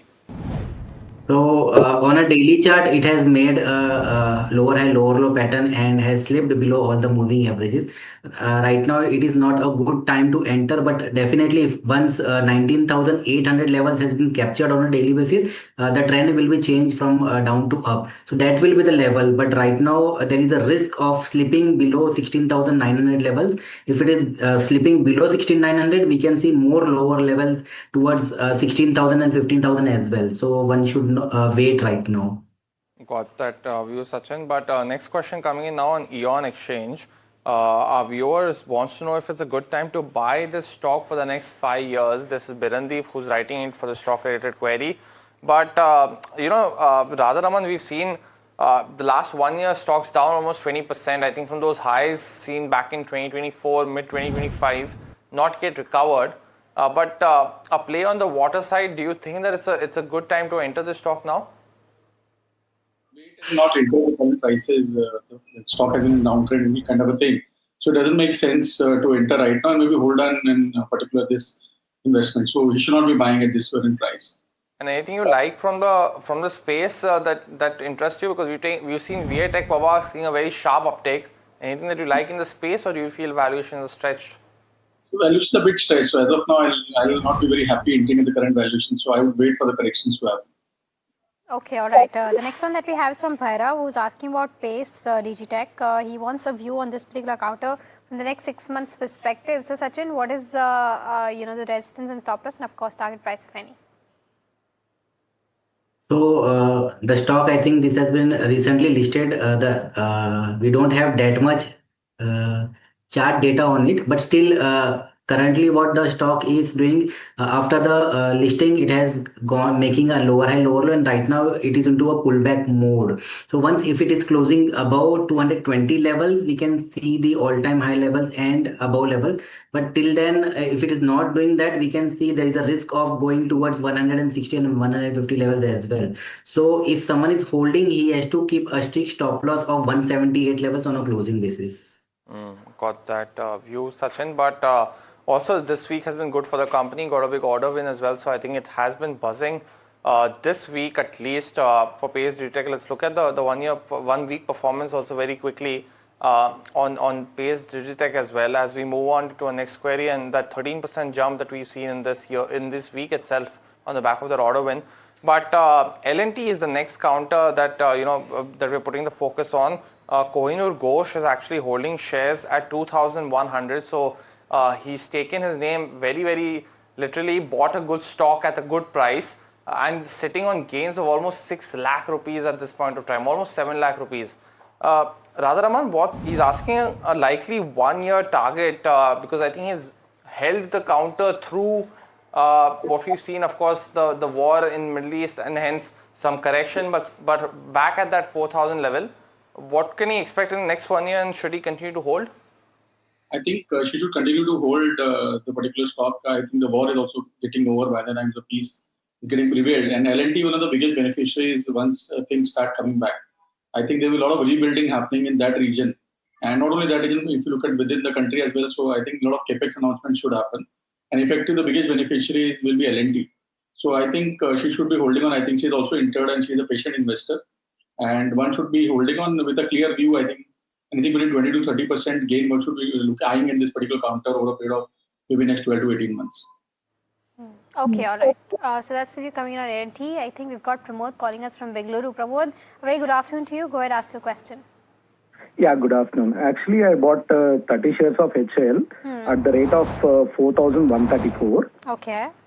Right now, just I'm sitting at the profit of 6%, but from very long time, it's not giving any kind of profits. So should I exit and invest in Proj Industries? So that's as an alternative I'm looking. Okay, all right. Got your question, Pramod. It's a complete shift, right, Radharaman, from HL to something like a Praj Industries, but of course it's in focus today and down about 2.5% on the back of the core GE F414 engine deal, which has seen sharp escalation in terms of prices, which is used in Tejas. But any view on how should he continue to hold? He's sitting on profits of around 7,000 rupees. Should he exit, book profits and shift to something like a Praj? I think he should hold on. He's got a good stock. It's a matter of time. And when any investing will need some patience here. So he should hold particular stock. I think it's a matter of time where the stock should move ahead. And he should hold on. He should not switch. He should continue holding this position. And he's got a good stock. I think there's a lot of tailwind happening on the defense side. So it will be good for him to hold on. Got that view. Also another one for you is Radharaman. The next one's coming from SKF India. Dilip from Kolkata holds shares at 1,947 rupees per share. So slightly in the loss right now. Asking if he can continue to hold on, or is it better to use that amount for the other demerged entity, which is SKF Industrial? What would your opinion be? So I think he should hold on the current position. He should not book losses as of now and wait for the right time to exit. So he should hold on to the current positions. Okay, all right. So that's the view coming in, of course, on SK. But time for a rapid fire round. Radharaman and Sachin, you both know how to drill. Try to keep your answers as short as possible. The first one is on Honasa. From a short-term perspective, our viewer is bought at the levels of 403. Continue to hold, exit, Sachin. So Honasa continues with making a lower high and lower low pattern. Basically, it is a good stock. If it is want to hold, the stop loss will be 398. We hold with that stop loss basically. Bajaj Auto bought at 10,500 by Jay Krishnan. He's asking what he should do and if we can average down as well. Radharaman, the buyback's also on. So is it a good? Would you recommend him to apply for the same? He should maintain the buyback. In fact, and buy it back once you get the stocks. Okay, all right. The next one is on Power Grid. Subramaniam from Bengaluru is holding 114 odd shares at the levels of 49. Continue to hold from a long-term perspective, Radharaman? The which stock? Yes, missed that. Power Grid. I think he should hold on. Yeah. The next one coming in, it's on Wipro. Our viewer E. Venkatraman, who's a senior citizen, bought shares at 194, so currently sitting on a loss. He's asking if he should add more at this price. Would you recommend that, Radharaman? I think he should add at the current price. Okay, the next one is on MTAR Tech. This is from Divya, who's writing in from Abu Dhabi. Wants to know if this is the right time to enter into MTAR Tech. What are the charts suggesting, Sachin? So stock is in an uptrend. Someone wants to add. The levels will be 67.50. Got it. But Radharaman, just quickly on Wipro, because the growth's been largely absent, you said that you should still look at adding the counter, right, at this price? Yeah. Okay. And the thesis is valuations, I'm guessing? Absolutely, the valuations. Okay, got it. Next one's on Gaudium IVF. Our viewer wants to know if he should continue holding his 200 shares at this point of time. What would you recommend, Radharaman? He should not hold, he should sell it. Okay, the next one is on Kirloskar Bros. Dr. Lavanya from Eluru has bought it at the levels of 2180. Continue to hold, sell, Sachin? Yeah, you can hold. Schaeffler India bought at 4150 by our viewer and Satya, and he wants to know what price can you look at to exit. Sachin, what would be your opinion? So to exit, basically 3980 levels, if it is broken, only then exit. Till then he can hold. Okay, Varun, beverages from a 1 year point of view, can I buy right now is what Kumar from Hyderabad wants to know. Radharaman? You can add, yeah. Shrikant from Bengaluru wants to make an investment either in Bharat Dynamics or Naib. Would you recommend that, either of those, Radharaman? I prefer Bharat Dynamics. Okay, the next one is from Murli, who's writing us from Hyderabad, asking about Tilaknagar Industries. He's got around 15 shares at the levels of 370. Wants to know if he can continue to hold this for a year or so. Sachin, slightly long-term view on the charts. We can hold with a stop loss of 400. IFCI bought at almost 86 rupees per share from Prashant. Sachin, he wants to know if he should continue to hold. What's the short-term view? So hold with a stop loss of 70. Can I enter Geo Finance right now is what Vedant wants to know. What is your view on this, Sachin? Geo, no. Sorry, what's your view, Sachin? No, he should not enter right now. Okay, got it. Chennai Petro also, if he should, the next query is Sachin, if our viewers bought shares at 932, asking if he should continue to hold this counter or sell out. Hold. Rakesh Gupta from New Delhi wants to invest 4 lakh rupees into banking names. He wants to know whether Union Bank, Karur Vysya Bank or RBL Bank, which one is a better bet, or any other that you like in the space. Radharaman? RBL Bank looks quite impressive. Anuj from Saket, Delhi wants to know about Ramco system. He's holding shares at 1,000 rupees per share. Again, Radharaman been a rank underperformer. Should he still continue to hold stocks up? Ramco Cement is the one that I'm talking about. What would you recommend here, Radharaman? Is it a better play, or should he switch out to some other cement major? I think he should switch to maybe other cement ones, the larger ones. Got it. Well, that was the last question of the Rapid Fire in this edition of Ask Profit. Sachin as well as Radharaman, thanks so much for joining in and giving us your views. But viewers are out of time on this edition of the show. Thanks so much for watching. Stay tuned. India Market Close comes up next.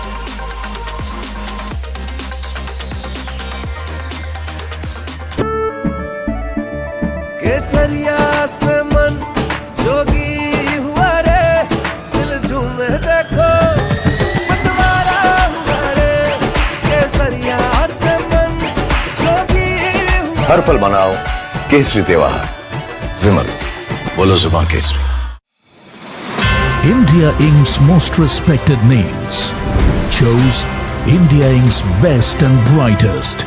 I'm delighted to be chairing a committee of such distinguished fellow businessmen, bankers. It's just lovely to be back on this NDTV Julie, I have been a fan of NDTV for a long time. Many of the nominees are extremely close together in terms of what they've done. I think it's also important that how they are reshaping the industries, commercial activities which they are into. And it's a very judicious mix of people to choose from. My compliments to the team. Who will earn India's top business honors? Find out at the NDTV Profit Business Leadership Awards. India's unshakable news habit. NDTV.com is India's #1 English news website.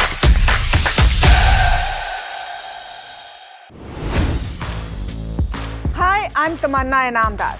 Watch me on NDTV Profit, where I break down the day's biggest business stories. What happened, why it matters, and what it means for your money. Hi, I'm Neeraj Shah.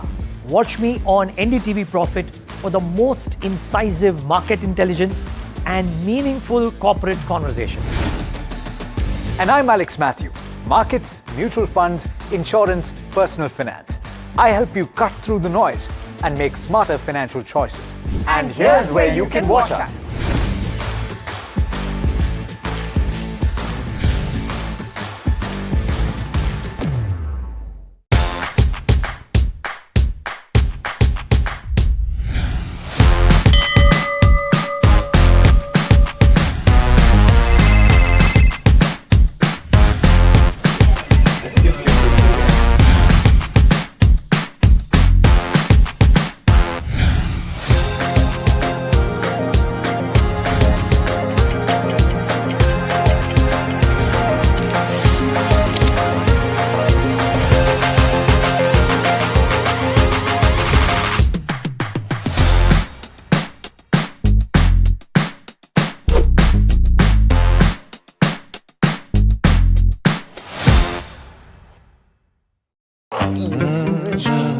The news, Ayush.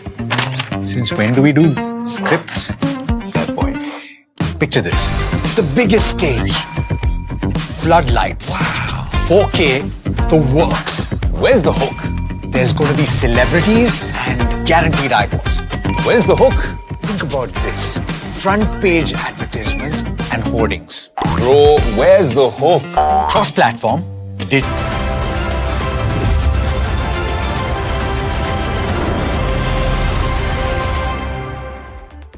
Very good afternoon. You're watching India Market Close, and we're looking strong. We're looking strong, at least for the last half hour or so. Markets near the high point of the day, slightly off, but near the high point of the day. 24,051. Alex, this is the range from which markets recede over the last 4 or 5 sessions. This is the tough one, right? Yeah. You get here, but then closing above here becomes difficult. Now, it's been an incredible session so far, because if you called it over here and you thought that it's going to be a tough day, you've actually had multiple switches in the market breadth and indeed in the way that the benchmark has moved. The thing is that the broader markets are not looking as strong. So this is maybe a few large caps that are pulling the weight significantly. So banks are looking good, a few IT names are looking good, Trent is looking good. So these are the counters that stand out, of course. So therefore, it's a small pocket of large caps that's doing incredibly well today. So let's pull up the advanced decline ratio first, and then we'll get to the Nifty heat map to give that picture that we're showing you. And look at that. It's actually pretty even, Stevens, with the advances now nudging above, the green line nudging above, but the distance is not that much. So I love the fact that we've had so many exchanges over the course of the day. Correct. It's been a range bound kind of a neck to neck kind of a day. Let's pull up the Nifty heat map and just show you who the key winners are. Indigo Airlines on a tear, you know, even as all of that worry about crude prices comes off. Trent is shining today. Tech Mahindra, Infosys, Adani Enterprises, remember the AGM and that big speech from the group chairman today. TCS doing well, DRL as well. On the losing side, it's a Bajaj Auto, Tata Motors PVs who are smattering of your autos and your insurance players, SBI Life, HDFC Life, both over there, as are NTPC and ONGC. But largely, you're right, Alex, and the Nifty contributors will show this as well. It's pretty much the Nifty that is pulling the weight and some heavyweights which are pulling the weight. And the banks look good, right? So ICICI Bank, HDFC Bank, the private sector banks look good. In fact, pull up the Bank Nifty intraday chart because we haven't spoken about that. That index is looking particularly strong. And you had a Citi note earlier today, Tamanna, that spoke about that FCNRB FAQ that clarifies things to a certain extent. It allows banks to charge more. The benefits that they're getting on the statutory liquidity ratios was the cash reserve ratio. The biggest thing, people who are putting in money in this product, NRIs who put money in this product can take loans against that deposit. So they've just sweetened the deal a little more. So one can expect those inflows coming in. Particularly for the private banks that have an external facing business, right? So ICICI Bank stands out as one of the key gainers, and that's reflected in trade, the private sector banks. But believe you me, and these are some of the conversations I've been having, Alex, the public sector banks are equally aggressive in going out and mopping up those deposits. So it's going to be an interesting race to watch out for some of those banking names today. Let's pull up the sectoral heat map as well before we get to the top gainers and losers on the broader markets and take a look at what's happening there. I mean, Nifty, IT all the way. Realty making a smart comeback. Private banks are doing well, as are public sector banks, financial services. So it's pretty strong. India defense. Now, defense stocks, because of specific stocks and some news flow coming in around HAL, etc., Hindustan Aeronautics, etc., has seen a bit of a knock. Can we pull up the India defense constituents and that entire pack? So you'll see MTAR, Data Patterns, Paras, HAL. Actually, most of the pack is down in the red. But having said that, this is also one space which has run up a fair bit. So maybe a spot of profit booking. Incidentally, we were speaking to an analyst on Paras Defense and the fact that it's trading at 90 times, right? So it's not like it's cheap. A lot of people, those that do have targets, actually have a 46% downside from this point. So it has run up like crazy. We should pull up the intraday of Paras Defense, because if in case you missed this coverage this morning on NDTV Profit, we did a very detailed and extensive spotlight on it, and we talked about whether there is more legs to go in Paras Defense or it's getting too rich in terms of valuations. So do check out that piece. Let's talk about 3% now. And what else is happening? Here's really the overview of the markets. Nifty has continued to hover around the 24,000 marks. There's been a gain of over 200 points. Half of the gains, though, have come from HDFC and ICICI Bank. 24,100 to 24,150 acts as a strong resistance. Now, in 4 out of the last 6 trading sessions, the Nifty has struggled to cross the 24,100 to 24,150 zone. 23,800 to 23,900 are strong support zones. The rupee is also strengthened after 3 sessions, and buying an interest rate sensitive group is being seen because of the FAQ that the Reserve Bank of India released last evening. Now, benchmark indices are outperforming the small and mid caps. That's also a key factor of what's happening today. And as far as the Bank Nifty is concerned, it's all private banking names that are leading the index, whether it's HDFC or ICICI Bank. Resistance levels for the Bank Nifty at 58,200 to 58,300. Supports at 57,100 to 57,200. We have on the show today Osho Krishan, his Chief Manager, Technical and Derivative Research at Angel One. Dharmesh Kant, Head Equity Research at Chola Securities, with us as well. Very good afternoon to both of you. Osho, I'm going to start with you and your take on the Nifty. It seems to be this Bermuda Triangle that the Nifty gets stuck in for a while, and breaking out above it becomes difficult. Do you think that we're set finally to break through? Very good afternoon, Tamanna. Firstly, thank you for having me at the show. Well, yes, no doubt our market has been hovering within a very strong, tight range.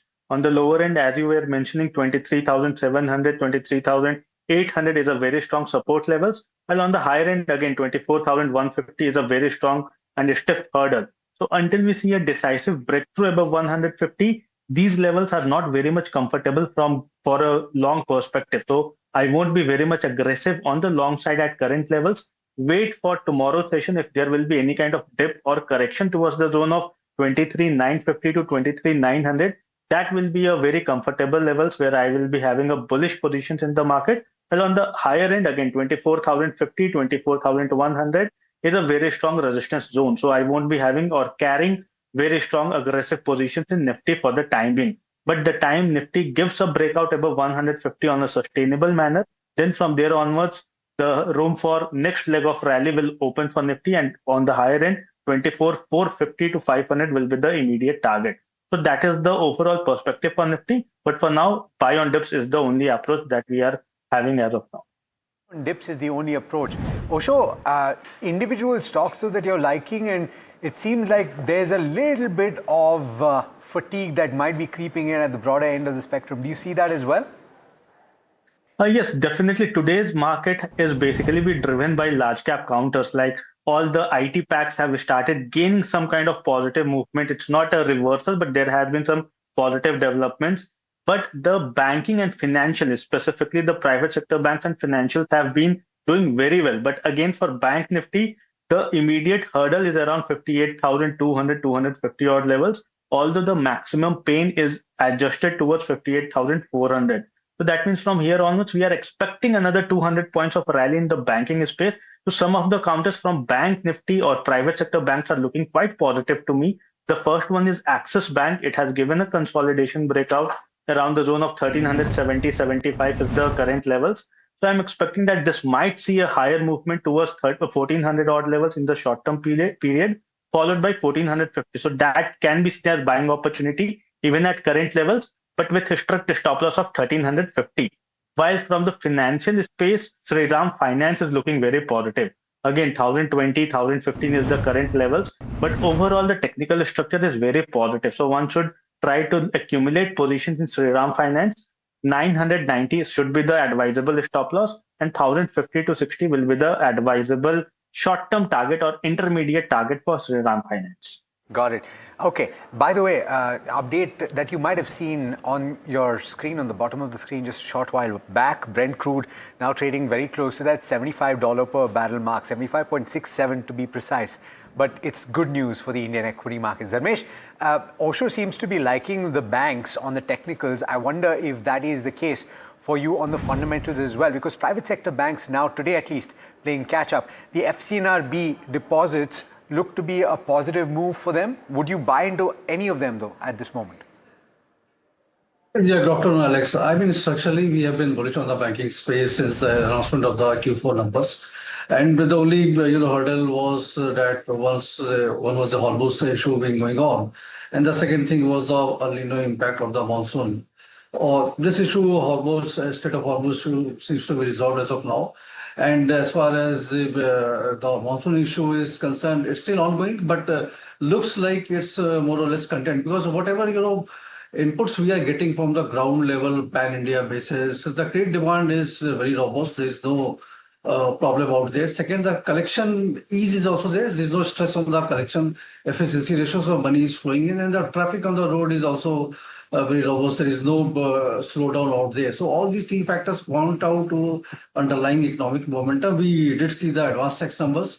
On the corporate side, they were a very strong set of numbers. Even on the non-corporate side, the advanced tax numbers were pretty strong, 11% kind of a year-on-year growth. So in light of all the macro headline news flow seems to be impacting inflation-led growth trajectory, which has not happened. So that's one structural positive. The second, valuation comfort is always being there with the banks. And as you rightly pointed out, FCNR, will at least keep the NIM stable and with some marginal improvement out there. We are looking forward to NIA growth coming into this Q1 particularly, and the numbers with treasury income gains is likely to be on the upside and surprise all the analysts on the street as far as the stable are concerned. What we have been liking structurally in the banking space on the private sector bank is IndusInd Bank for quite some time. I think it's on the way to its mend, and very valuation, it's like one-time price to book 1 year forward. So with 12-13% kind of a credit growth playing out for FY27, the things will look pretty rosier, and ROA catch-up will be there. Management has guided for that. And the second name is Axis Bank. So these are two banks which structurally we think is on the recovery path. Valuation-wise, a deep comfort for comparables like HDFC and ICICI Bank. And a lot of good work has already been into place. So the benefits will come into Q1 and Q2. All right, so that's on banks, but let's go to the stock of the day. And stock of the day, one of the top Nifty gainers is definitely Trent. Why is that? The management in their AGM has highlighted a strong growth runway with aggressive expansion plans across formats like Westside and Zudio. Mahima joining us with key takeaways. Right, so, Tamanna, they started by saying that, right now we're just 2% of the entire market share and there's a strong, growth ahead of us, and that's why, they've given tall targets as well. They've continued to maintain the stance that, they will grow 10x, of which 2.5 times of revenue growth they've already done, 3 times of profit growth they've already done. This they've maintained since 2023, the 10x growth that they're talking about. Store expansion aggressively continues. 50 new Westside store annually is something that they plan to add. For Zudio, it's as high as 200 to 250 odd stores, and for Star Bazaar, it's anywhere between 25 to 40 stores that they plan to add annually. In terms of long-term, expansion story, what they're saying is that Westside has the potential to go up to 700 stores versus 300 stores today, 5,000 stores for Zudio versus of 960 stores today. So, a long way of growth going forward in terms of expansion. The like-for-like growth, the committee was slightly, from a cautious approach. What they said is that densification and higher productivity of new stores could impact like-for-like growth, but overall, medium term, they're focusing on early double-digit like-for-like growth for Trent. In terms of new business and categories, they said that they will put more focus and fine-tuning in terms of formats like Samoa as well as burnt toast. For new categories, their focus will be in terms of footwear, innerwear, beauty as well as lab-grown diamonds, and both Westside and Zudio will take overseas over time, and they do have good plans when it comes to international expansion as well. Of course, in terms of Noel Tata, who is set to retire as chairman, this was his last AGM, and just to take a look at how Trent has done under his reign. He joined as a board member in 1998 when his mother actually incorporated the company. He took over as the first MD of Trent in 1999. In 2004 is when Trent got listed, and since then the stock is up 500 times till date, and the 10-year CAGR growth has been at that 28% mark. Plus, from 0 to 300 Westside stores today and 0 to 960 Zudio stores today. So that's the growth trajectory that Trent has seen under his knee. Now, if you take a look at the valuations, we've talked about this earlier, 5-year average at 179 times versus current PE at 94 times. Still very high, but less as compared to where overall 5-year average goes. Lastly, in terms of where analyst recommendation stands, you have 20 buy calls, 5 hold calls and 2 sell calls, with a return potential of just around 4.2% with UBS having the highest target price of 3633 for Trent. So this is the overall view of course, why the stock has been buzzing in trade today and what the future for Trent looks like. Okay, let's talk about Trent. I want to talk about some of the quick commerce plays as well, whether it's a delivery, whether it's a Meesho, whether it's a Zomato because of that Blinkit play, whether it's a Swiggy. Let's talk about some of them as well. They're all going to be on focus. Eternal today about 1% down. As is Swiggy, about 1.5%, 2% down. Now, why am I talking about this entire space? So the Amazon CEO, Andy Jassy, is in India, and they've talked about building India's largest delivery in minutes network. In fact, I want to get to a split screen, if we can, of Eternal and of Swiggy together and take a look at it. Now, this is going to become important because we're talking about the quick commerce space, and really I would say the sleepy giant has entered in a way. This was a conversation we had with the India Amazon chief also a couple of weeks ago, where I asked him in great detail that where were you guys, were you late to the party? And he says, doesn't matter whether we're late or early to the party. The fact is that now we're here. Now the question is what happens when a player of that size comes in, and I think that's what you're going to be seeing on the stock, especially the Eternal and Swiggy one, because they're going to expand their product, which is Amazon Now, to over 300 cities. And it's going to have an ultra-fast delivery service. Now, the point is, obviously the big guys, the big Indian players have done it. What happens when Amazon comes? And Flipkart as well, by the way. With this full might. I would say Amazon with Andy Jassy here is the one to watch out for. Yes, Flipkart Minutes is going to do it as well. Others are coming in with Walmart's backing, etc. Not undercutting them in any way, but this is one to watch out for. Statement of intent, you're saying.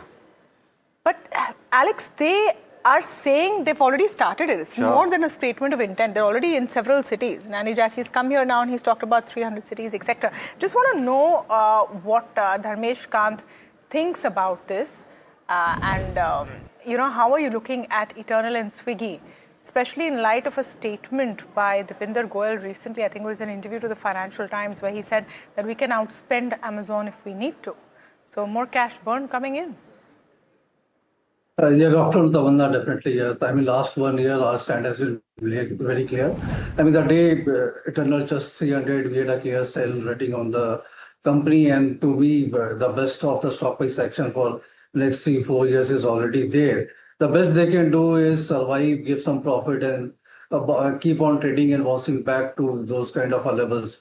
Because this cash flow is there, and you're forgetting one more name. Reliance is also into the same business through quick commerce, and they are also eyeing this, because if you see last quarter numbers, the dip in the margin was particularly on account of the quick commerce business, which they have been doing 60 basis point kind of a dip was there. So these three are great cash burners, and Zepto is again coming onto play. So this entire space, I don't see light at the end of the tunnel as far as meaningful profitability to justify the current valuation multiples. If analysts don't have a choice, they go back and say FY35, 30 times or 35 times the revenue or EBITDA numbers, which is absolutely, I mean, I should not use that word, but one should stay away. At best, you can have technical trading place. Which word are you saying you should not use? Is it profitability? I mean, it's nonsensical, Tamanna, to be very straightforward. I mean, profitability will not come to that extent. Okay, so what would you do with an Eternal and a Swiggy right now if you own the stock, if you don't own the stock, in both scenarios? So I will book out, definitely, yes. I will not wait for that 5-10% kind of a pop-up and to take exit. That chance I'm not going to take if I'm owning it. Even if I'm owning it at 300, the best way is to book out. There's a plethora of opportunities outside this world where you can make good money out there. Tom is coming. Osho on the charts. On the charts, Swiggy is already at a very strong sell-off position, so there is no buying or staying hold with Swiggy. But Eternal definitely is looking quite positive to me, so I will stay positive on Eternal. The technical perspective looks decent. There has been a kind of attempt, which is failed attempt, but 255 was a very strong resistance. The counter has emerged above it, so I was expecting that the continuation can be seen for a short-term target of nearly 280. So I'm expecting that Eternal chart is looking quite decent, but as of now, looking at all the overall news and the overflows that we are witnessing, there might be some kind of correction, but Eternal comparatively is looking quite better. On the lower end also, from here onwards, the risk reward is quite decent. On the lower end, 245, 240 is a very strong support levels. On the higher end, a sustained move above 255 to 260 can give a room towards 285 to 290 kind of a zone. Just take a look at the Eternal 1-year chart and the Swiggy 1-year chart. Eternal in the last 1 year has given no returns, 0.40%. Nothing. Swiggy in the last 1 year is down 37%. And this is before the storm is hitting. Just because we spoke about Trent as a stock of the day, Osho, I want a quick technical call on Trent.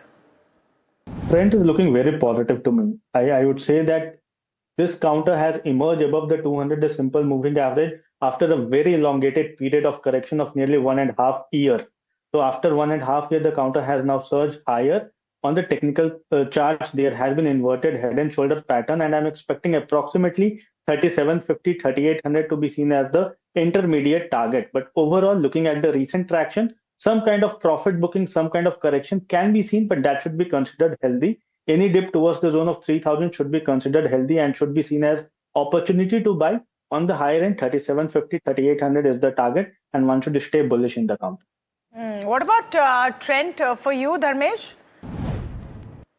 I mean, again, if you look at current valuation multiples, it's trading at 100 times on a TTM basis of PE multiple. So what management has guided for is it's doable. 15 to 20% kind of growth is still possible.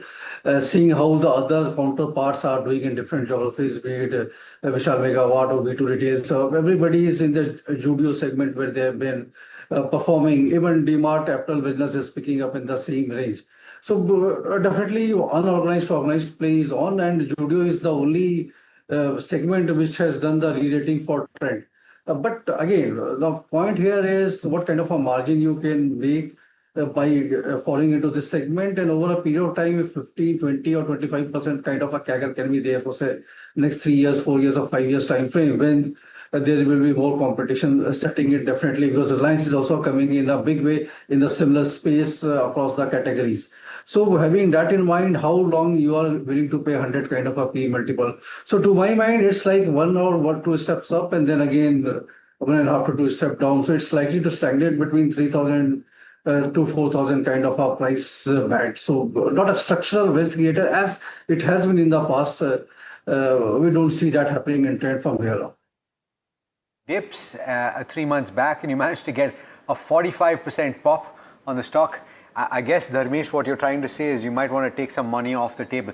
But let's continue to talk about FMCG majors and the fact that they're going beyond staples and soaps, and they're pivoting sharply towards wellness and nutraceuticals with the fast-growing 16,000 crore opportunity that they're all trying to get a slice of. Let's go to Mahima to get a deeper look at the fit and fab trend that is ongoing. Mahima?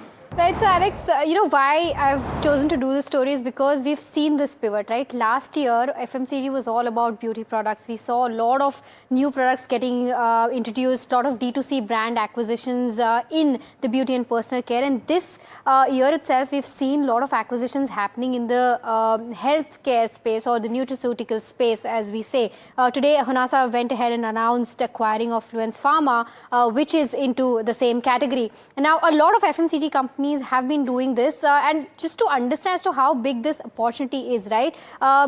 There is rising demand when it comes to beauty from inside products, and you know, as per the Honasa filing, the market for this is as big as 16,000 crores. So every company can have a pie of this. And just to give a perspective as to what are the categories that people are looking at in this and what is the opportunity like, protein is one of the largest growth areas where Marico and HUL are already there. There's women wellness, which is a premium segment where you know, HUL is making its mark. You have beauty from within, which is a high margin business where Marico Zydus is present. There's gut health, which is emerging right now as an opportunity where Dabur and HUL already hold some market share. Healthy aging is a very fast growing category where Zydus is already present. Functional beverages is where, you know, there's mass adoption. So you have Patanjali, Imami, Tata Consumer, etc. in that race. And there's Ayurvedic nutraceuticals, which has an Indian advantage. So you have Dabur, Imami, Patanjali, Zydus Wellness, etc. in this game as well. Now, if you take a look at, you know, different FMCG companies that have different products in this particular segment, you have Dabur, which has Scenes by Dabur, Chyawanprash, Honitus, Real Active. For HUL, they acquired Oziva very recently and has been growing significantly for the company, just like what Minimalist did in the beauty and personal care. Oziva has been doing it in this particular segment. Marico had acquired stake in Plix in 2023. Recently, they went ahead and acquired a stake in Cosmix as well. Both of them are of the same category of nutraceuticals. Nestle has a JV with Dr. Reddy's, where they have products like Nature's Bounty, Osteo, Biflix, Ester C, etc. There's Imami, where you know, they are focused more towards Ayurvedic wellness products. So you have Zandu, Allofruit, Axiom, Jeevanras, etc., which form a part of their portfolio. Zydus Wellness is where they are focusing more towards preventive health as well as herbal wellness. So they have you know, products under Sugar Free, Nutrilite, Weight World, Max Medics, Right Bright, Complan, etc. And lastly, you have Patanjali, which is mainly Ayurvedic focus and has Chyawanprash, Ashwagandha, Giloy, and nutraceutical capsules under their portfolio as well. So this is you know, just a wave that has probably picked up and something that could become big when it comes to FMCG, focusing on one of you know, this segment called nutraceutical or something within the healthcare space. Got it. All right. Thanks so much, Mahima, for that. And you mentioned Honasa Consumer. It, of course, has announced that it is entering into the space of nutraceuticals through the acquisition of a majority stake in Fluence Pharma. So, what do you need to know about it? It's set to acquire 58% stake in Fluence Pharma. The acquisition is for a 135 crore enterprise value. They will buy the remaining 42% over the course of the next 5 to 7 years. And currently, the sales for the target entity are entirely in the B2B space, but they will eventually create a B2C portfolio in the nutraceutical space and scale it up as well. It incorporates the arm Honasa Health for the nutraceutical B2C business. Now, let me go across to Dharmesh just for a quick view on this, and then we'll go to Soumit Sarkar for what is heard on the street. Dharmesh, quick view on this one. Would you change your expectations on Honasa based on this acquisition? No, Alex, I mean, this space is seeing a lot of traction. The only, caveat out here is in the nutraceutical space, it's left to the judgment of you and me for the certification of the product you are using, and the fashion changes very fast depending upon the last discussion you had with your closest friends. So this product is better, that product is better. So unless it's a structured certification, like in pharmaceutical space, where you know that this medicine is going to be so much effective. So that certification is not there. Somebody else comes with a good branding, advertisement, celebrity status kind of a person, doing the branding for it. And for a few months, that product works. So that's the only challenge in this space, the nutraceutical space. Though it's in fashion, but some certification needs to be there for this growth trajectory to be on a sustainable basis. That's the only thing. Otherwise, Honasa, to my mind, they have done fairly good last quarter. But we are watching it from a distance. And again, here is the same concern is there. The valuation part restricts us from recommending a buy. Yeah, watching it from the distance is what Dharmesh is doing for Honasa Consumer.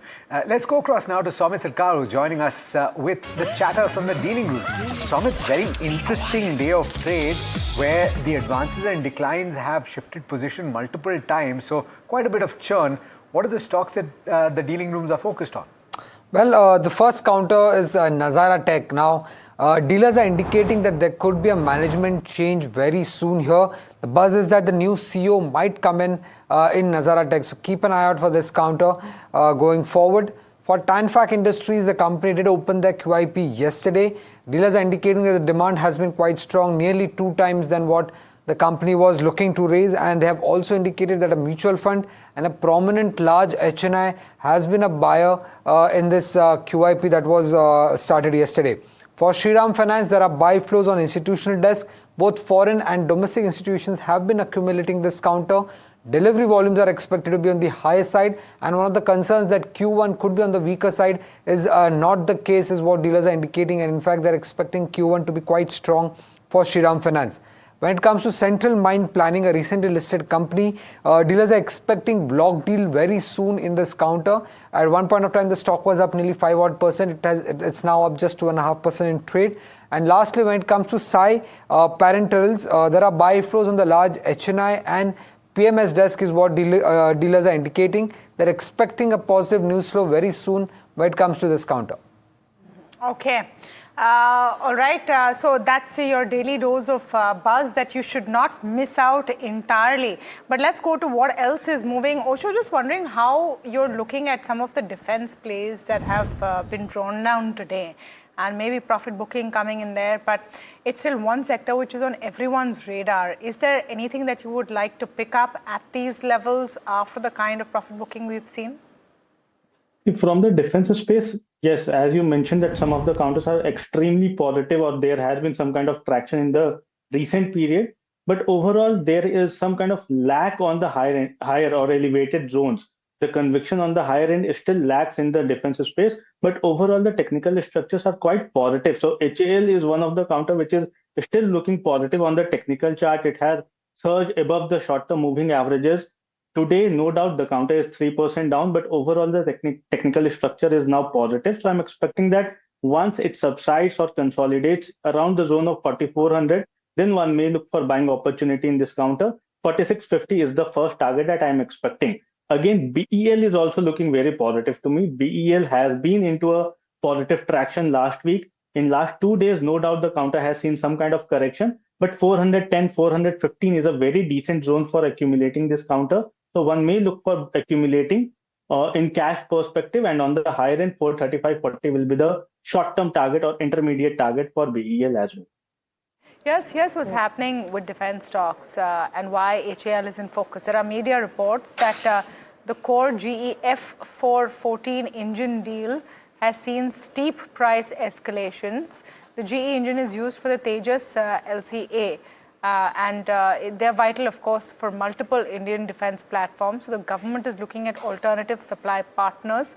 This might be negative for HAL. That's why you're seeing that 3% knock. But frankly, it's not a huge knock that you're seeing today. Pull up the 1 week chart, the 1 month chart, or even the 1 year chart, and you'll see what HAL has been doing in terms of its performance. And it's been phenomenal, just 2% this week, despite today's knock. Over a month, it's been flat. If you pull up the year's chart, also it's 11% down. Dharmesh, any favorites in the defense pack? Yeah, Taman, the favorite is the one you have been discussing. HAL is a favorite out there. But this news is definitely taking note of, and it's a very sensitive news. Let's see how it pans out. To my mind, I mean, there's no alternative. You have to go ahead with the same engine. And this cost hit, the government of India eventually has to absorb it.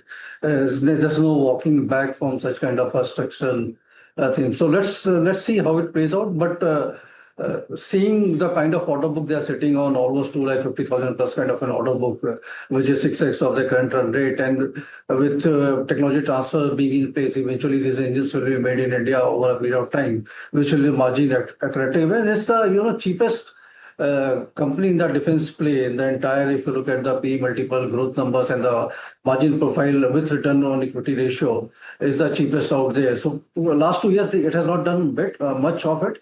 But I think going forward, if this issue again resolves, if it is true, then definitely it's in for a big re-rating. Okay. The other big announcement today came from the Adani Group. Big bets and bold ambitions. That's the message from Adani Group Chairman Gautam Adani at the group's 34th AGM. From positioning infra and AI as twin growth engines to record investments, a massive power push, nuclear entry and scale across ports and data centers. Here are 5 key announcements signaling a high-stakes, future-facing growth strategy. Listen in. We have the ability to connect every critical layer of infrastructure that is needed to power the age of intelligence. In FY 25-26, we made a record capital investment of more than rupees 1.5 lakh crore in hard infrastructure. To put that in perspective, this represented over 30% of India's total new private sector capital expenditure of the year. At Adani Power, we are implementing India's largest ever private sector power capex program of over rupees 2 lakh crore with a target of reaching 45 gigawatt of capacity over the next 5 years. Our entry into nuclear energy through Adani Atomic Energy is another confident step towards securing India's long-term energy future, with land identified and a 10 gigawatt targeted capacity by 2035. We are positioning ourselves early to serve the growing national demand for clean, round-the-clock power. Adani Ports handle over 500 million tons of cargo in financial year 2025-26, setting an unmatched benchmark for the nation and creating a clear pathway to 1 billion tons by 2030. All right, so that's the word on a variety of the businesses. By the way, Adani Enterprises are the high point of the day. Morgan Stanley initiating coverage on Adani Enterprises with an overweight rating and a target of 3,638. That's quite the upside, even from this point. The stock is up as much as 4% in trade today. What are they saying? They're saying the company is anchored to the new India, India's premier incubator with exposure to multi-decade themes. They forecast EBITDA to scale up by 3 times by FY30. The EBITDA will be driven by airports, new energy and primary industries. FY27, which is the current financial year, marks an inflection point with regard to earnings for the company. They're saying the FY27 drivers are the Navi Mumbai International Airport, as well as the Ganga Expressway, the copper plant, and the new energy capacity expansion. They're also saying that by FY30, they expect the company will handle 145 million passengers across its airports. By FY30, they expect to have a 2 gigawatt DC portfolio as well. So it's quite a bit that is taking place. It's, of course, the airport business as well as the solar module business that is a part of ANIL, as it is called, that forms a part of Adani Enterprises, as well as the copper business, all under that same portfolio. But on that note, I'd like to thank both our guests for joining in, for speaking to us today. Osho as well as Dharmesh, thanks so much for taking the time. We'll have to slip into a very quick break. We'll keep you updated with all of the trading strategies that you should keep in mind as we close trade. Stay tuned for that.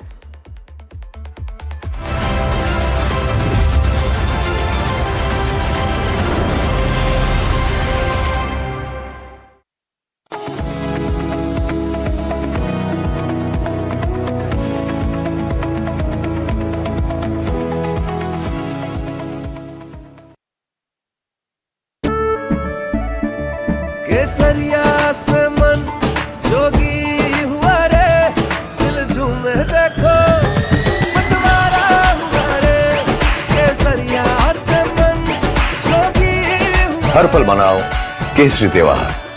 विमल, बोलो जुबान Kesari. India's unshakable news habit. NDTV.com is India's #1 English news website.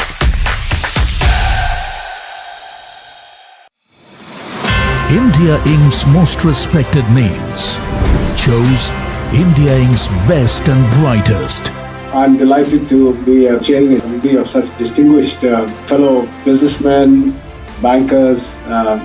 It's just lovely to be back on this NDTV jury. I have been a fan of NDTV for a long time. Many of the nominees are extremely close together in terms of what they've done.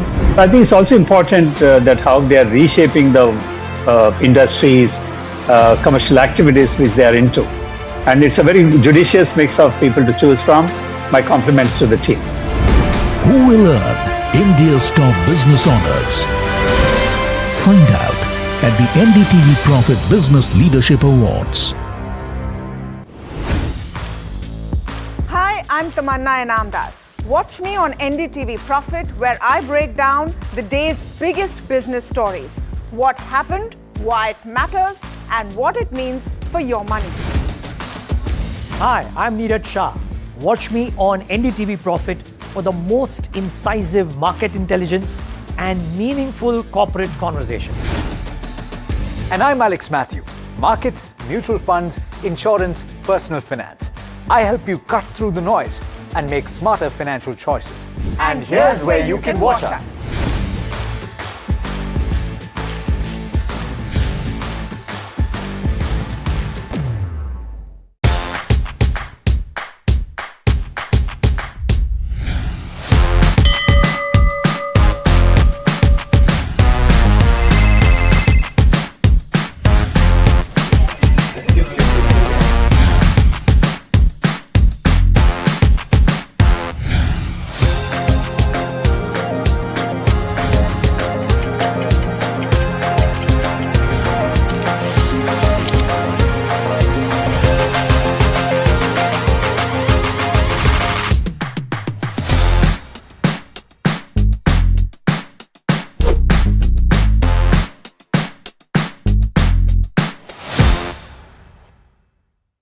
The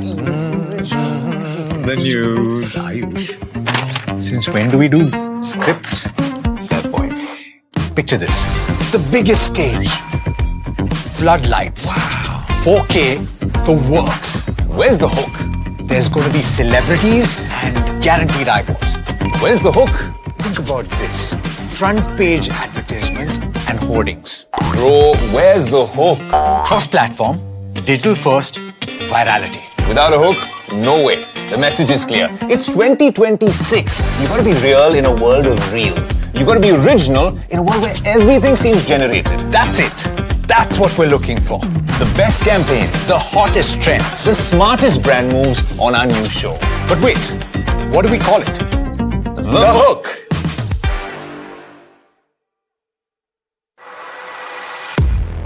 He has been tracking markets for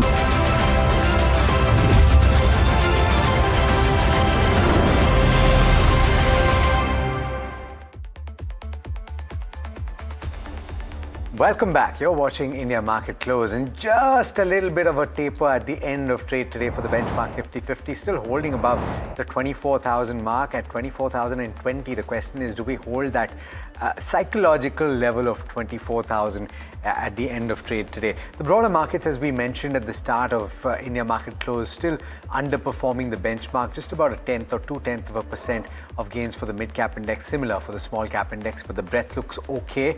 The market breadth pulled the advanced decline ratio up just about edging the declines at this point, but the gap is not very substantial. Shivangi Sarda, analyst equity derivatives and technical at Motilal Oswal, as well as Sudeep Bandyopadhyay joining in to talk us through the last half hour of trade.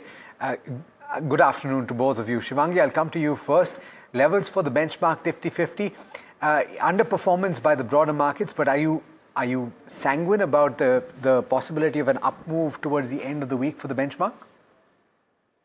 Very good afternoon, Alex. Thank you for having me. So we've seen that the indices have kind of witnessed a very smart comeback from the lower levels. In fact, the support levels have been respected tremendously today. And it's recouped most of the losses of the previous sessions. And we are kind of holding above 24K levels, which will be important to watch. We're looking at 24,200 and any declines to be utilized for buying. Immediately, of course, 24,200, but positionally, we're looking at 24,450 levels as well. We are entering into the monthly expiry week, so a lot of volatility will be expected here, of course. The support levels to watch out would be 23,850 levels for the Nifty index. Now, of course, we've seen Bank Nifty outperform the broader market, and of course, they have done most of the heavy lifting in this rally. We've seen that this index is mainly led by the private names today because PSU have taken a little bit of a back foot. But the Bank Nifty is looking quite attractive even at these levels with a great amount of follow-up buying. So we're looking at 58,850 next for the banking index with a support of 57,850 levels. Okay. What about picks this afternoon, Shivangi? Hi, Tamanna. So afternoon picks, I have identified Indigo, which has seen a good amount of OI spurt today after the consolidation of the last 7 trading sessions. And we've seen that, on the weekly basis as well, this one has kind of bottomed out. And we're seeing, the closing of the session is quite positive near the day's high. So this is one positive trigger. And we are expecting the stock to move upward towards 5,400 levels with the support of 5,100 levels. Okay. Sudeep, very good afternoon to you. I'm actually going to ask you about Interglobe. Stock has already run up a fair bit ever since crude prices have gone down. And in fact, we should pull up the latest crude rates. They're under $87 a barrel. So all of your crude sensitives are firing up. More distance to go for Interglobe? Well, looks like that. I think it has recovered all the losses it had since the West Asia war had started, and it's back to levels beyond that.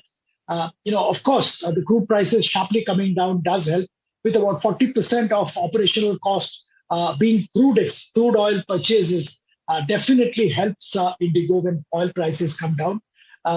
there are a couple of niggling worries which we have in terms of consumption, demand, and things like that, which getting affected by monsoon not being timely and not being adequate.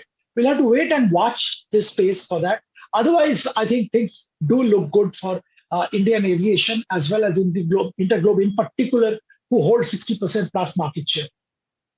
Got it. So that's interesting. The question is, Sudeep, and a lot of people will wonder this. It's gained quite considerably, right? Would you advise people to get in at this point? Is the risk reward favorable, or would you wait for better opportunities down the line? Opportunities down the line. I think it has moved up very, very sharply over the last few days. And at these prices, the margin of error is very limited. Once we have the second quarter numbers, I think there will be a lot of disappointment. Not, practically right, because we know these most part of the second quarter, they were operationally under tremendous pressure because of oil prices being where they were. But still, the disappointment will be there once the quarterly results come out, and things may become a little softer around that time. So probably the time to buy will be then. Point. All right. Let's talk about the IT sector, though. It is the top performer sectorally today, and it's had quite a bit of chop and churn over the last several weeks, hasn't it? Nobody's able to give you a very clear answer this way or that. Is this something that you can buy at this point because valuations are attractive, or is there downside? There's both a bull as well as a bear case. Let's line that up for you, because Jasmeet is joining in to do just that. Jasmeet, which is stronger? You'll tell us at the end, bull case or bear case? Well, I'll tell you in the end of it, but let's quickly get to the bull versus bear case. Now, we did have two brokers coming in the morning, where we had Access Capital, which remained extremely bullish on the overall IT pack, and they have also upgraded the entire IT portfolio into their stock analysis. But we also had JP Morgan's note, which on the other hand, cut a lot of target prices for the counters and see the overall delays in AI going ahead as well, and the pressure continuing. Let's quickly understand the bull and the bear case. Now, for Access Capital, they see that they did not see any AI-led deflation over last 3 years, and they see the AI-led deflation is a very small part of the overall growth, and they believe the overall demand has become slower for the IT company.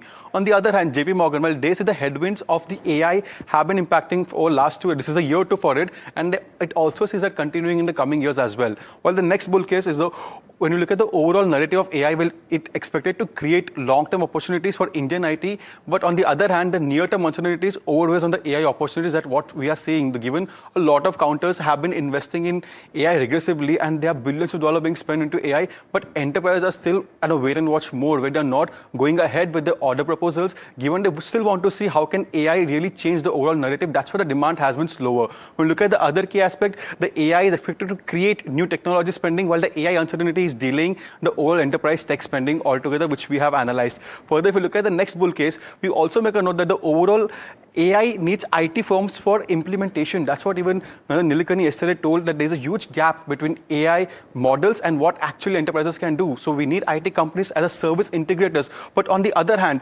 AI is expected to reduce the demand for traditional service. Now, how much demand of the AI will really replace that is something to wait and watch. And even that's a major overhang that's been continuing. We look at the other bull case. Well, we expect AI could improve overall margins for IT companies, because they start doing a lot of work with AI and they reduce the overall employee cost. But on the other hand, the revenue growth also becomes a key question for the IT tech. Given a lot of work which can be done by AI models, then they won't be charging onto the fixed case model where they generally charge for each employee. When we look at the other key aspect, we do note that all of this bull and bear case brings up to the same question, which one is winning. But as of now, it's a wait and watch. A lot of people expect in next couple of years, we would see the turnaround for the IT industry, but still, it's just wait and watch in the industry altogether. You know, Jasmeet, I think you are brave to do a bull versus bear on the IT sector, simply because nobody is understanding what to do with this sector. Even top investors have come on the channel and said, we are confused about it.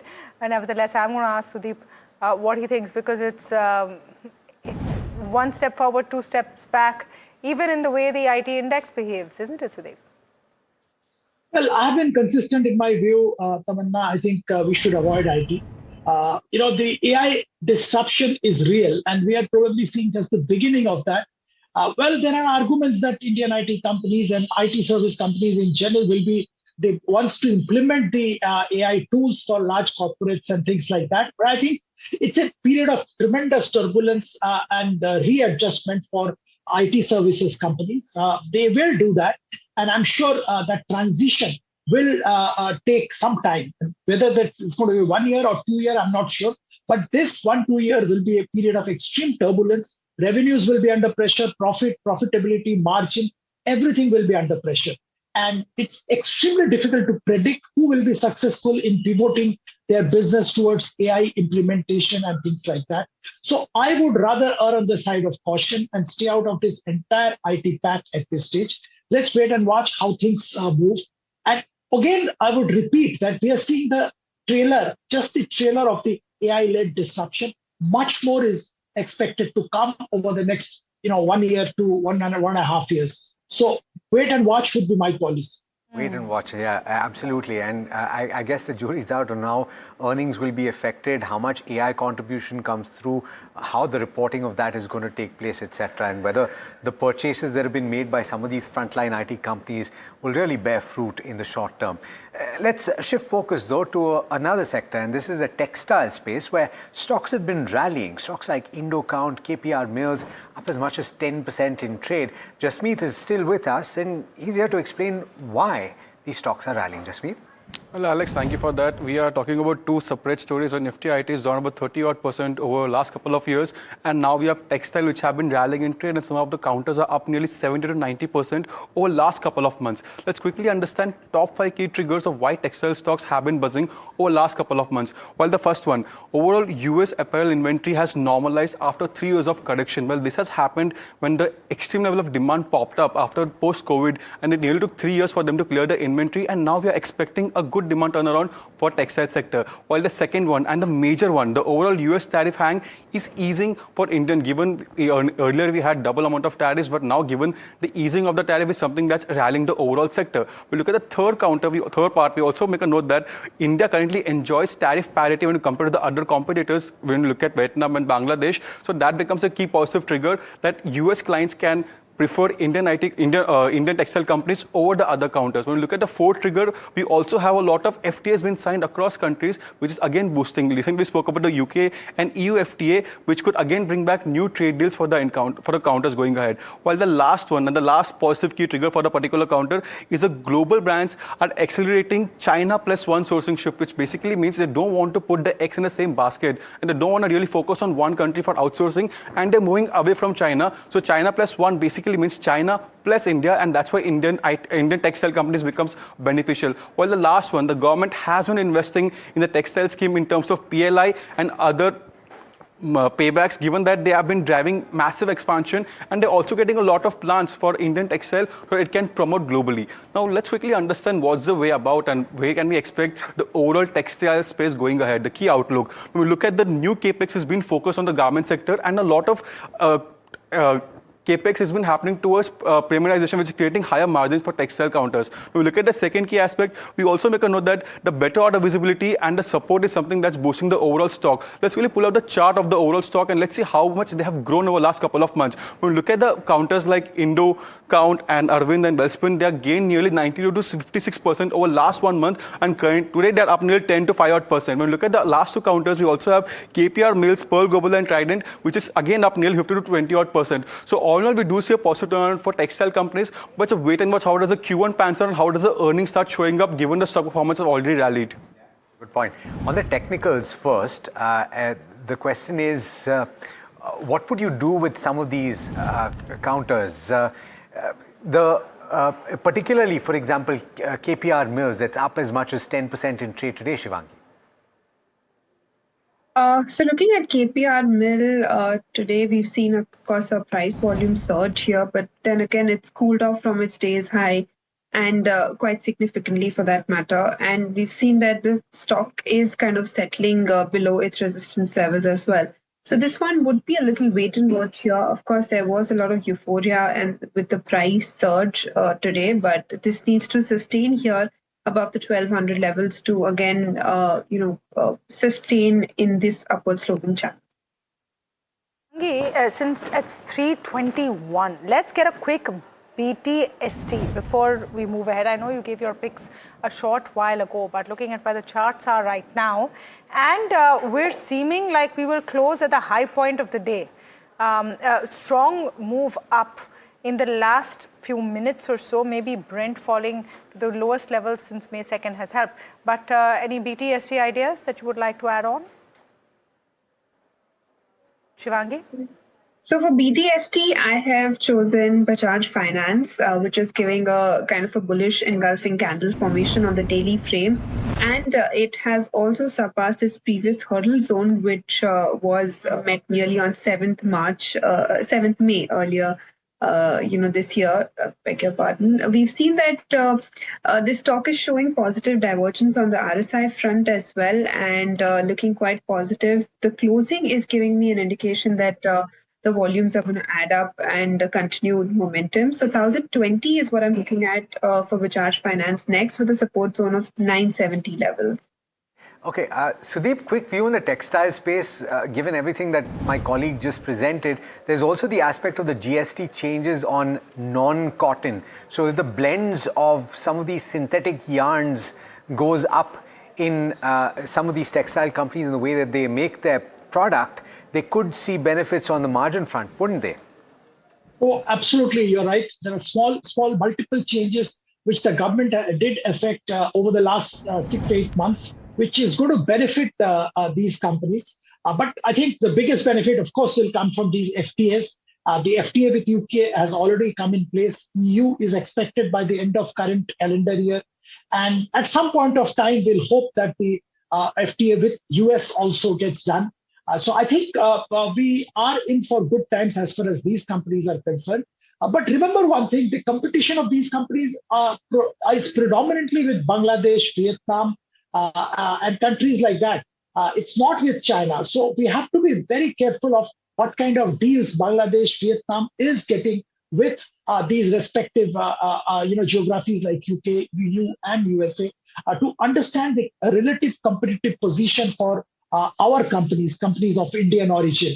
And that needs to be monitored on a continuous basis. Amongst these companies, we do like Welspun Living.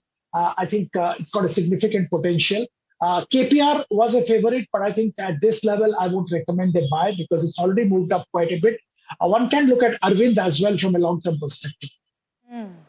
Okay, let me go quickly across to Parth. Just about 6 minutes left to go. Parth, what are the stocks buzzing right at close? So there are three really interesting stocks that I've brought along. The first one is Pearl Global Industries. The stock has gained over 25% in the last 5 days and has hit a new all-time high today. The stock is up over 10% today, which is the biggest single-day gain the stock has seen since May 2026. Also, the volumes today are 12 times its 20-day average. The second one is IRFC, which is down over 5.5% today, which is the biggest single-day fall the stock has seen since March 2026. The stock is now just 7% above its 30-month low, and volumes today are 5 times the 20-day average. The reason behind today's fall is that government has launched an OFS in the company to sell around 2% stake at 91 rupees per share, which was a 9% discount to yesterday's closing price. And lastly, I have Sanstar, which has gained almost 20% in the last 5 days, hitting a new 17-month high. And at the levels it was earlier today, now the stock has obviously seen some profit booking. It was the biggest single-day gain for the stock since July 2024, and volumes today are also 11 times the 20-day average. So these are the three stocks that you need to keep in your watch. Okay, I want to get a take on IRFC. Sudeep, I want to come to you. After that OFS news, of course, you had a bit of a dampener on the stock, but do you see a potential here? Well, the railway stocks, at the kind of levels where it went was unsustainable. There has been significant correction, and I understand amongst the railway stocks, IRFC, because predominantly it's into financing and the opportunities are humongous. They have also ventured into non-railway related financing. So I think from a long-term investor, if somebody is getting at 91, which is the retail OFS price, it may not be a bad deal if they are willing to wait for 1 year plus. Got it. Okay. What about the charts then, Shivangi? If I extend this not just to IRFC, but beyond that to the railway plays, what would you say? See, very honestly speaking, railway pack has been a very lackluster one from the last 2 years. It's underperformed, and it's clearly in the bottom of this entire rally. We've seen that these stocks have kind of made attempts of recovery, but failed to hold at those levels. And for me, I think railway stocks would be a little wait and watch for now, not on the radar as of now. Okay. One top call, Shivangi, before we wrap up for this afternoon. So one top call for you, Tamanna, will be Oberoi Realty. We've seen that, from the OI addition in the last 2 sessions, this one's looking quite positive. With, getting ready for a consolidation breakout of the last 11 weeks, this stock is kind of, getting ready for a fresh leg of rally here. So this would be my take for the next targets of around about 1800 immediately, and then 1850 little positionally. 1700 would be important support to watch out. Okay, thank you so much, Shivangi and Sudeep, for joining us on this leg of the show as we wrap up. 24,050 continuing to be a tough nut to crack. Pull up the intraday of the Nifty, and it's quite interesting to see that broader markets have zoomed up while the Nifty's come off its high point of the day. Let's pull up the Nifty contribution chart and the heat map very quickly so you'll see what's happening there.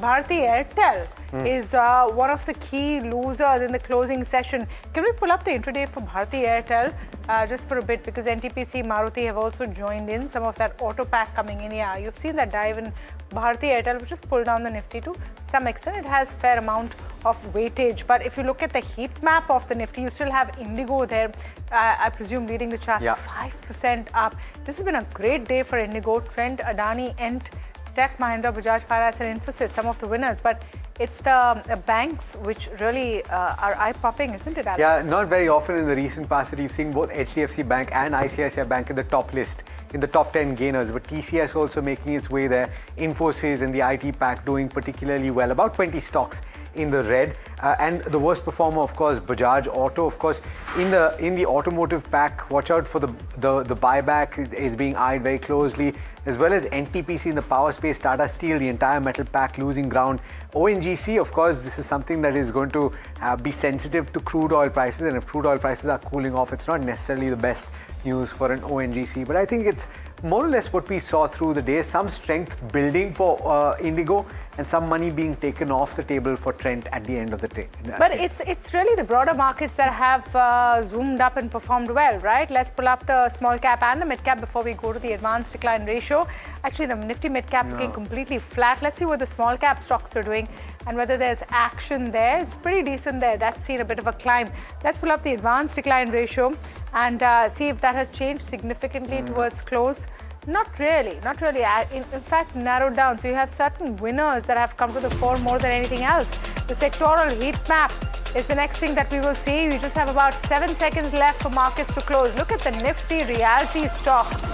Oberoi Realty was one final call from Shivangi Sarda as we went into close. Nifty IT right there on peak. Private banks and the entire bank Nifty also doing well. So it's banks, IT and realty which is really moving up the markets. Everything else is kind of middling. Yeah, in fact, I think this is something that we will talk about tomorrow at the start of trade as well, because Nifty Bank has been a technical call vis-a-vis the Nifty. And of course, the Nifty 50 did climb today, but it's an outperformance. Last week, all of last week, there's been a relative underperformance by the Nifty Bank. I wonder whether now you will see an up move, because we're ending very close to the high point of the day, and tomorrow is the weekly expiry for the Sensex. Let's see how that pans out. Keep an eye for that. There will be a detailed statement on what's happened between US and India on the trade deal. That's going to be an important one as well. So all of the action continues, but for now, from Alex, me and the team that put the show together, that's all the time we have. Thank you for watching. Stay tuned to NDTV Profit.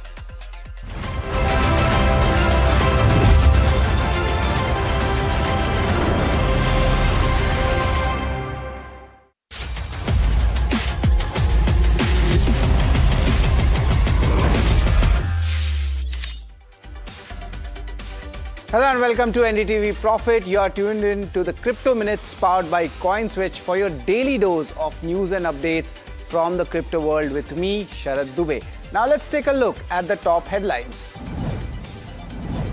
Bitcoin slips below the $63,000 mark on tech sell-off. Tech firms lobby Senate for Clarity Act. Morgan Stanley buys Bitcoin amidst June sell-off.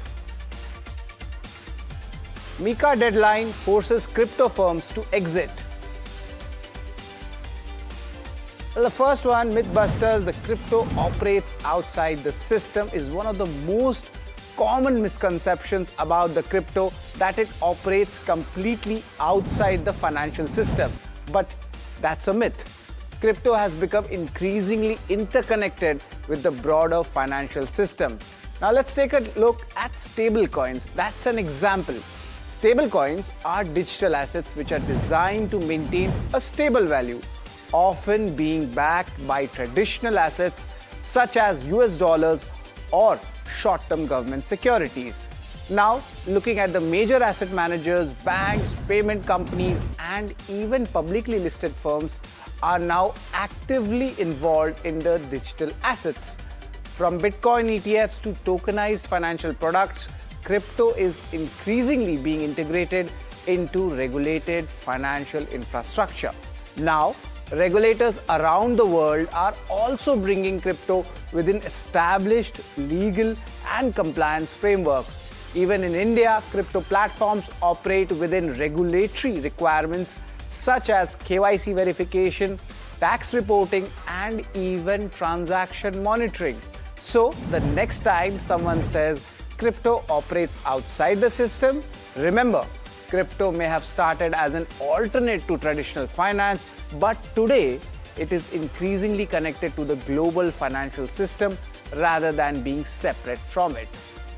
Now, as we wrap, remember, you can reach out to CoinSwitch's dedicated helpline where anyone can connect with the in-house experts to get their queries resolved, whether it's about the crypto regulations, taxation, or the broader industry. The team is available to provide guidance and help users make informed decisions. Well, that's all on this edition of Crypto Minutes on CoinSwitch. Thank you so much for tuning in.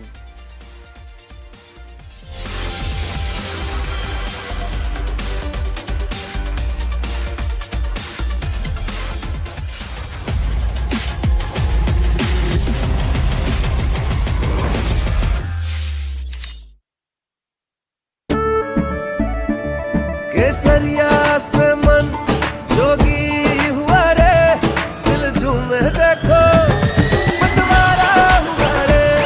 केसरिया से मन जोगी हुआ। हर पल मनाओ केसरी त्योहार। विमल, बोलो जुबान Kesari. India's unshakable news habit. NDTV.com is India's #1 English news website.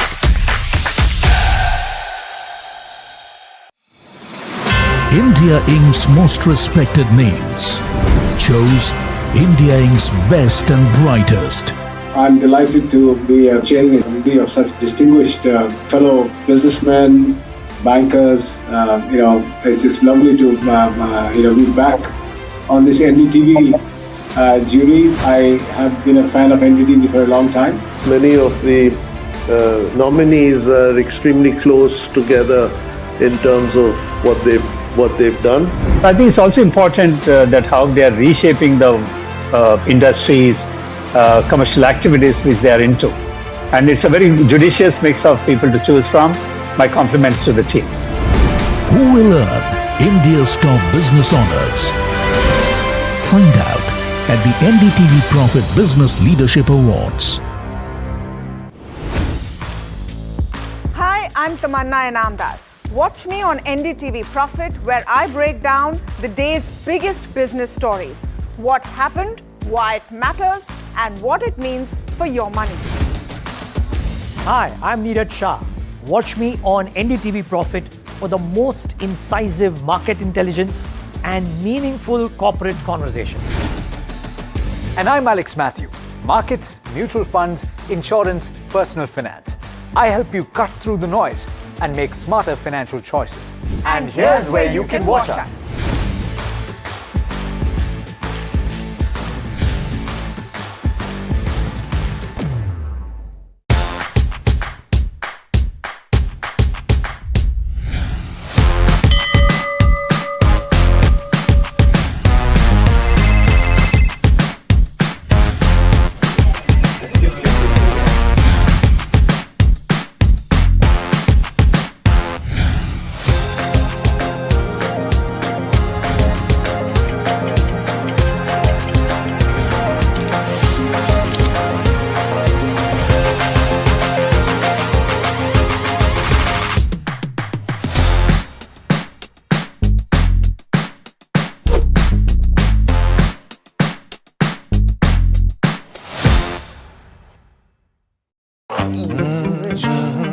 the news. Ayush. Since when do we do scripts? Fair point. Picture this. The biggest stage. Floodlights. Wow. 4K. The works. Where's the hook? There's going to be celebrities and guaranteed eyeballs. Where's the hook? Think about this.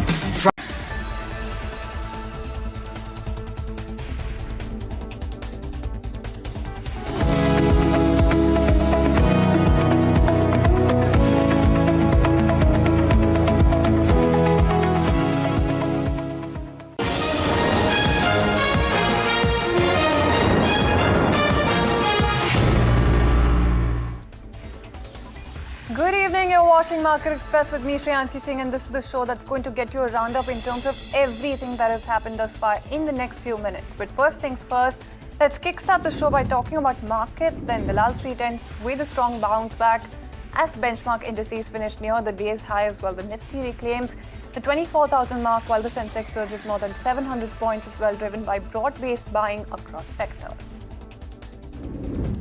Let's also talk about the sectoral trends that remain tad bit mixed at the close. Now, realty and IT stocks led the advances while defense and some of your energy names were under a little bit of pressure, reflecting a rotation of flows across sectors as benchmarks ended the day on a strong note. Moving on then, let's talk about Honasa Consumer that is expanding beyond its core beauty and personal care business with a foray into nutraceuticals. The company is going to be acquiring a 58% stake when it comes to Fluence Pharma at an enterprise value of 135 crore rupees and plans to buy the remaining stake over the next 5 to 7 years. Now, the company has also incorporated Honasa Health as it looks to build a consumer-focused nutraceuticals portfolio and tap new growth opportunities. Let's also move on and talk about Pearl Global Industries that extended its sharp rally as when gaining more than 25%. As you can see on your screens, about 10% uptick coming in just today, but 25% over the past 5 sessions, scaling a fresh all-time high as well, and trading activity really remained elevated with volumes jumping to 12 times the 20-day average. The stock also recorded its biggest single-day gain since May, reflecting strong momentum as well as heightened investor interest in the counter. Let's move on and talk about IRFC shares that came under sharp pressure, as you can see, with that 6.5% thereabout, almost 7% knock coming in on this particular counter. After the government announced an offer for sale to divest up to a 2% stake in the company, the stock is now less than 7% above its 30-month low, while trading volumes jumped to 5 times the 20-day average as well, and the decline also marked the company's biggest single-day fall since March 2026. Let's also talk about Oberoi Realty that gained after the developer secured RERA approval for its maiden Gurugram project as well. So about 3% uptick coming in when you talk about this particular counter, and the clearance is really paving the way for launch and sales bookings, giving the company a strong entry into the Haryana market as well, spread across nearly 15 acres. You do have this particular luxury development that's going to be featuring low-density, hospitality-backed residences inspired by Mumbai's iconic 360 West project. Onto the word coming in from brokerages this time. Let's talk about Syngene that was up about 2% in trade. Macquarie has maintained its outperform rating and is quite bullish, even though they've cut the target price just a tad bit, citing some of the headwinds in the CDMO business. Now, however, you do have the brokers really believing that the recent stock correction has already factored in some of these challenges and is underappreciating the company's medium-term growth levers. Also sees stronger commercial execution and higher utilization as some of the key drivers of improved profitability and returns going forward. Let's move on and talk about Tata Power that has received a key regulatory boost after the Power Ministry extended the validity of its Section 11 directions. So some bit of profit booking that you saw coming in for this counter after the extension of the directions for the Mundra Ultra Mega Power Project until September 30th. Now, the extension mandates the 4,000 megawatt plant to really continue operating at full capacity to meet high seasonal electricity demand. The order also ensures cost plus tariff compensation, providing revenue visibility for this particular company. And Mundra, which houses about 5 units of 800 megawatts each, supplies power to Gujarat, Maharashtra, Punjab, Haryana and Rajasthan. Let's also move on and talk about City Union Bank that has approved a framework to raise up to 500 crore rupees through the the QIP route, in fact, and the fundraising plan comes at a time of leadership transition at the bank, with R. Vijay taking charge as the new CEO from May 1st. The capital raise is also expected to strengthen the bank's balance sheet and provide additional firepower to support its growth plans going forward. Let's move on and talk about Yes Bank, that is scheduled a board meeting on June 29 to review a wide range of fundraising options. The lender said that its board is going to be considering raising fresh equity or hybrid capital along with borrowings through the issuance of eligible debt securities. The move is coming in as the bank evaluates multiple avenues as well, and that's something that you're looking at in terms of the important update coming in to strengthen its capital base and support future growth requirements. Let's move on and talk about Tramco Systems, that was in focus after the stock hit its 6-month intraday high, surging more than 15%, with trading volumes really spiking to 17 times its 20-day average. The enterprise software company has gained 35% in the past month and over 60% in a year as well. Operationally, FY26 saw revenue growth driven by accelerating recurring income, while EBITDA margin expanded sharply to 24% from 14% a year ago. Management has also highlighted its payroll business as a key growth engine and launched its agentic AI platform for enterprise automation.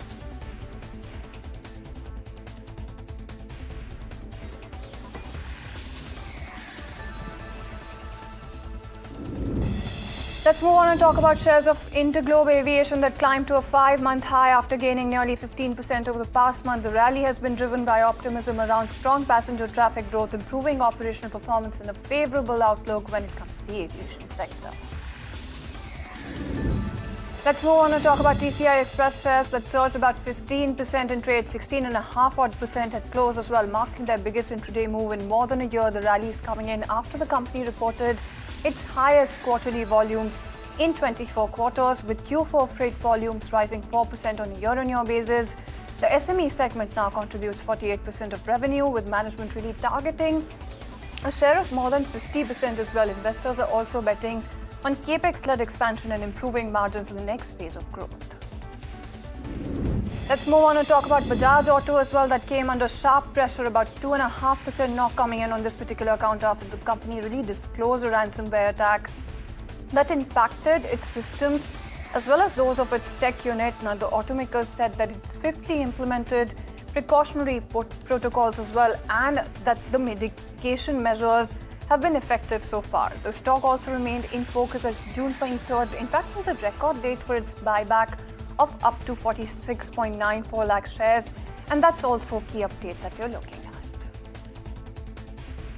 Moving on then, let's get you some business news. Gold and silver prices have witnessed a sharp correction in 2026, with spot gold plunging nearly 24% from its January peak, while silver has also recorded steepest decline coming in 4 years. The sell-off has been driven by a stronger greenback, expectations of high interest rates, and easing safe haven demand. Moving on then, let's talk about a rare move. Canada's Fairfax Financial has purchased nearly $1 billion worth of Indian government bonds through its local unit, Fairfax India Holding Corp. Reports, in fact, are suggesting that the investment could be linked to Fairfax's interest in acquiring a stake in IDBI Bank as India's privatization process gathers pace. The transaction comes after India's decision to exempt foreign investors in government bonds from capital gains tax, making such investments even more attractive.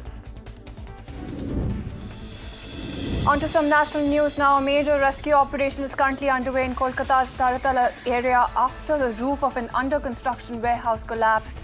More than 30 people are feared trapped under the debris.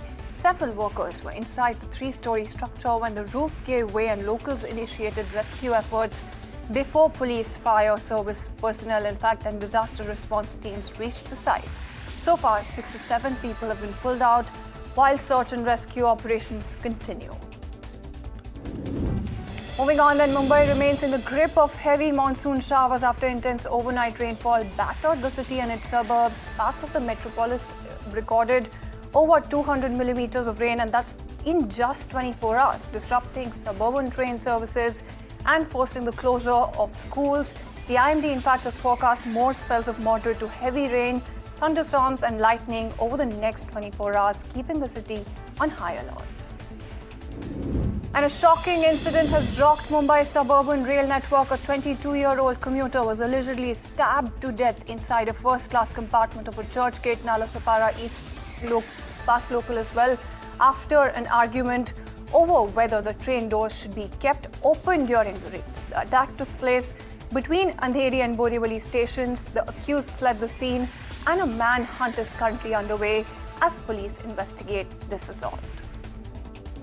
Moving on then, let's talk about a major breakthrough coming in the Ketan Agarwal murder case. Pune police have in fact arrested his fiancée on charges of allegedly plotting and executing the killing. Investigators claim that the accused was involved in the conspiracy behind the murder, with evidence gathered during the probe leading to the arrest. Police are continuing their investigation to establish the motive and identify any other individuals who may have been involved. Moving on then, let's talk about authorities in Assam that are on high alert after torrential rainfall triggered flash floods in the state.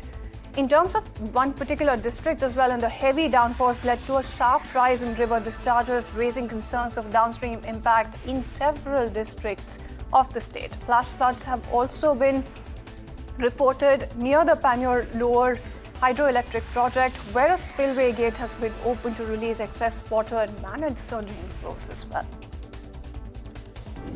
Moving on then, let's talk about some international news. Southeast Asia could face a renewed bout of severe transboundary haze later this year as El Nino-driven heat and dry weather raise the risk of widespread forest and peatland fires as well. And you do have experts really warning that prolonged dry conditions may worsen air quality across several countries, disrupting travel, public health and economic activity. Governments in the region are closely monitoring hotspots and preparing mitigation measures ahead of the peak fire season.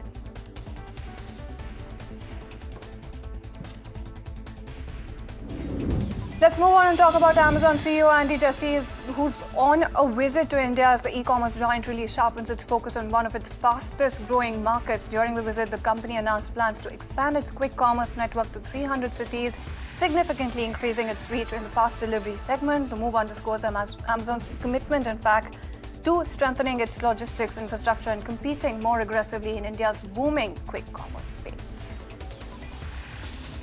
Moving on then, let's talk about reports suggesting that in a significant diplomatic development, Iran's president has reportedly invited PM Modi to attend the funeral of Supreme Leader Ali Khamenei as well.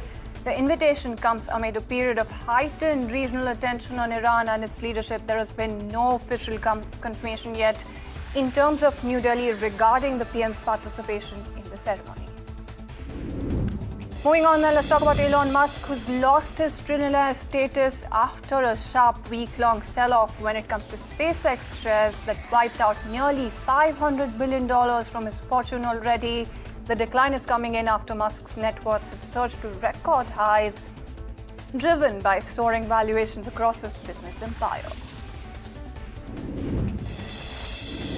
Moving on then, let's talk about the world of sports. England and Ghana played out a hard-fought goalless draw in their FIFA World Cup 2026 group encounter, with both sides sharing the points in a tightly contested match that you're looking at. Despite several chances at either end, neither team, in fact, was able to find a breakthrough. The result keeps the qualification race wide open, with both teams remaining firmly in contention for a place in the knockout stages. And Ronaldo delivered another record-breaking performance at FIFA World Cup 2026, scoring twice as Portugal thrashed Uzbekistan 5-0 in a dominant Group K display. Brace, in fact, added another milestone to his illustrious international career, while Portugal strengthened their position in the race for a place in the knockout stages. In particular, victory, in fact, underlined Portugal's title credentials as the tournament really gathers momentum. And big bets and bold ambitions, let's talk about that as well. That's the message coming in from Adani Group Chairman Gautam Adani at the group's 34th AGM, from positioning infrastructure and AI as twin growth engines to really record investments, a massive power push, nuclear entry, and scale across ports and data centers. Here are 5 key announcements signaling a high-stakes, future-facing growth strategy. Let's go across and listen in. we have the ability to connect every critical layer of infrastructure that is needed to power the age of intelligence. In FY 25-26, we made a record capital investment of more than rupees 1.5 lakh crore in hard infrastructure. To put that in perspective, this represented over 30% of India's total new private sector capital expenditure of the year. At Adani Power, we are implementing India's largest ever private sector power capex program of over rupees 2 lakh crore with a target of reaching 45 gigawatt of capacity over the next 5 years. Our entry into nuclear energy through Adani Atomic Energy is another confident step towards securing India's long-term energy future, with land identified and a 10 gigawatt targeted capacity by 2035. We are positioning ourselves early to serve the growing national demand for clean, round-the-clock power. Adani Ports handle over 500 million tons of cargo in financial year 2025-26, setting an unmatched benchmark for the nation and creating a clear pathway to 1 billion tons by 2030. And that's all that we could pack for you on this edition of Market Express. Thank you so much for tuning in.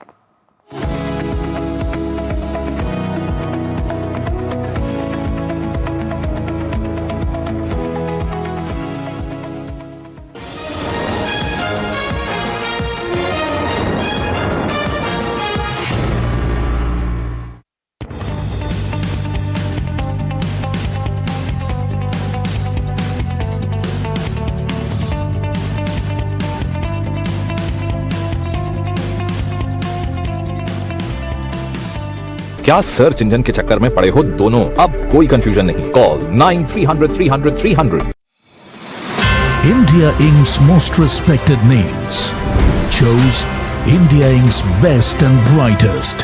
I'm delighted to be chairing a committee of such distinguished fellow businessmen, bankers. It's just lovely to be back on this NDTV jury. I have been a fan of NDTV for a long time. Many of the nominees are extremely close together in terms of what they've done. I think it's also important that how they are reshaping the industries, commercial activities which they are into. And it's a very judicious mix of people to choose from. My compliments to the team. Who will earn India's top business honors? Find out at the NDTV Profit Business Leadership Awards. India's unshakable news habit. NDTV.com is India's #1 English news website.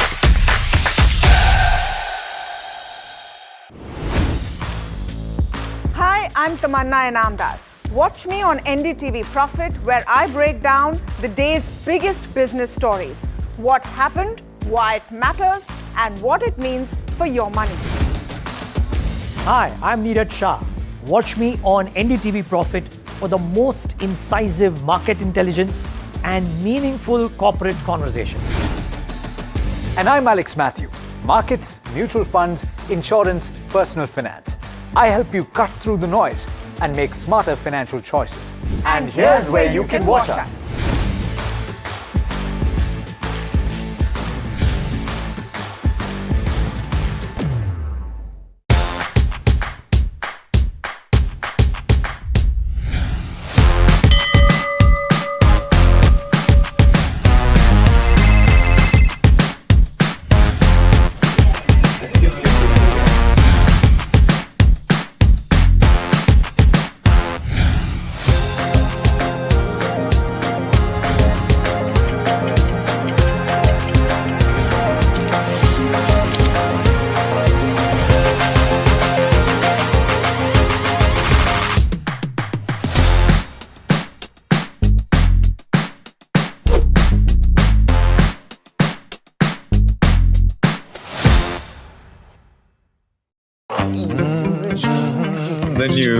Ayush, since when do we do scripts? Fair point. Picture this. The biggest stage. Floodlights. Wow. 4K, the works. Where's the hook? There's going to be celebrities and guaranteed eyeballs. Where's the hook? Think about this. Front page advertisements and hoardings. Bro, where's the hook? Cross-platform, digital first, virality. Without a hook, no way. The message is clear. It's 2026. You gotta be real in a world of reels. You gotta be original in a world where everything seems generated. That's it. That's what we're looking for. The best campaigns, the hottest trends, the smartest brand moves on our new show. But wait, what do we call it? The hook.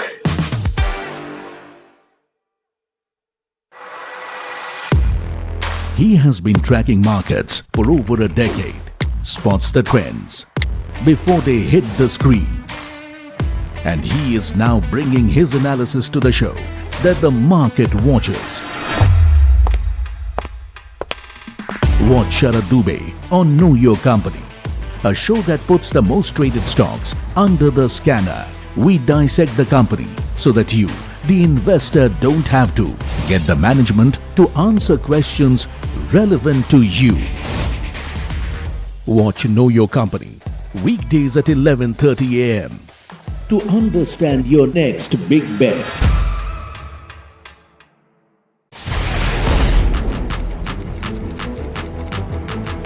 When the headlines move fast, perspective matters. On Editor's Cut, our editors come together with experts to distill the week's information blitz into clear. Market ends higher as Street claws back from yesterday's losses. Nifty springs back from support and ends about 24,000 mark into global aviation, and Adani Enterprise tops the chart. Broader markets underperforms the benchmark.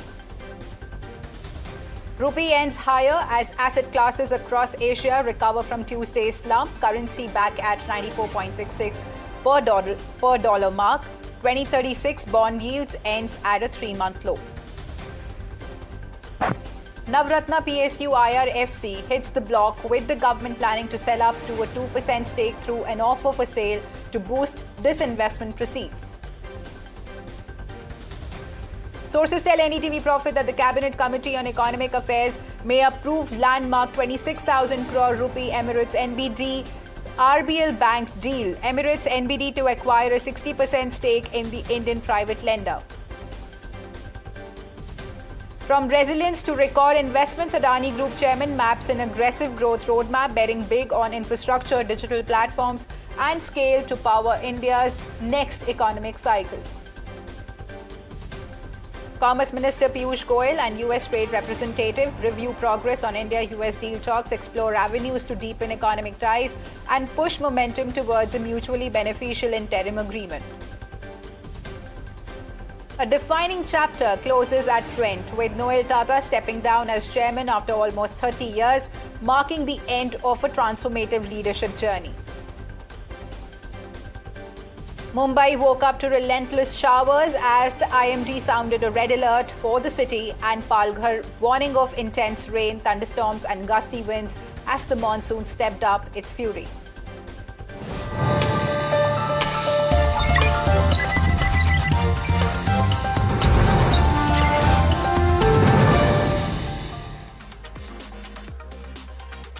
Hello and welcome. This is Profit 360 on NDTV Profit, and I'm Himakshi Bahugna. Along the next half an hour, we'll bring you the latest from the markets as well as national and international news. But first up, let's see how the markets have really fared today, viewers. So the Lal Street has ended with a strong bounce back as benchmarks indices have finished near the day's high. The Nifty reclaims the 24,000 mark, while the Sensex surges more than 700 points, and this has been driven by broad-based buying across the sectors. My colleague Parth is joining us with a complete market roundup. Nifty has closed in green, up almost 0.8% today, led by Indigo and Adani Enterprises. Indigo has hit the highest level in 7 months, up almost 5% today, and Adani Enterprises also gained over 3.5% today. On the other side, broader markets have, however, underperformed the benchmark, with Nifty Midcap 150 closing flat today. The top gainers in Nifty Midcap 150 were JSW Infra and KPR Mill, both of which saw an uptick of over 7%.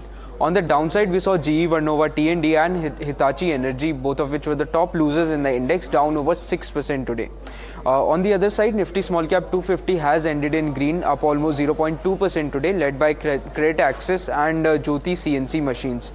Credit Access gained over 6% today, while Jyoti CNC saw an uptick of 5% today.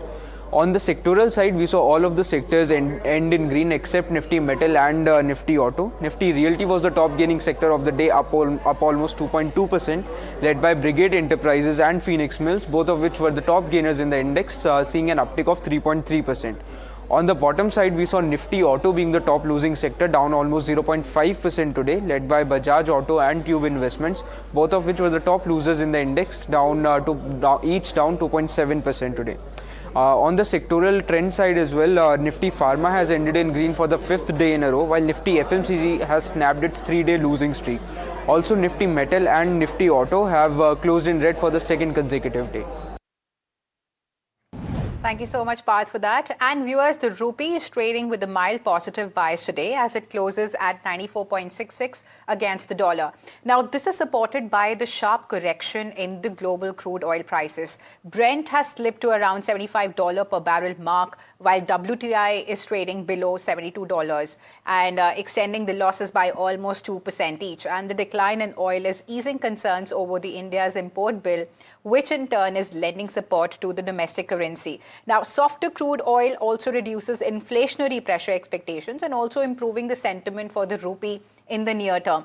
However, traders continue to stay cautious as global macro cues, dollar strength, and even the foreign fund flows remain key drivers for the direction.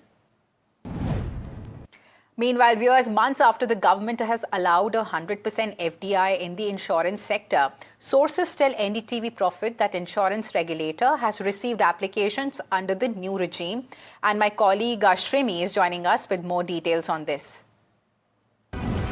Well, that's right. India's opening up of the insurance sector to 100% FDI is beginning to see strong interest from the global insurers. What we are picking up is that IRDAI insurance regulator has received 3 to 4 applications from foreign insurance players seeking approvals for acquisition, joint venture and ownership restructuring under the new FDI regime. In fact, among the these proposals under review is Prudential's plan to acquire 75% stake in Bharti Life Insurance. Also said that regulator has received this application last week itself and said to be examining the proposal, including the implication of Prudential's existing stake in ICICI. So under the current IRDAI norms, Prudential may have to reduce its holding in ICICI below 10% of the transaction proceed, as the current rule won't allow them to actually hold majority stake in 2 insurance entities. Now, sources further indicating that a handful of global insurers are already in discussion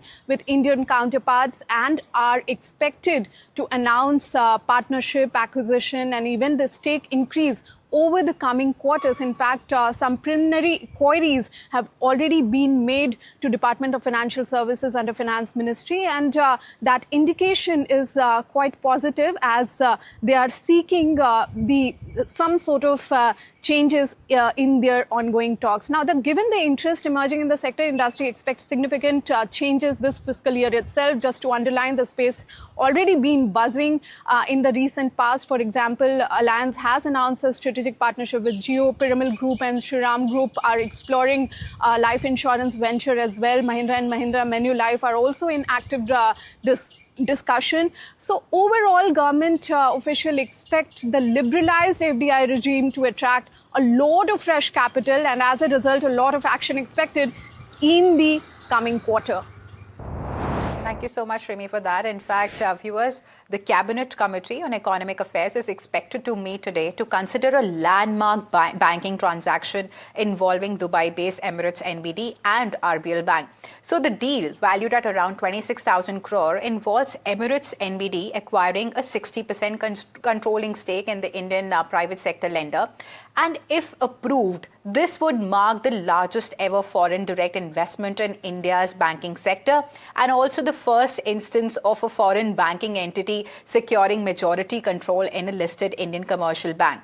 So the transaction announced last year has already cleared key regulatory approvals and also includes a preferential share allotment, which is a mandatory open offer to minority shareholders, and also the integration of Emirates NBD's existing India operations into the RBL Bank. And viewers, from betting big on India's future in a fractured global environment to building scale amid intense scrutiny, Adani Group Chairman Gautam Adani lays out a clear vision at the group's 34th AGM. Now, to walk us through the key highlights, let's get in my colleague Puneet. Well, what were some of the key important quotes as well as key takeaways coming in from Chairman Gautam Adani's statement at the annual general meeting of 2026? Now, he went on to mention at the start that it was a year in which the world grew more fractured, complex energy security models also returned to the center of national strategy, and technology became inseparable from sovereignty at this point of time. However, even in the face of these challenges, the Adani Group remained anchored to an unwavering belief that India's future cannot wait. While others debated, Adani Group built advancing its journey as the world's most integrated infrastructure platform across energy, transport, logistics, and industrial manufacturing was one of its key quotes coming in from Chairman Gautam Adani at this point of time. Well, he also went on to mention some key important takeaways from the year gone by. Progress did not come in calm conditions, he highlighted, for the Adani Group in this year. Also, it came in the middle of extraordinary scrutiny in this year as well. Now, we have seen that apart from that, also one of the biggest examples, according to him, was the belief on the 25,000 crores rights issue that was done earlier this year. And, this was more than a capital event. He saw it as a referendum on the credibility of the Adani Group. And in quotes, he mentioned, and true to its spirit of nation building, the theme of the address this year focuses on accelerating infrastructure and leveraging intelligence as well. Now, he mentioned that these are no longer two separate priorities, but they are twin global engines that must shape India's strength infrastructure. Apart from that, also, the first engine, of course, for national growth, infrastructure, which includes roads, ports, airports, infrastructure, as well as includes the key infrastructure like translines, gas networks, data centers, as well as digital platforms. Now, apart from that too, he spoke of the second engine as well, which includes all of these key aspects. But when you look at FY26 as a year, the Adani Group made a record capital investment of more than 1.5 lakh crore in hard infrastructure.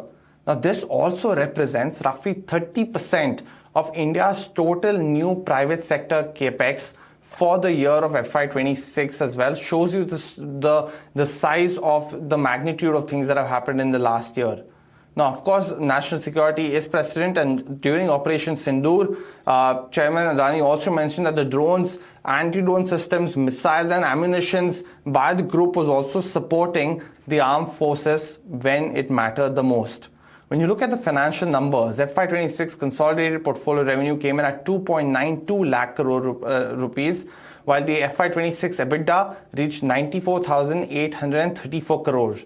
The net debt to EBITDA also at 3.3 times is less than the group's target of 3.5 times as well. And at the end, he mentioned that to build infrastructure that powers India and to build institutions that ensure human dignity at every level of society, end quote, were some of the key highlights and the key takeaways from Chairman Gautam Adani's statement at the AGM. All right, Puneet. So big bets and bold ambitions. That's the message from Adani Group Chairman Gautam Adani at the group's 34th AGM. And from positioning infra and AI as twin growth engines to record investments, a massive power push, nuclear entry, and even scale across ports and data centers. Here are 5 key announcements signaling a high-stakes, future-facing growth strategy. Let's listen in. We have the ability to connect every critical layer of infrastructure that is needed to power the age of intelligence.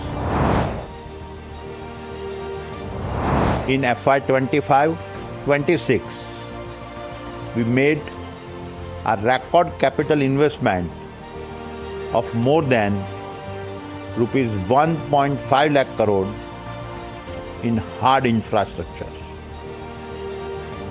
To put that in perspective, this represented over 30% of India's total new private sector capital expenditure of the year. At Adani Power, we are implementing India's largest ever private sector power capex program of over rupees 2 lakh crore with a target of reaching 45 gigawatt of capacity over the next 5 years. Our entry into nuclear energy through Adani Atomic Energy is another confident step towards securing India's long-term energy future, with land identified and a 10 gigawatt targeted capacity by 2035. We are positioning ourselves early to serve the growing national demand for clean, round-the-clock power. Adani Ports handle over 500 million tons of cargo in financial year 2025-26, setting an unmatched benchmark for the nation and creating a clear pathway to 1 billion tons by 2030. Viewers, moving on, Commerce Minister Piyush Goyal and US Trade Representative Ambassador Jamieson Greer held multiple rounds of talks. Now, both the sides have reviewed progress on the ongoing India-US trade talks, signaling fresh momentum towards an interim deal. Now, Piyush Goyal has said that the discussions focused on deepening economic ties. And here is my colleague Rishabh Bhatnagar joining us for more details. Rishabh, what do we know about the meeting so far? Absolutely. So what you have is the completion of the two-day talks between US and India, a very crucial round given the fact that you had the US Trade Representative in India for the first time, Jamieson Greer. Now, according to the statement, what we're picking up is that substantial progress has been made by both teams in the recent months. There is fresh momentum. Both on the political side, you have Trump and Modi, who've also met a couple of times. You have Greer, who met the finance minister and the commerce minister. So a lot of political momentum to these talks is what we're picking up. But what we also saw that these discussions are continuously focused on the interim agreement. So the first tranche of that comprehensive PTA is what both sides are still sort of looking forward to, and there is no sort of announcement that has been made so far. We don't know where the deal is stuck so far. So that is something that both sides are now looking forward to in terms of sort of bridging that gap between both sides when it comes to the tariff bit. So I think that is where you'll have some sort of a worry coming in. But all hands on deck, the negotiations have been successful according to these statements. So we might expect something more coming in from the US Embassy later in the day, but we'll keep tracking that as well. Right. Thank you so much, Rishabh, for getting us those exclusive details there and tracking the story so closely. And we are switching gears now. FMCG majors are going beyond staples and soaps, pivoting sharply towards wellness and nutraceuticals with a fast-growing 16,000 crore opportunity in focus. Let's go across to my colleague Mahima for a deeper look at this fit and fab trend and also the companies leading the charge. last year, FMCG was all about beauty products. We saw a lot of new products getting introduced, a lot of D2C brand acquisitions in the beauty and personal care. And this year itself, we've seen a lot of acquisitions happening in the healthcare space or the nutraceutical space, as we say. Today, Honasa went ahead and announced acquiring of Fluence Pharma, which is into the same category. And now, a lot of FMCG companies have been doing this. And just to understand as to how big this opportunity is, right? There is rising demand when it comes to beauty from inside products, and as per the Honasa filing, the market for this is as big as 16,000 crores. So every company can have a pie of this. And just to give a perspective as to what are the categories that people are looking at in this and what is the opportunity like, protein is one of the largest growth areas where Marico and HUL are already there. There's women wellness, which is a premium segment where HUL is making its mark. You have beauty from within, which is a high margin business where Marico Zydus is present. There's gut health, which is emerging right now as an opportunity where Dabur and HUL already hold some market share. Healthy aging is a very fast growing category where Zydus is already present. Functional beverages is where there's mass adoption. So you have Patanjali, Imami, Tata Consumer, etc. in that race. And there's Ayurvedic nutraceuticals, which has an Indian advantage. So you have Dabur, Imami, Patanjali, Zydus Wellness, etc. in this game as well. Now, if you take a look at different FMCG companies that have different products in this particular segment, you have Dabur, which has Scenes by Dabur, Chyawanprash, Honitus, Real Active. For HUL, they acquired Oziva very recently and has been growing significantly for the company, just like what Minimalist did in the beauty and personal care. Oziva has been doing it in this particular segment. Marico had acquired a stake in Plix in 2023. Recently, they went ahead and acquired a stake in Cosmix as well. Both of them are of the same category of nutraceuticals. Nestle has a JV with Dr. Reddy's, where they have products like Nature's Bounty, Osteo, Biflix, Ester C, etc. There's Imami, where they are focused more towards Ayurvedic wellness products. So you have Zandu, Allofruit, Axiom, Jeevanras, etc., which form a part of their portfolio. Zydus Wellness is where they are focusing more towards preventive health as well as herbal wellness. So they have products under Sugar Free, Nutrilite, Weight World, Max Medics, Right Bright, Complan, etc. And lastly, you have Patanjali, which is mainly Ayurvedic focus and has Chyawanprash, Ashwagandha, Giloy, and nutraceutical capsules under their portfolio as well. So this is just a wave that has probably picked up and something that could become big when it comes to FMCG, focusing on one of this segment called nutraceutical or something within the healthcare space. Thank you so much, Mahima, for that. And moving on from the FMCG space to the tech space, rising memory prices are beginning to impact the demand for mobile phones and even laptops in India. My colleague Ridhima is joining us with more details on the story. Laptop and mobile sales have dropped down after RAM prices increased, so sales volume for mobile is likely to drop by 12 to 15% year-on-year in June after the entry-level price of the mobile has increased, and for laptops, the sales volume likely to be reduced by 16 to 18% year-on-year in June. Now remember that laptop and mobile prices have been increasing from December 2025, and mobile average selling price has gone by 20% from January to June period, and for laptop the average selling price has gone up by 15 to 25% from January to June period. Now, because of this, the second-hand phone and laptops are seeing consumer interest, and but the first-hand devices could pick up in the festive season. Now, this is as per the dealer checks and the IDC and Counterpoint data. Now, if we see customer interest under 10K of phones, there has been a drop in Q1 2026 by 42%. Between 10 to 20,000 rupees, there is a growth of 6%, and beyond 30,000 rupees of phone, there has been an increase of 10%. Now, this is positive for GNG Electronics, which sells second-hand phones and laptops, and could be negative for Dixon Technologies, which 80% of its revenue comes from mobile, and also they assemble the mobiles, and Reddington, which sells Apple phones.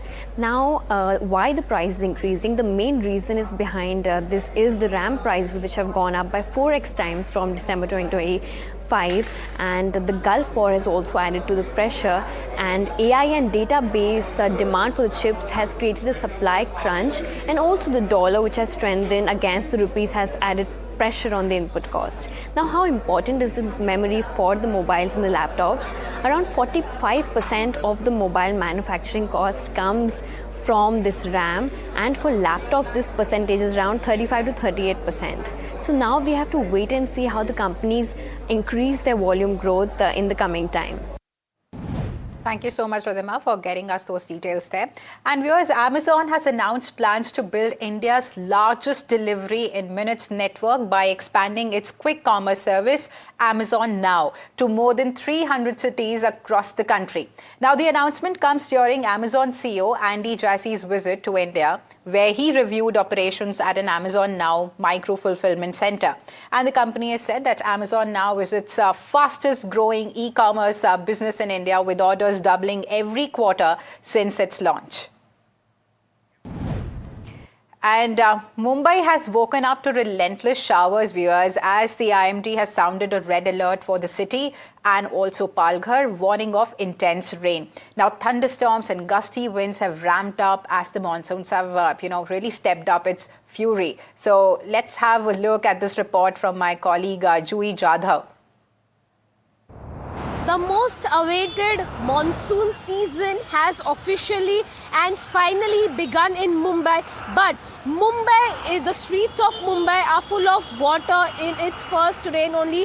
Right now I am standing at Sion Gandhi Market area. This is an hotspot area. Even if it rains for a little while, this area gets flooded with water. And right now the situation is same because it is raining in Mumbai since morning. Even yesterday it was raining, but today since morning it's raining heavily. And this very hotspot area of Mumbai, that is the Sion Gandhi Market area, is flooded with water. You can see right in front of me a BST bus is waiting, is shut down. In front of the BST bus, a tempo truck is also shut down. Also the traffic is jammed because of this waterlogging. The BMC had stated that this year Mumbai will not face waterlogging because the nalas have been cleared up, but we can see the reality check over here that in the first rain itself Mumbai is facing waterlogging. All right, as you can see that Mumbai is completely inundated with the advent of monsoons. And viewers, moving on, a commuter was killed on board a Mumbai local train after an altercation that reportedly started over a door-related dispute. Now, the victim has been identified as Mayank Lohar, and the government railway police is now investigating the case to establish the exact sequence of events and trace the suspect as well. Now, senior railway officials have visited Borivali station shortly after midnight, while the investigators have collected CCTV footage from the train and even the station. Now, Western Railway has said that it is extending full support to the probe as the incident again puts focus on commuter safety and even door-related disputes on Mumbai suburban trains. And a major rescue operation is also underway in Kolkata after the roof of an under-construction warehouse has collapsed. So, according to reports, more than 30 people are feared trapped under the debris after a portion of the three-story structure gave way. Now, teams from the NDRF, police and fire services and disaster management authorities have been deployed at the site, while cranes and heavy machinery are being used to clear the rubble. Now, 4 individuals have been reportedly been rescued so far, and efforts continue as authorities race against time to locate and even evacuate those trapped. And viewers, that's all the time we had on this edition of Profit 360. Stay tuned to NDTV Profit for more news and updates.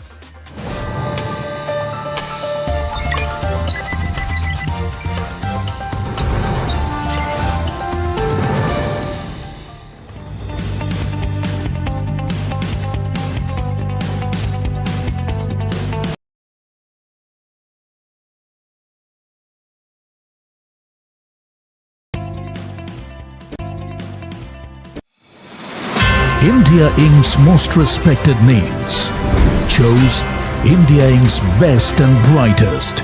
I'm delighted to be chairing a committee of such distinguished fellow businessmen, bankers. It's just lovely to be back on this NDTV jury. I have been a fan of NDTV for a long time. Many of the nominees are extremely close together in terms of what they've done.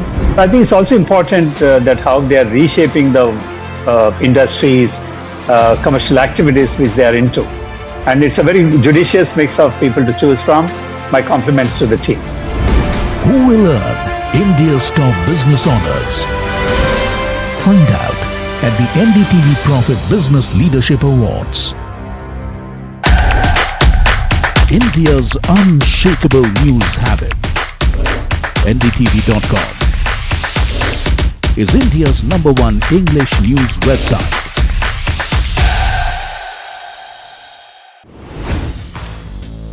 Hi, I'm Tamanna Inamdar. Watch me on NDTV Profit, where I break down the day's biggest business stories. What happened, why it matters, and what it means for your money. Hi, I'm Neeraj Shah. Watch me on NDTV Profit for the most incisive market intelligence and meaningful corporate conversations. And I'm Alex Matthew. Markets, mutual funds, insurance, personal finance. I help you cut through the noise and make smarter financial choices. And here's where you can watch us.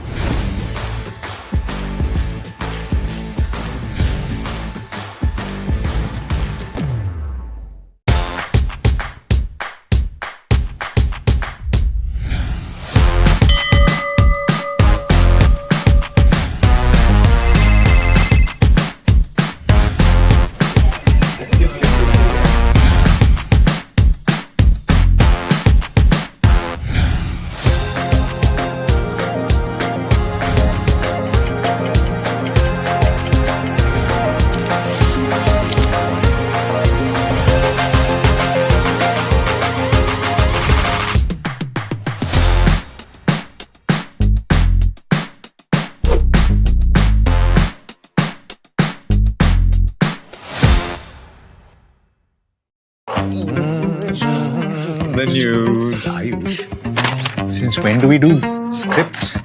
Fair point. Picture this. The biggest stage. Floodlights. Wow. 4K.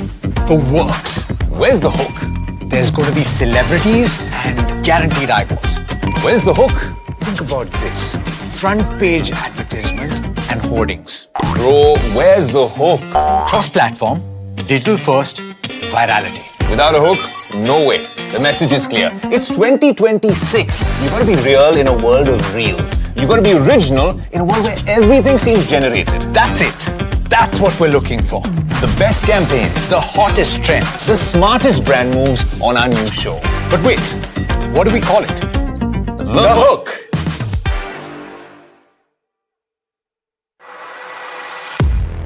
He has been tracking markets for over a decade, spots the trends before they hit the screen. And he is now bringing his analysis to the show that the market watches. Watch Sharad Dubey on Know Your Company, a show.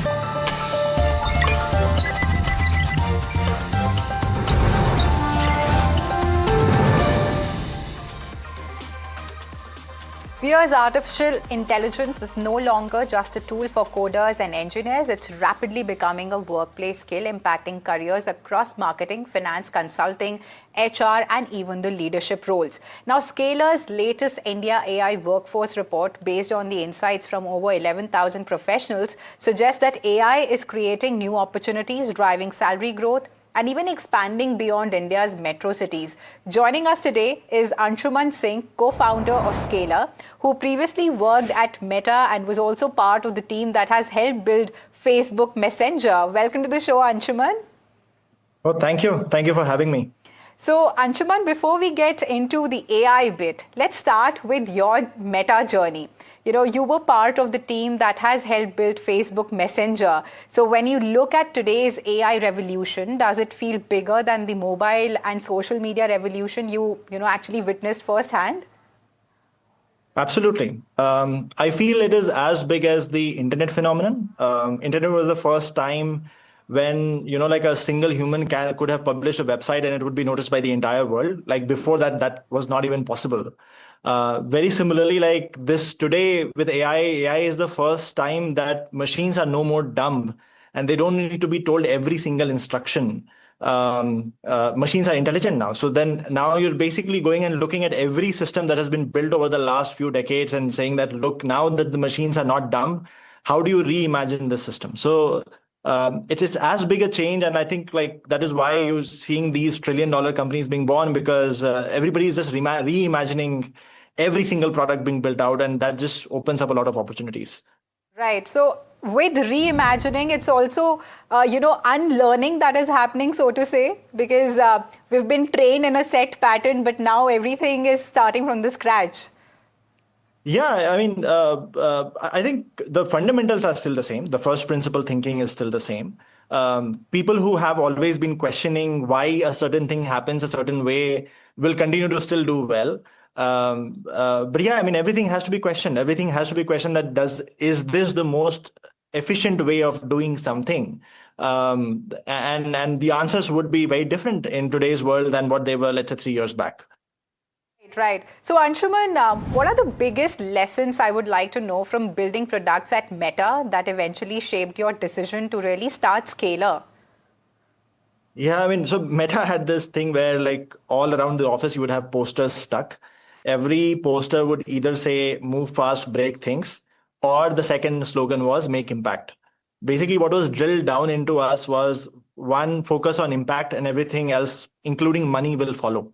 And the amount of money you make is going to be a function of the amount of impact you create. So that was the first lesson that I took with me. And the other was move fast, break things, which is focus on doing things and like moving really, really fast in doing those things. It is okay. You'll make some mistakes. Everybody makes mistakes. As long as you don't keep repeating the mistake, like you'll eventually succeed. So those are the two things I took away from there, which I have sort of imbibed through my journey building Scalar till date. Right. So even I'm going to take that, this very key suggestion that you've given and that, Meta really resonates with. And you've spoken to over 11,000 professionals, Anshuman. So what was the single most surprising finding that emerged from that research? If you could just share with us. Yeah, I mean, two things. One is we thought that AI is primarily helping software developers, and that too, like junior software developers. Like what was surprising was that like one of the key impact of AI also has been people moving into leadership roles. AI has become this one channel where you keep, brainstorming different ideas and like figuring out like how to make decisions, or proof checking what you're doing, and that's helping accelerate the leadership journey as well. The second learning was like I think there's a lot of pessimism when it comes to AI, where people feel that it's going to take jobs away. When we talk to companies, when we talk to leaders, it's the impact of AI has been that it has reduced the time to get something done, which means that the companies can actually now iterate faster, move faster, and it's not really taking jobs away. Like it's just enabling one person to do more, but there are so many other avenues now that are opening up as opportunity to do if you start doing well in a segment. So jobs not going away. That's learning number one. AI is also helping on the leadership level. That's learning number two. So, in fact, coming to that question is only because one of the biggest fears today globally is job displacement.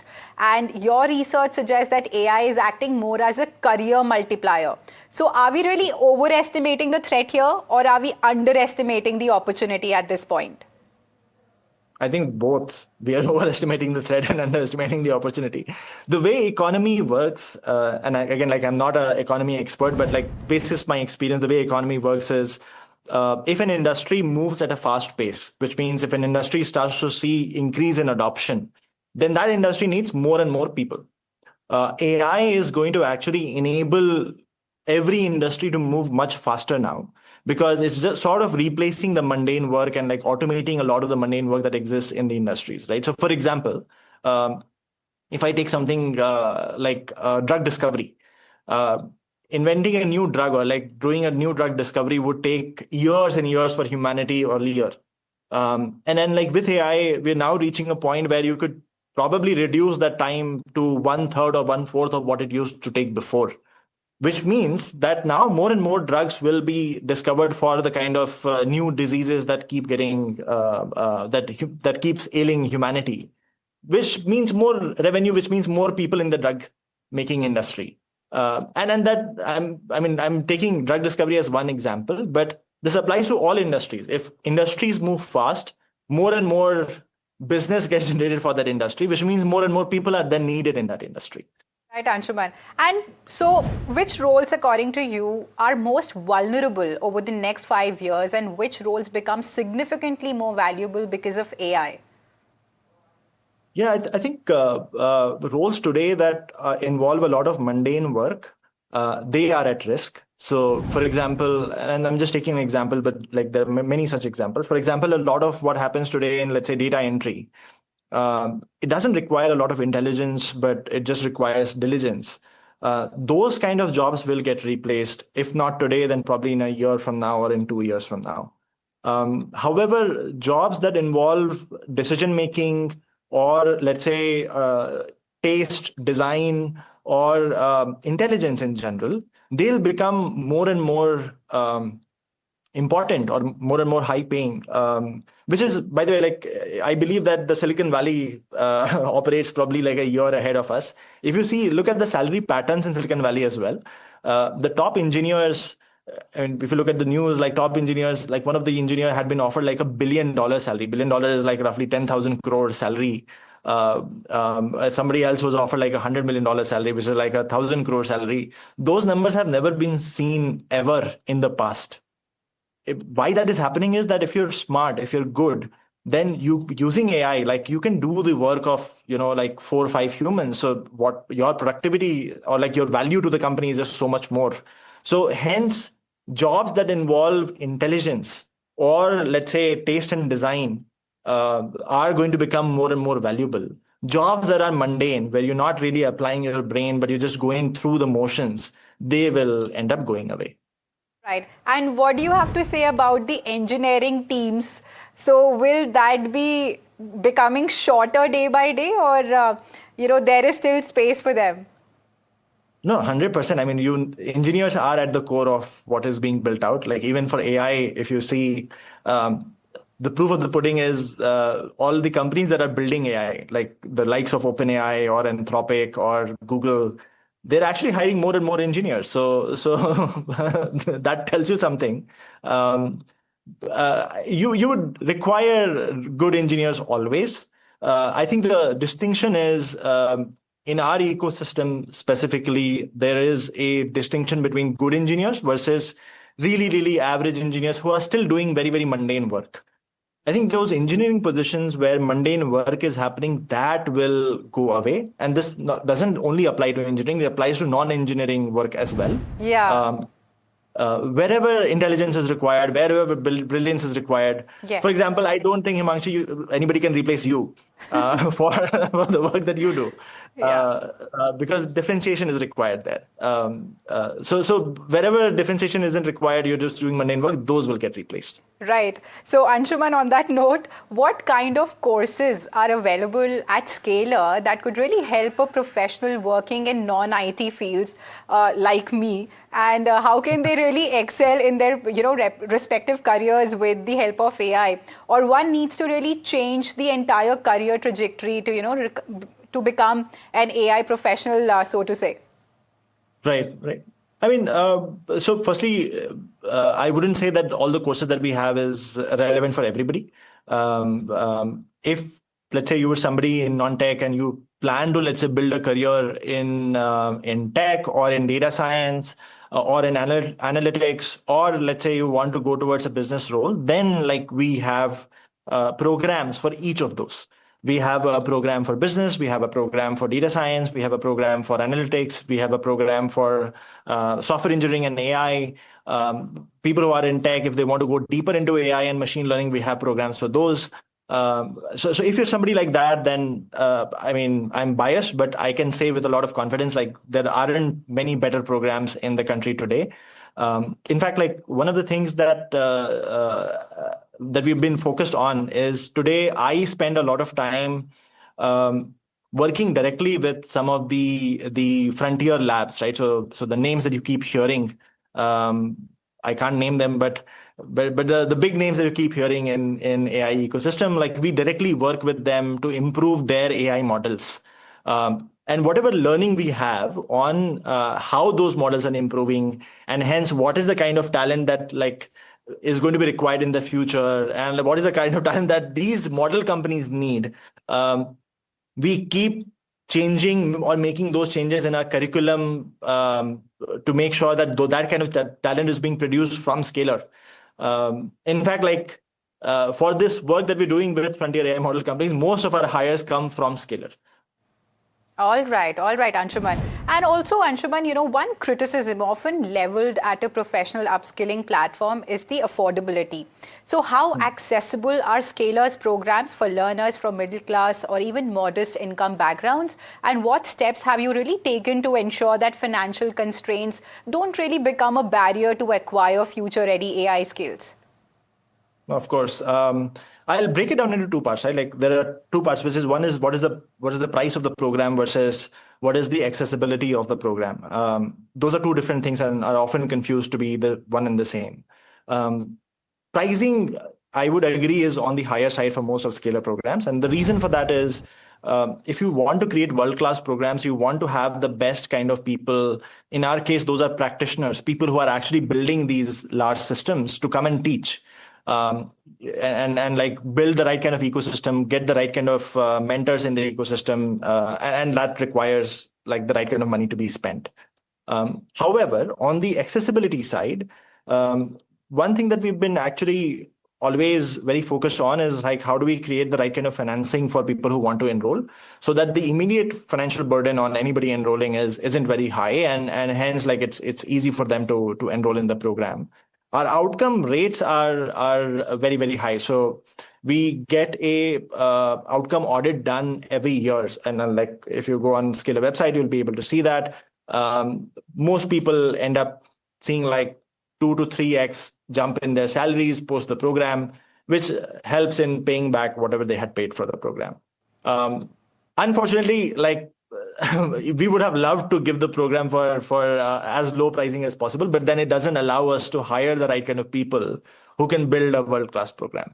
All right, Anshuman, understood. So Anshuman, now talking about business, so what's the road to profitability looking like for Scalar? Also shed some light on the fundraising plans as well for the company. Sure.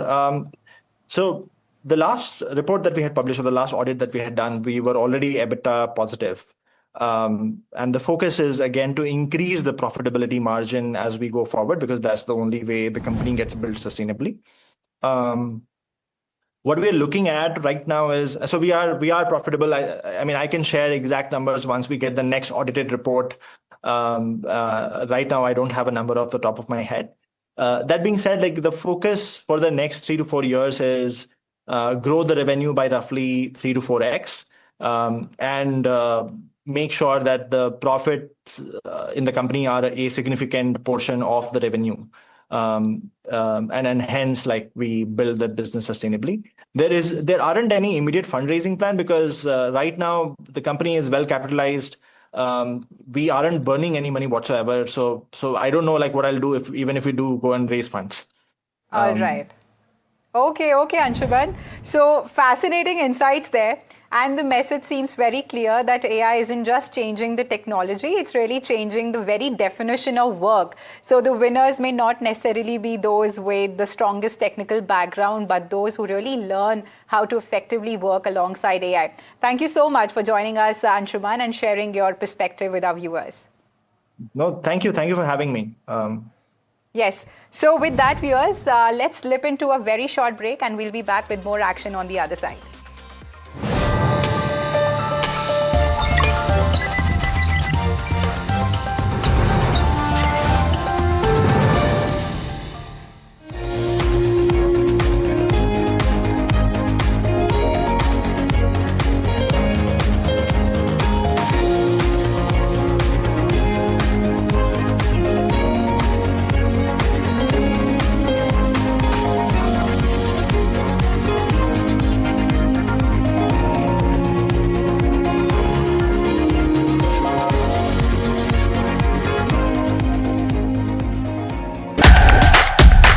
India's unshakable news habit.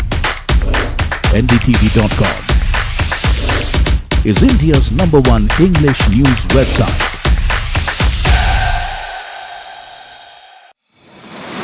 India Inc.'s most respected names chose India Inc.'s best and brightest. I'm delighted to be chairing a committee of such distinguished fellow businessmen, bankers.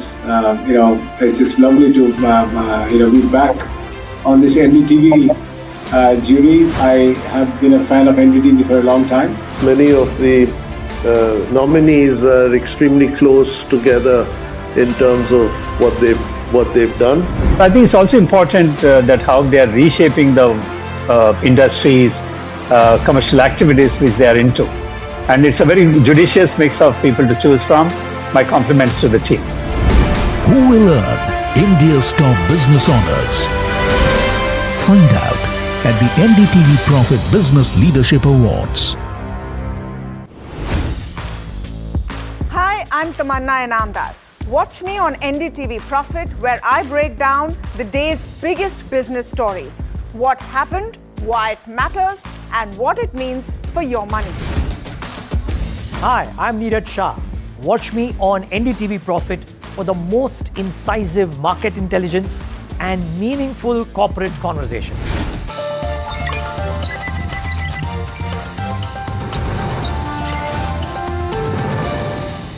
Months after the government has allowed 100% FDI in the insurance sector, sources tell NDTV Profit that insurance regulator has received applications under the new regime. And my colleague Shrimi is joining us with more details on this. Well, that's right. India's opening up of the insurance sector to 100% FDI is beginning to see strong interest from the global insurers. What we are picking up is that IRDAI insurance regulator has received 3 to 4 applications from foreign insurance players seeking approvals for acquisition, joint venture and ownership restructuring under the new FDI regime. In fact, among the these proposals under review is Prudential's plan to acquire 75% stake in Bharti Life Insurance. Also said that regulator has received this application last week itself and said to be examining the proposal, including the implication of Prudential's existing stake in ICICI. So under the current IRDAI norms, Prudential may have to reduce its holding in ICICI below 10% of the transaction proceed, as the current rule won't allow them to actually hold majority stake in 2 insurance entities. Now, sources further indicating that a handful of global insurers are already in discussion with Indian counterparts and are expected to announce partnership, acquisition, and even the stake increase over the coming quarters. In fact, some preliminary queries have already been made to Department of Financial Services under Finance Ministry, and that indication is quite positive, as they are seeking some sort of changes in their ongoing talks. Now, given the interest emerging in the sector, industry expects significant changes this fiscal year itself. Just to underline, the space already been buzzing in the recent past. For example, Alliance has announced a strategic partnership with Jio, Piramal Group and Shriram Group are exploring life insurance venture as well. Mahindra and Mahindra Manulife are also in active discussion. So overall, government officials expect the liberalized FDI regime to attract a lot of fresh capital, and as a result, a lot of action expected in the coming quarter. Thank you so much, Rimi, for that. In fact, viewers, the Cabinet Committee on Economic Affairs is expected to meet today to consider a landmark banking transaction involving Dubai-based Emirates NBD and RBL Bank. So the deal, valued at around 26,000 crore, involves Emirates NBD acquiring a 60% controlling stake in the Indian private sector lender. And if approved, this would mark the largest ever foreign direct investment in India's banking sector, and also the first instance of a foreign banking entity securing majority control in a listed Indian commercial bank. So the transaction announced last year has already cleared key regulatory approvals and also includes a preferential share allotment, which is a mandatory open offer to minority shareholders, and also the integration of Emirates NBD's existing India operations into the RBL Bank.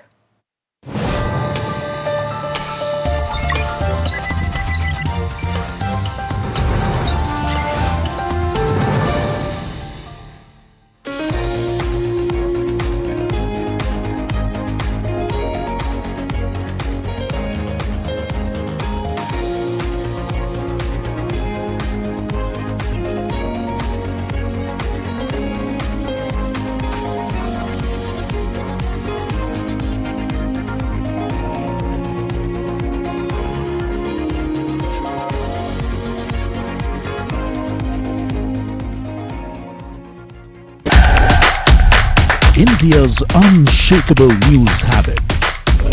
NDTV.com is India's #1 English news website.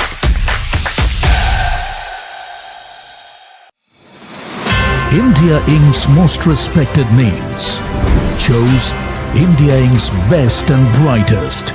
I'm delighted to be chairing a committee of such distinguished fellow businessmen, bankers. It's just lovely to be back on this NDTV jury. I have been a fan of NDTV for a long time. Many of the nominees are extremely close together in terms of what they've done. I think it's also important that how they are reshaping the industries, commercial activities which they are into. And it's a very judicious mix of people to choose from. My compliments to the team. Who will earn India's top business honors? Find out at the NDTV Profit Business Leadership Awards. Hi, I'm Tamanna Inamdar. Watch me on NDTV Profit, where I break down the day's biggest business stories. What happened, why it matters, and what it means for your money. Hi, I'm Neeraj Shah. Watch me on NDTV Profit for the most incisive market intelligence and meaningful corporate conversations. And I'm Alex Matthew. Markets, mutual funds, insurance, personal finance. I help you cut through the noise and make smarter financial choices. And here's where you can watch us.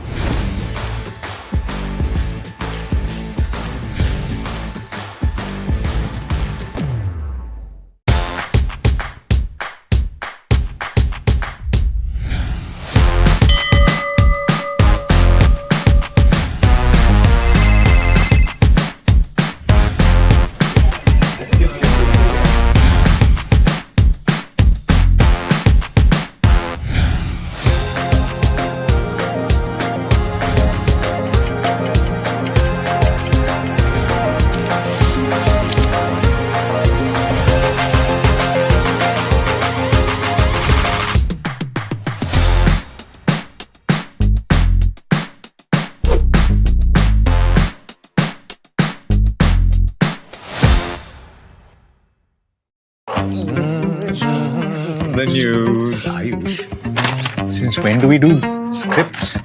Fair point. Picture this. The biggest stage.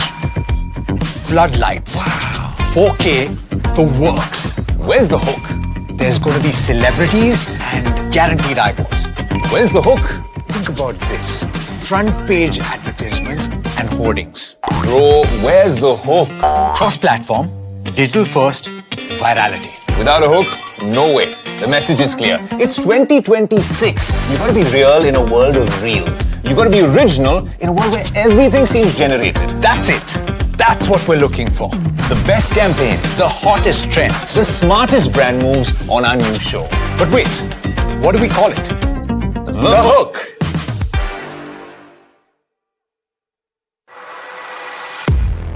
He has been tracking markets for over a decade, spots the trends before they hit the screen. And he is now bringing his analysis to the show that the market watches. Watch Sharad Dubey on Know Your Company, a show that puts the most traded stocks under the scanner. We dissect the company so that you, the investor, don't have to get the management to answer questions relevant to you. Watch Know Your Company weekdays at 11:30 a.m. to understand your next big bet.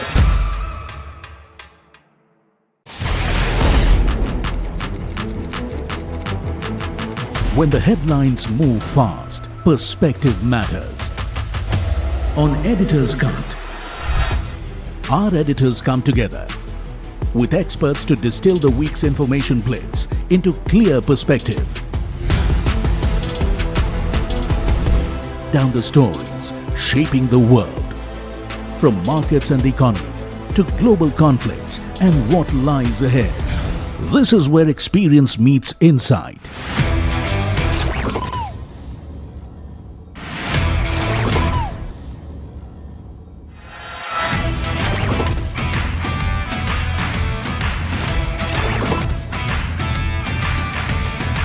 No noise, no hype, just sharp takes on what to watch next. Editor's Cut, every Friday, 3:30 p.m. only on NDTV Profit.